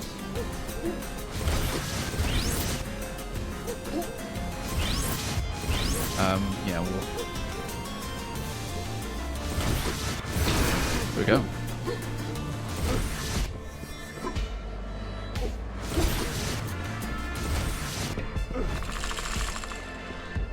Worked out pretty well.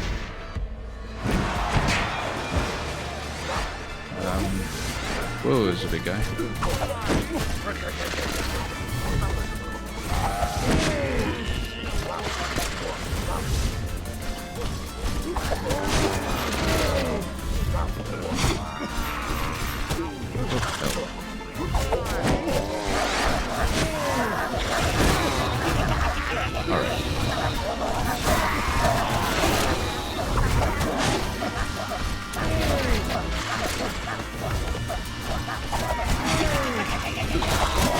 Whoops, almost. Lost a combo though.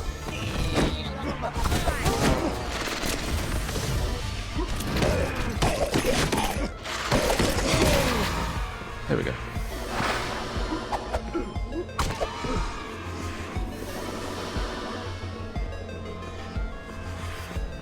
And then... okay, thorns, we don't want to touch that.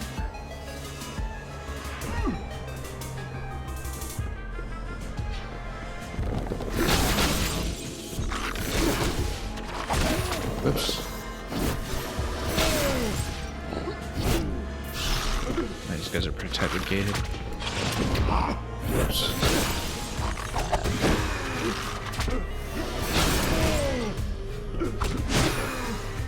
Good enough.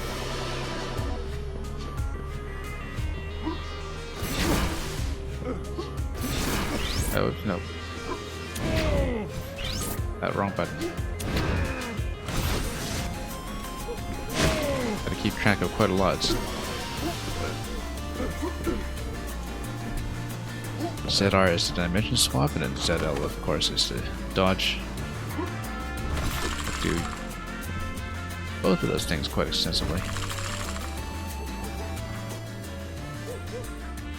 Yeah, nothing on the right gate, let's keep going left.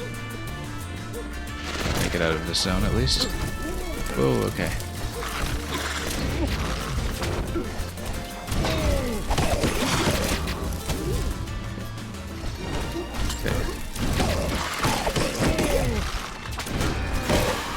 Here we go.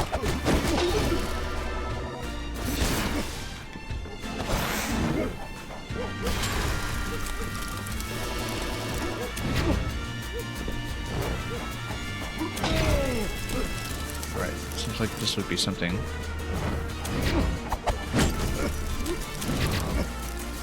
that I should know about, but too many issues. If we go down here, though, maybe we can wrap around and see some of that result.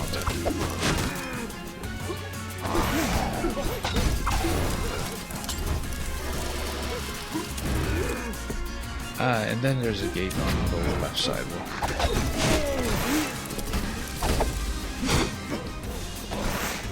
take care of that in a little bit after we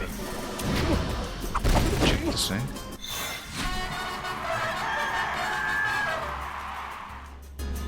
Okay, we could definitely use that.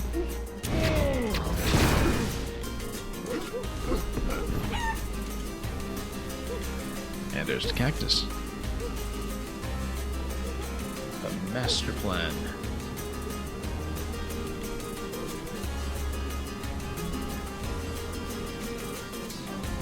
Will not allow my quest to be compromised yet.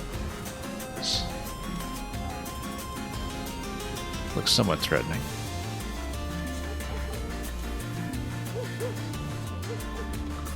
Golden toilets, you say?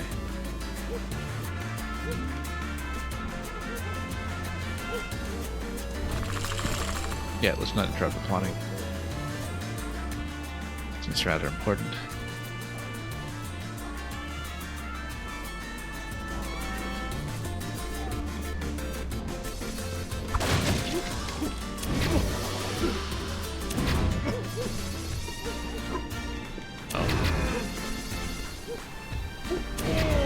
Simple enough.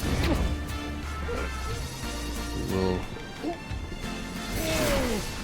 need a few more charges here. Let's just load up first.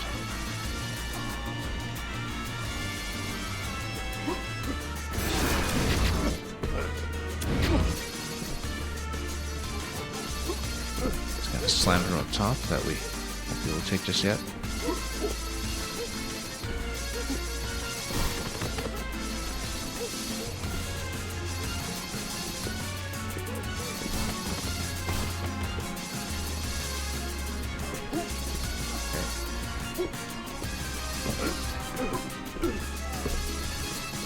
Worked out pretty well. Oops, no. Bad timing there. We knew it was coming. Nope.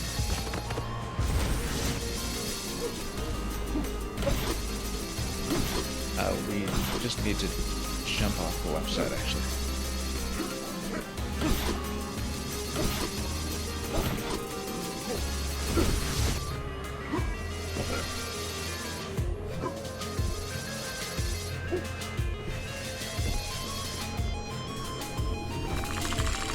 And up above, did you roll as well? No, it's fine.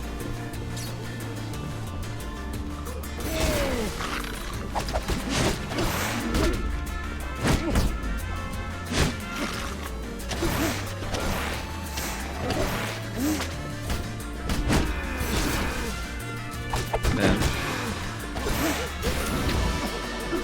okay, could be worse.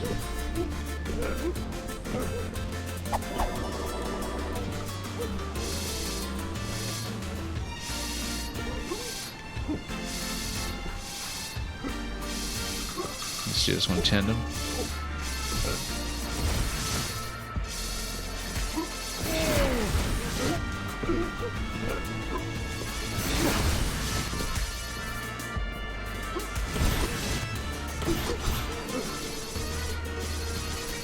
Okay.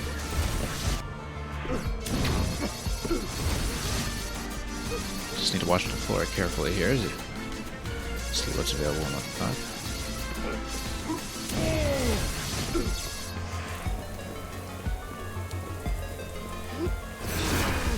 Hang on.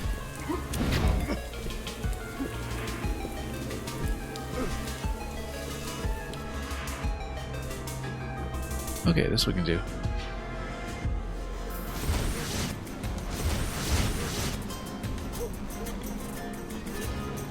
Yeah, we basically have to lock ourselves in place.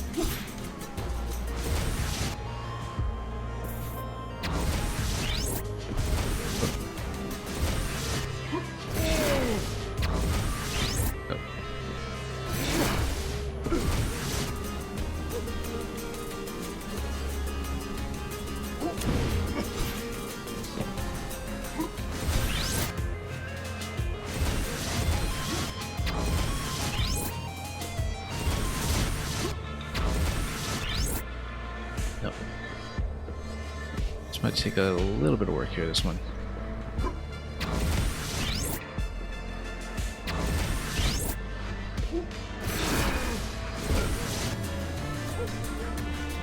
Okay.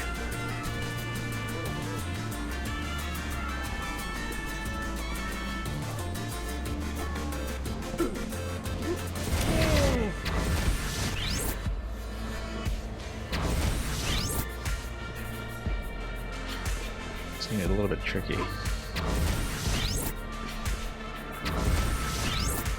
Oh.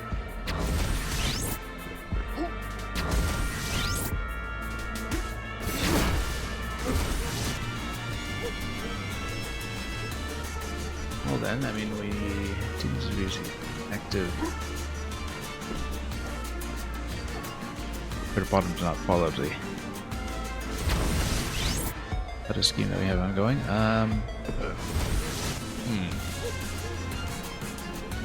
Oh, you know what? We can just transform into a chicken, and a chicken form will do it. Maybe.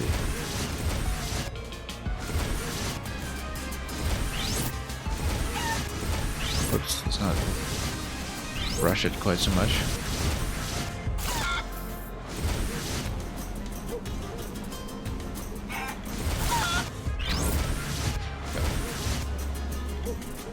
Yeah, you kind of need to go point for point then.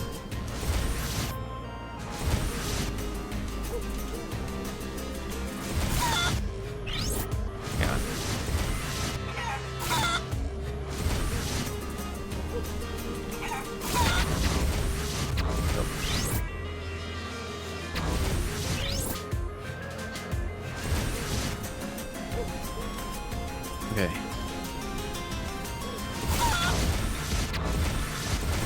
Nope, that was almost right.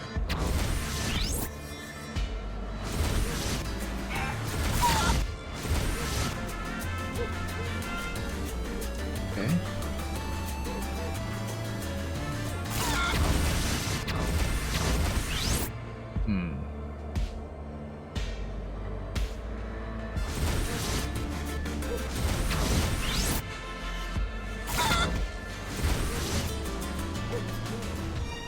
Okay. It's gonna be tricky.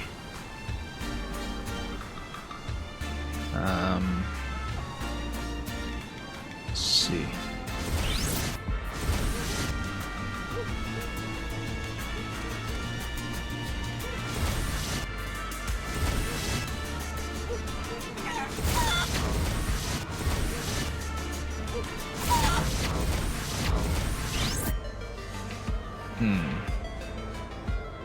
Not going nearly far enough.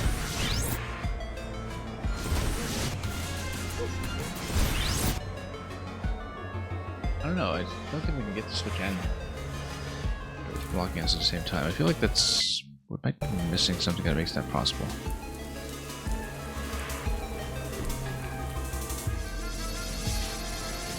Apparently seem a little out of reach. Where are we? This way.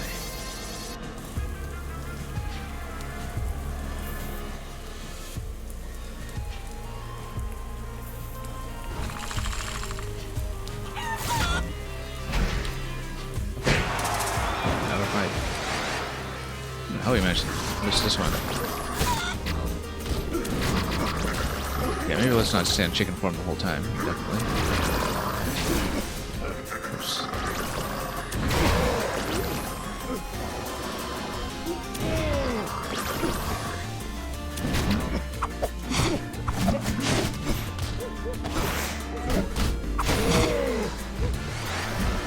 Oh, here's a big one.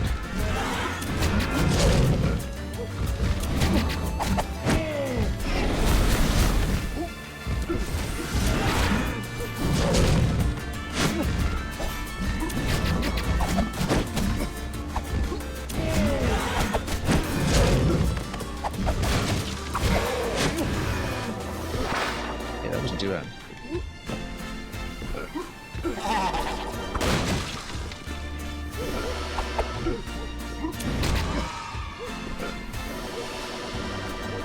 Okay. Nope, nothing there.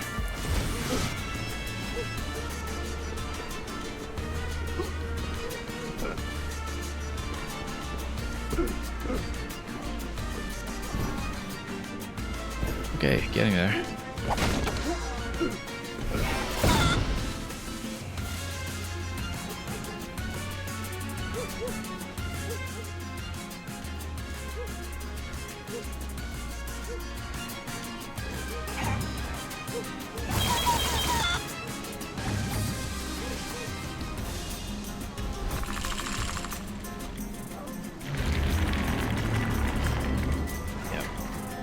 Check this too, of course.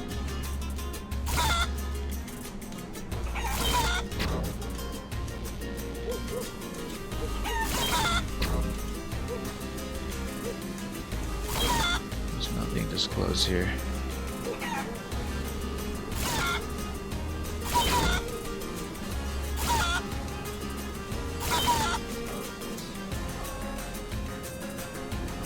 Not sure if there will be any kind of significant celebration though.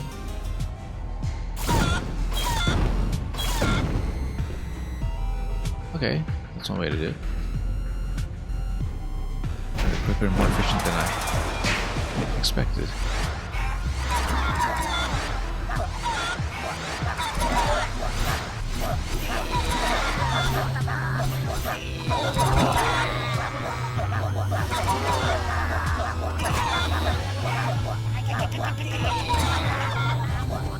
Where you can go over here.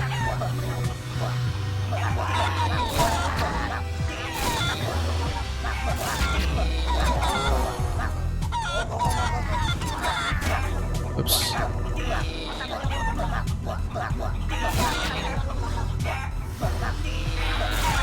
Oops, not quite.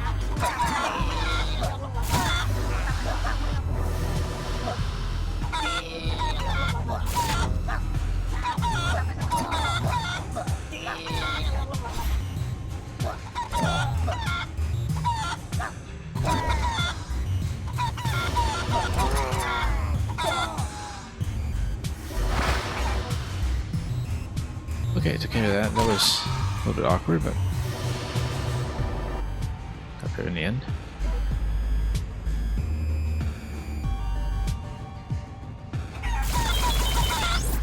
Oops. Extra time again. Oh, no. All the way up.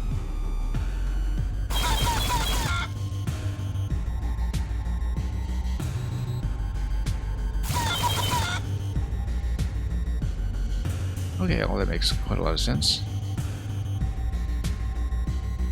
Let's see what there is over here.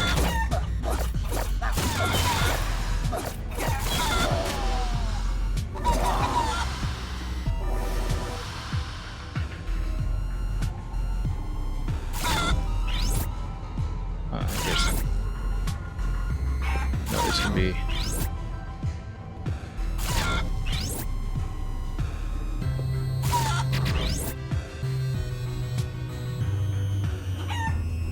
Do it.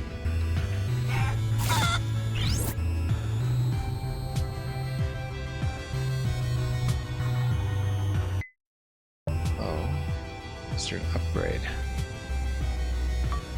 It'll work here. Increased power. Yeah, this is all just power increase. It's nothing that's going to give me any range.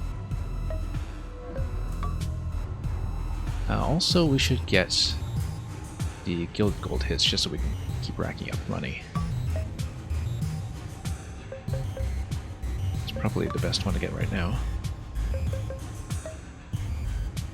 Well, the dash wrench is going to be nice too if we can. Yeah, we can afford that as well. We might as well. So we can unlock the next tier fairly easily. Okay, down to almost no cash.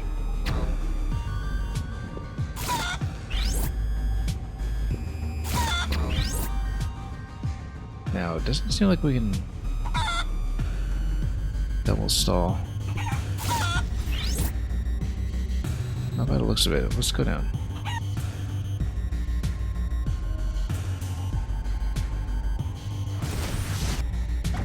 You know, I hadn't even considered the world switch in that previous zone.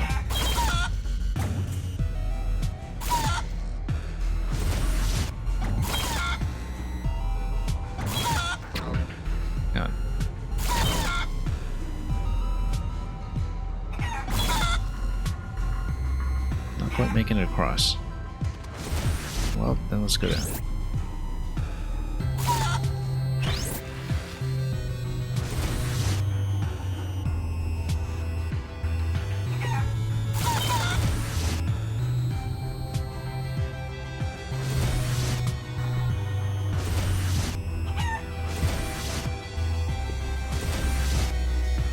Yeah. Whoops. Wow, that's ways back.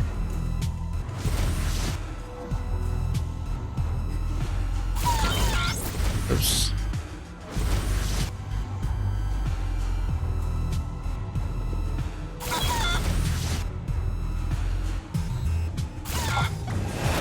Oops.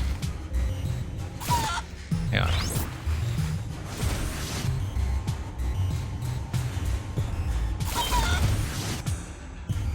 Same over here, we wall jump and then we... There we go. Finally get that. Whoops.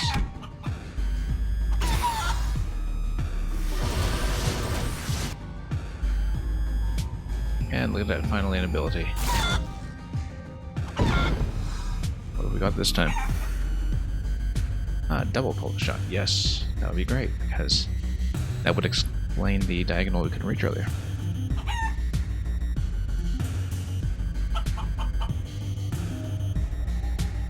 What an amazing breakthrough. I need to do that in order to get back.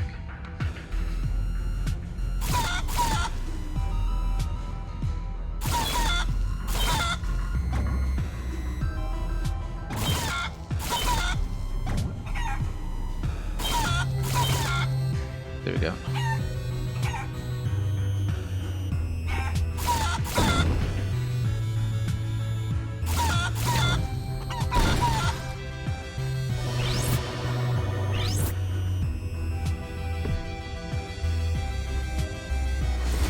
Then we switch.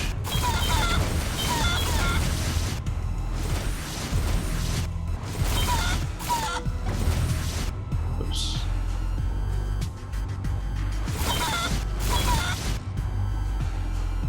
A little bit tricky, but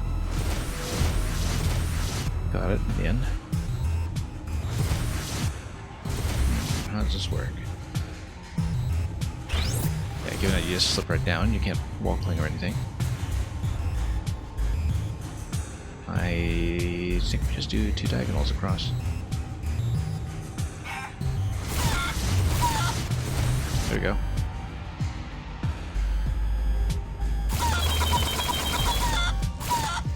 Oops.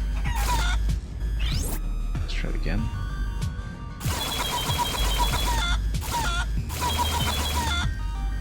Okay, just skip the bottom platform and that's fine.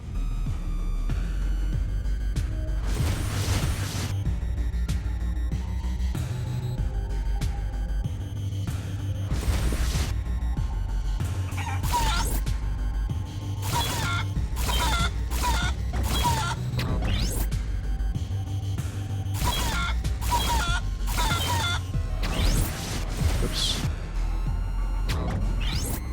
Let's save up.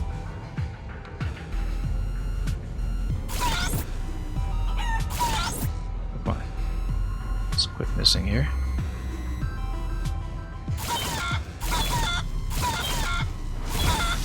There we go. Didn't actually need to swap, but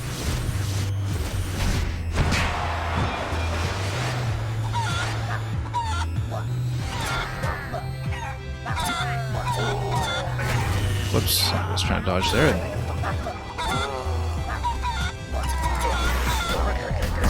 Muscle memory has been failing me lately.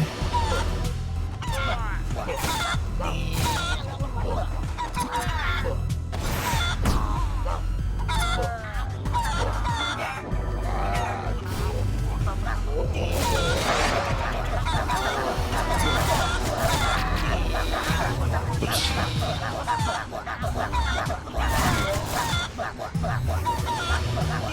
Kind of see your own position. I guess that's why it shows me the number 1 at this point. Just visibility is going to be a slight concern.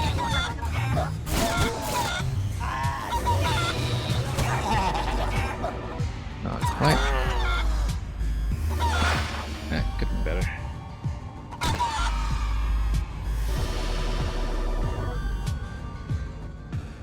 Okay, what are we looking at here? Still need to get back out. That is quite some ways to traverse, actually. As far as the double diagonal goes, we actually don't see what to do with it yet. Just given the number of locations to traverse here.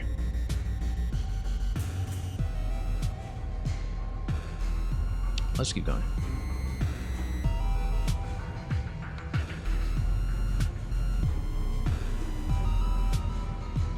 Okay.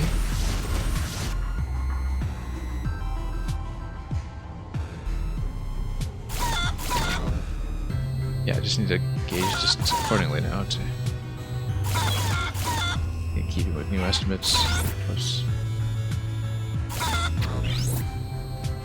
Alright, let's wait for it to recharge.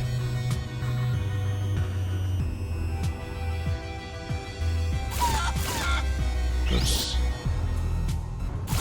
No, hang on. Much better. Let's wait for it to recharge once again.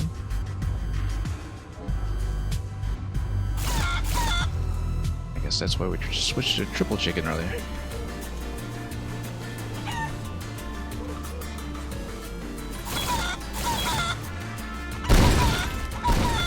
Rather important.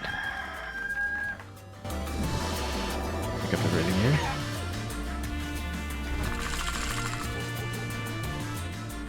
And then how are we doing on the map?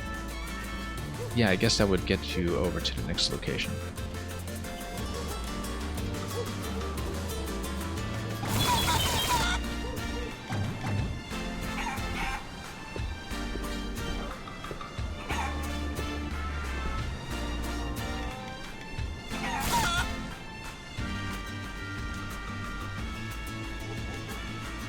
Well, given that we can do the dimension swapping, I think we actually could make a run at that other chest now. I think we'll take a look at it. Since it does look available.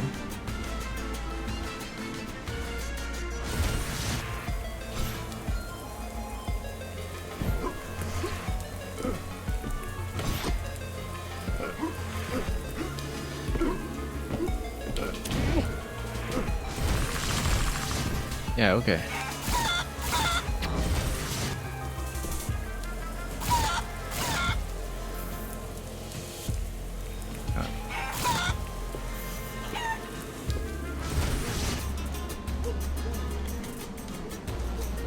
Right, this is what we could do earlier.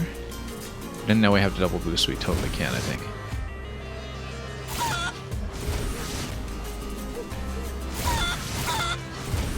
Yeah.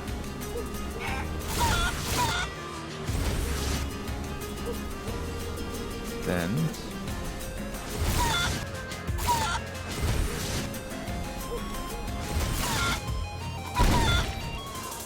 much better.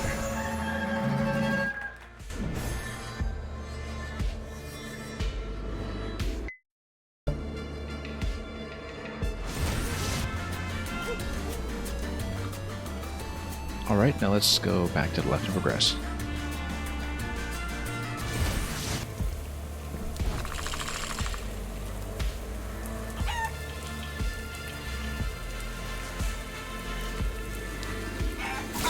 We'll probably just make it as far as the end of this zone. Right here, and probably call it for the day after that, just because the timing does make sense before we get to something larger like a full-size dungeon.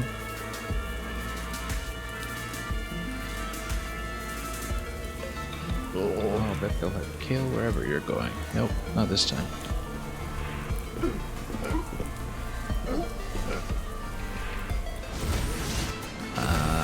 That is concerning, but crossable.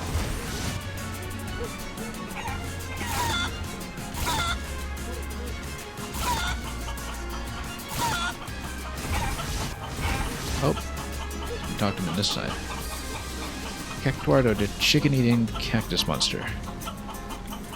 I think we might have met him. Result of dark magic experiment to give consciousness to plants. You just had to start with a cactus. 8. His lawyer escaped. He shouldn't have gotten a chicken as a lawyer. He now roams the Badlands eating chickens. I feel like that's gonna be the boss. At some point.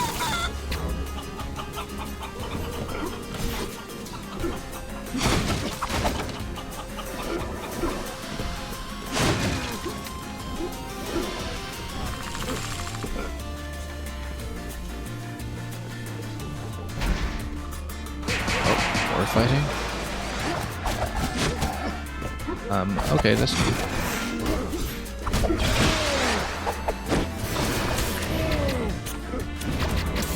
Okay. Wrong color. There we go.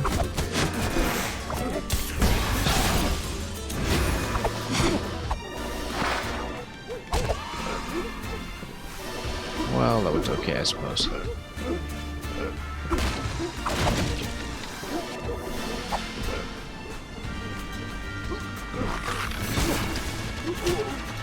Have to watch out for both realms here. Nope, hang on.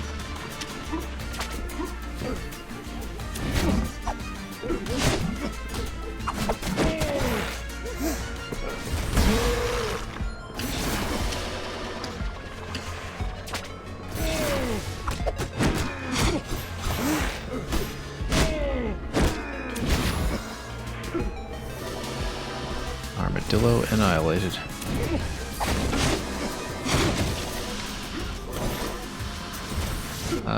Yeah, let's try it again.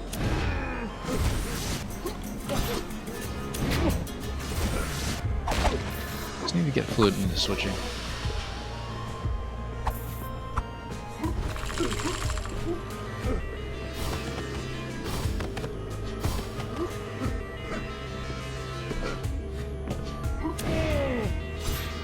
Oops.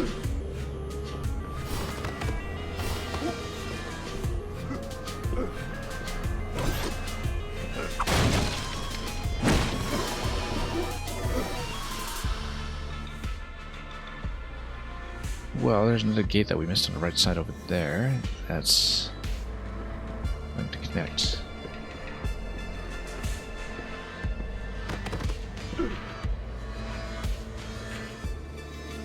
I wonder if that was accessible to me. That was quite a bit earlier. I think we actually have to take the chicken passage in the bottom right to crack that open. I've only just noticed that on the map because it's fairly well disguised. This thing over here. And then chickens come down that way. Coming home to roost.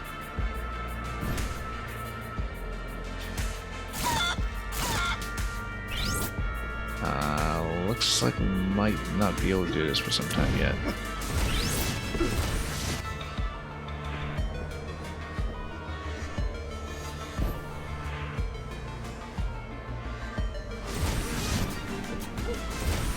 Yeah, because that's going to be a long reach. Maybe. Yeah, you can't really just switch in midair like that. So it won't give me the aerial move if I do that. Seems like it's almost a reach now.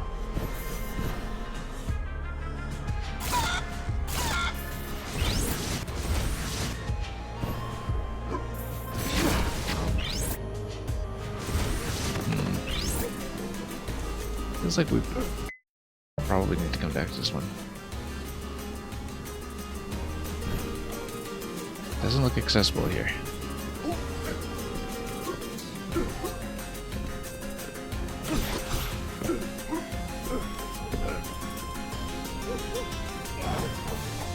Anyway.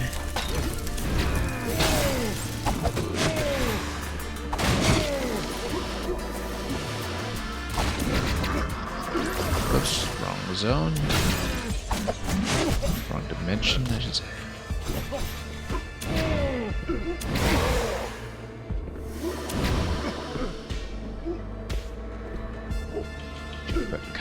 Cadabra. So it says in the score counter.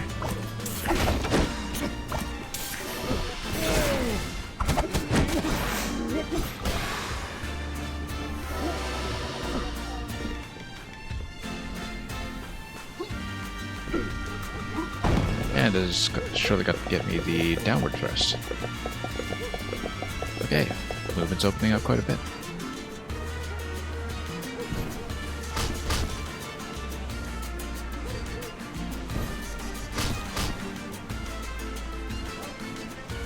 Frog Slam and Butt something. This is surely Frog Slam.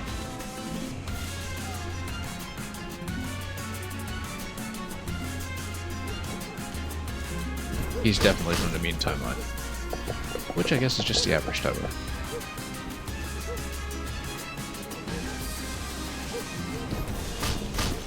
Simple enough.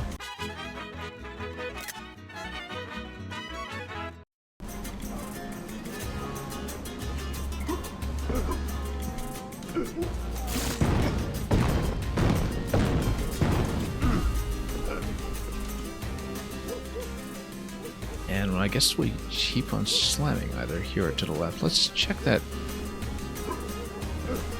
blue gate to the right side, though.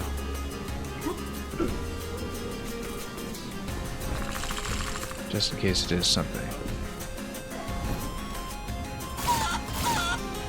Not reachable for me right now. Not without assistance. Well then, let's just keep going. It's clearly meant to encourage you to slam this right away.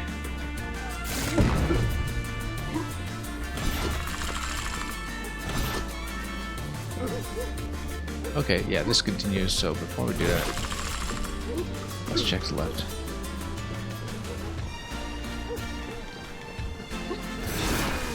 Yeah, given how semi-concealed this is, I think this is probably the optimal route. And here it is, treasure chest.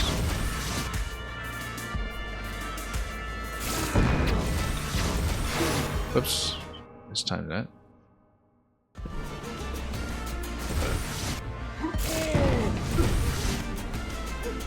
Then... Whoops.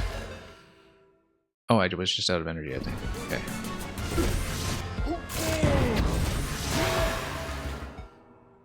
A little early on that. You can't like intercept. Nope. It's very precise timing window to do this. There we go.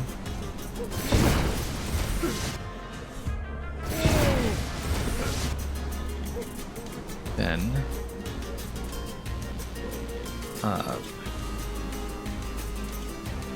okay.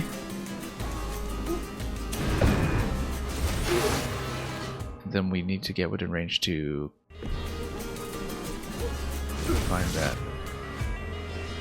Yeah, we can do it.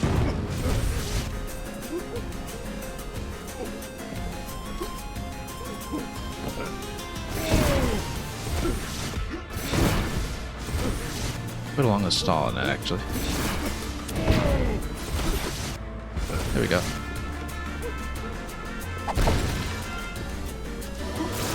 Never quite estimate the valid distance of the grapple, and so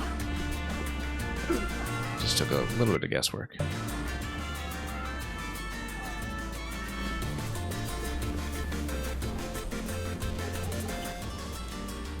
Another chest up in the zone. I think for some reason I couldn't get that one yet. Oh yeah, because nothing to ride there.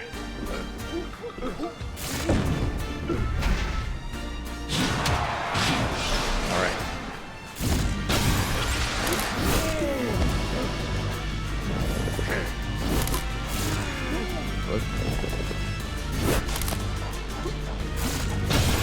There we go.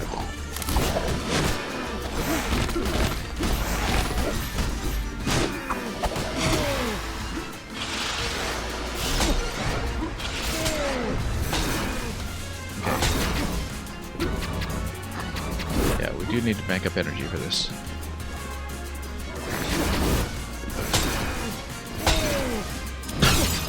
There we go. Smash.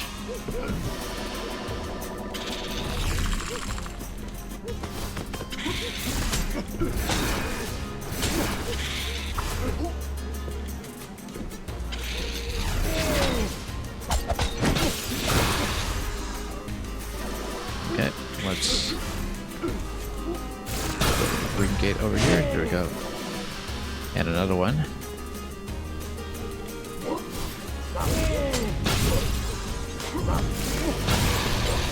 That way we don't get trapped.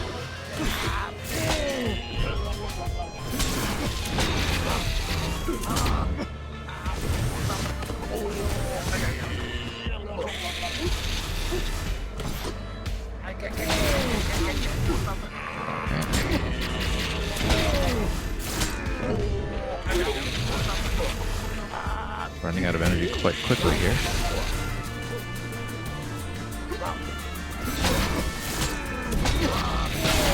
There we go.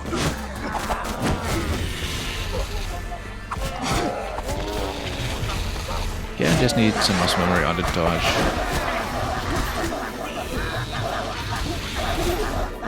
No, hang on. Clear.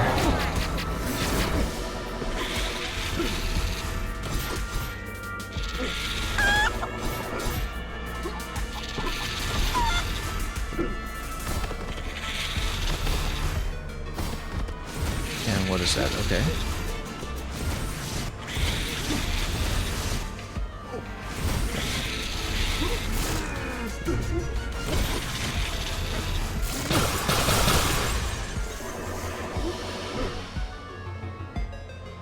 Smash them all up, and then let's see what this is. Interesting. Slightly concealed, so probably worth a look.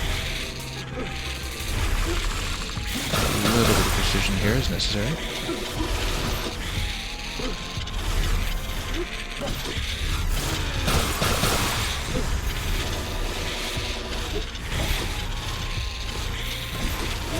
Oops, nope.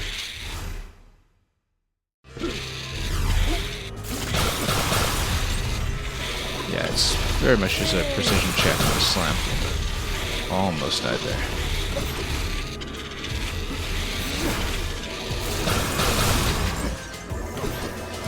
Nope, and then it's going to be uppercut after that one. Tricky sequence here, but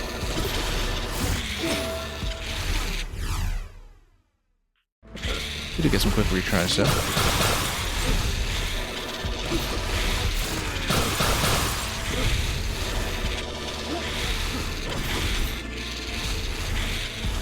Yeah, I actually think... Right, we don't want to spend too much energy, let's see. Nope, and then we have to cancel out of that with the uppercut, and that was the issue. Have to be very quick with it.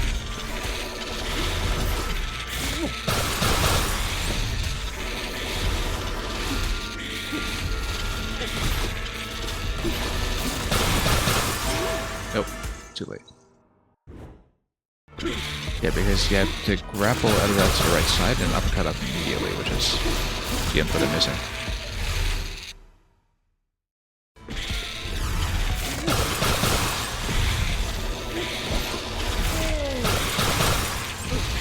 Let's try it again. Nope. It's going a little too far.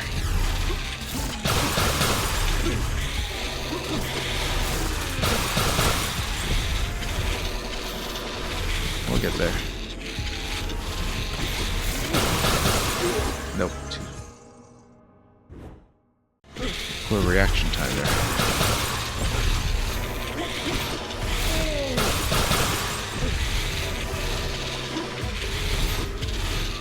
Grapple over and uppercut pretty much immediately. We're just late in the grapple now.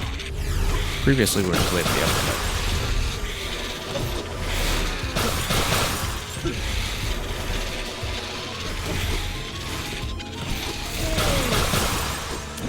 There we go.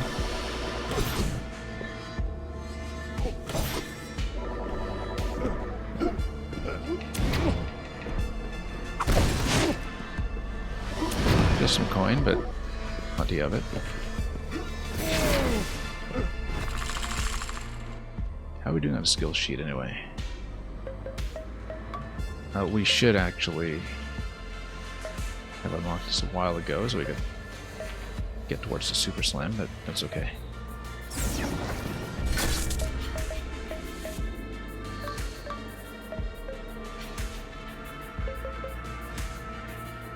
And yeah, we'll leave everything as is for the moment. Should actually start working on some of these ones, but we shall see.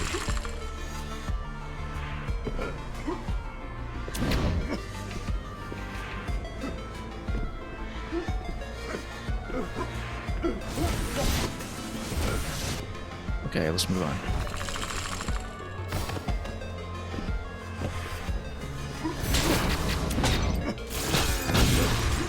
Okay, that was not bad as far as combos go.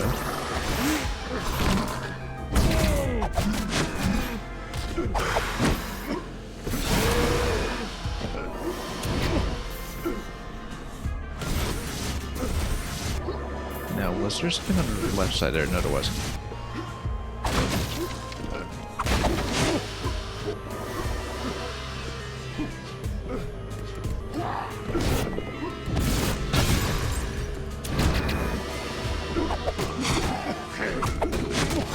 Slam that guy. Alright, that didn't go too badly.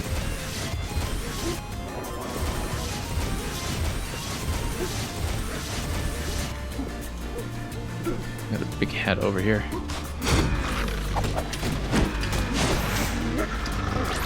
Oh.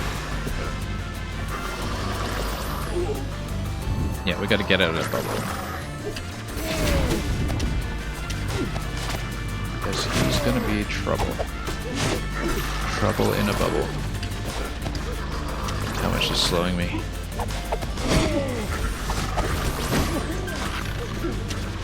Yeah, we need to get out of here. Hang on. Wow, this is just wrecking me.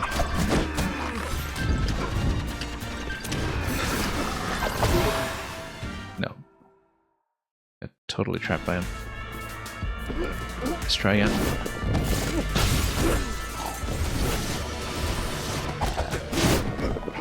I mean, the thing is, we should have been using air dodge a lot more anyway.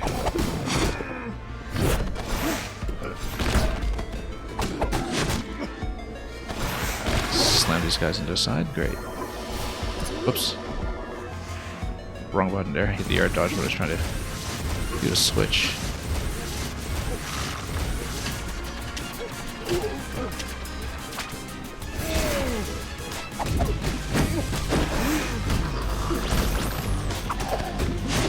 Yeah, using the dodge more strategically actually is the trick here.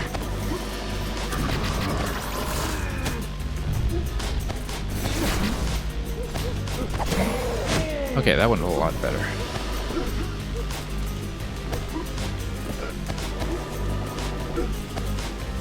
How do I get this guy out? Well, we'll just slam him.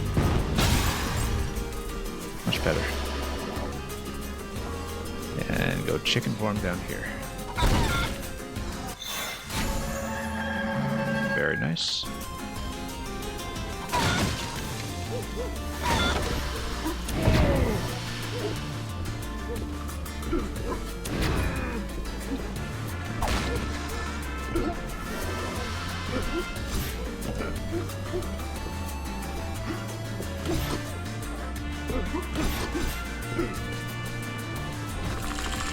Okay.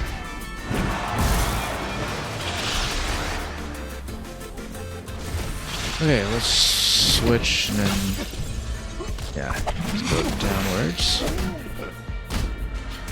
We need the uppercut shield on these guys.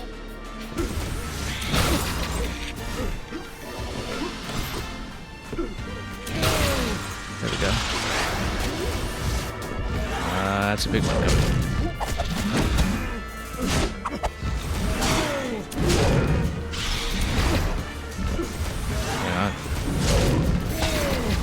The small guys first, I think. We can actually focus them down. Whoa. Oh. Just have to use the dodge a lot more often in general. Hang on.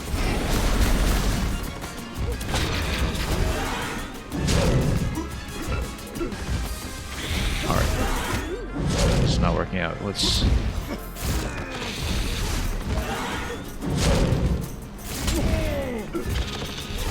Yeah, there's a particular rhythm too. How to go. Spin around. Yeah, let's actually air dodge for once. Nope. Wait for it to spin first. Nope.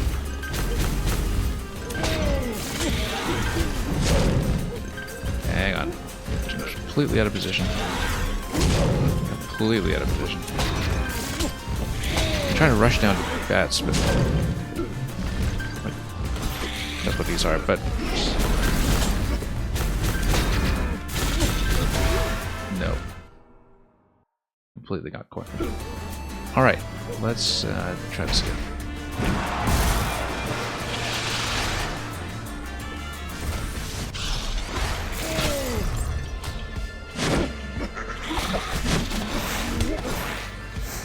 Okay, slamming these down right away first is going to be a pretty good idea. Let's...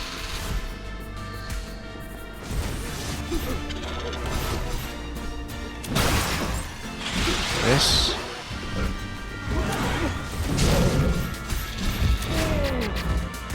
Maybe we should just avoid the bats at first and just take out this guy first. Yeah, because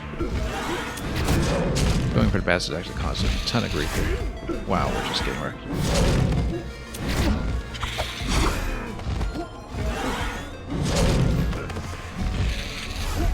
Nope, I'm just trying to air dodge out of it. Just keep missing. He's almost dead though. Okay. Now we can focus these guys down without losing quite as much space. Hopefully. Oh, hang on. Basically need 4 hits on them consecutively to take down shields in the zone. In full energy after they do their burst. No, they need to be in the bottom corner pretty much. Okay. Yeah, fight them in the bottom corner and then air dodge out of that. There we go, finally.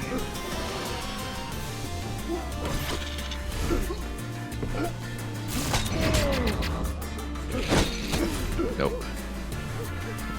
The shield refreshes quite quickly.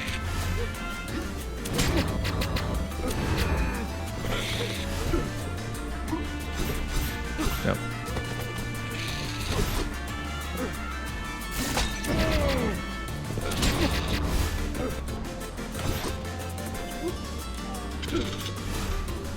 Yeah, you need to rush him down pretty much with all 4 orbs right when the opportunity arises, and we're just missing every shot.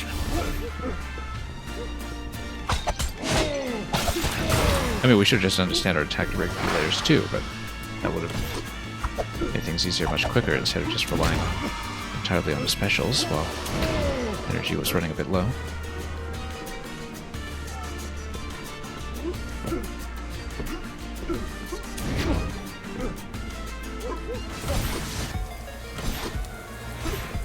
Alright.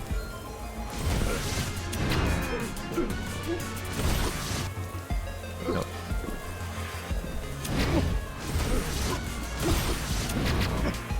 There we go.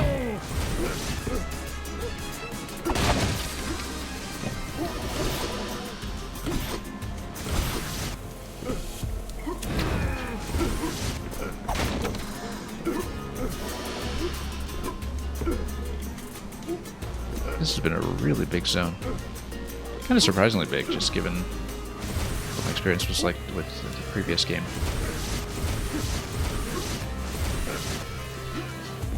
But yeah, the spaces are significantly more expansive here. You look worse than ever. She's also playable. But we haven't really tried out much with her yet. Fresh from the Hopeless Loser timeline. I guess so, this time. Okay.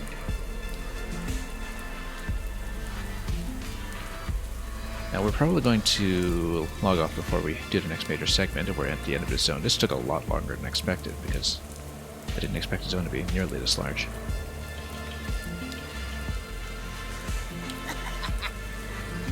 Let's enjoy the chaos together.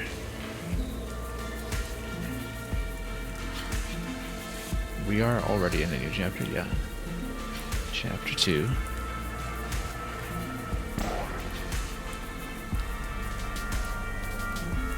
Comeback came a little bit late there, a little bit of Esprit's Escalier.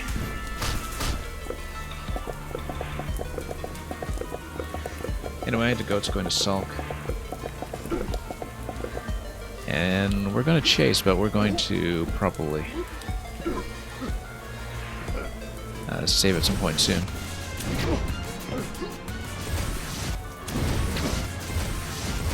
Or, you know, walk straight through. Obsidian Temple is coming up.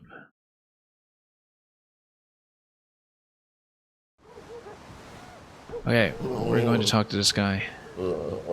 Grab the travel point. And then we are done for today. Let's see how we're doing on a map. World complete 23%. And of the zones that we've seen so far, we've got 93% here because, yeah, we were missing one or two skills and a lower passage over here that we never quite managed to crack. Oh, it's because there's probably a side passage or something with a chicken. But yeah, there's at least one passage there that we seen. Oops.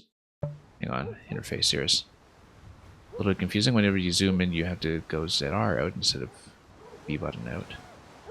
38% here, but that's because this is a major hub zone, and there are quite a few gates we don't have the color-coded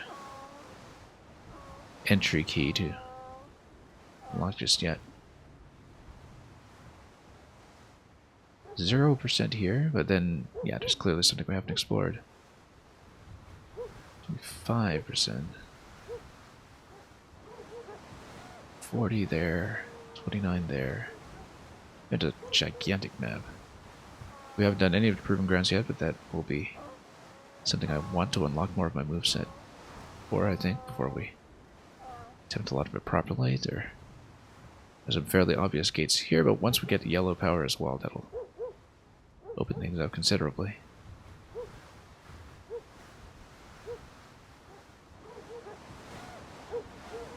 Okay, pretty respectable result so far. So yeah, this has been a really productive session with this. I expect to be playing this well into next week.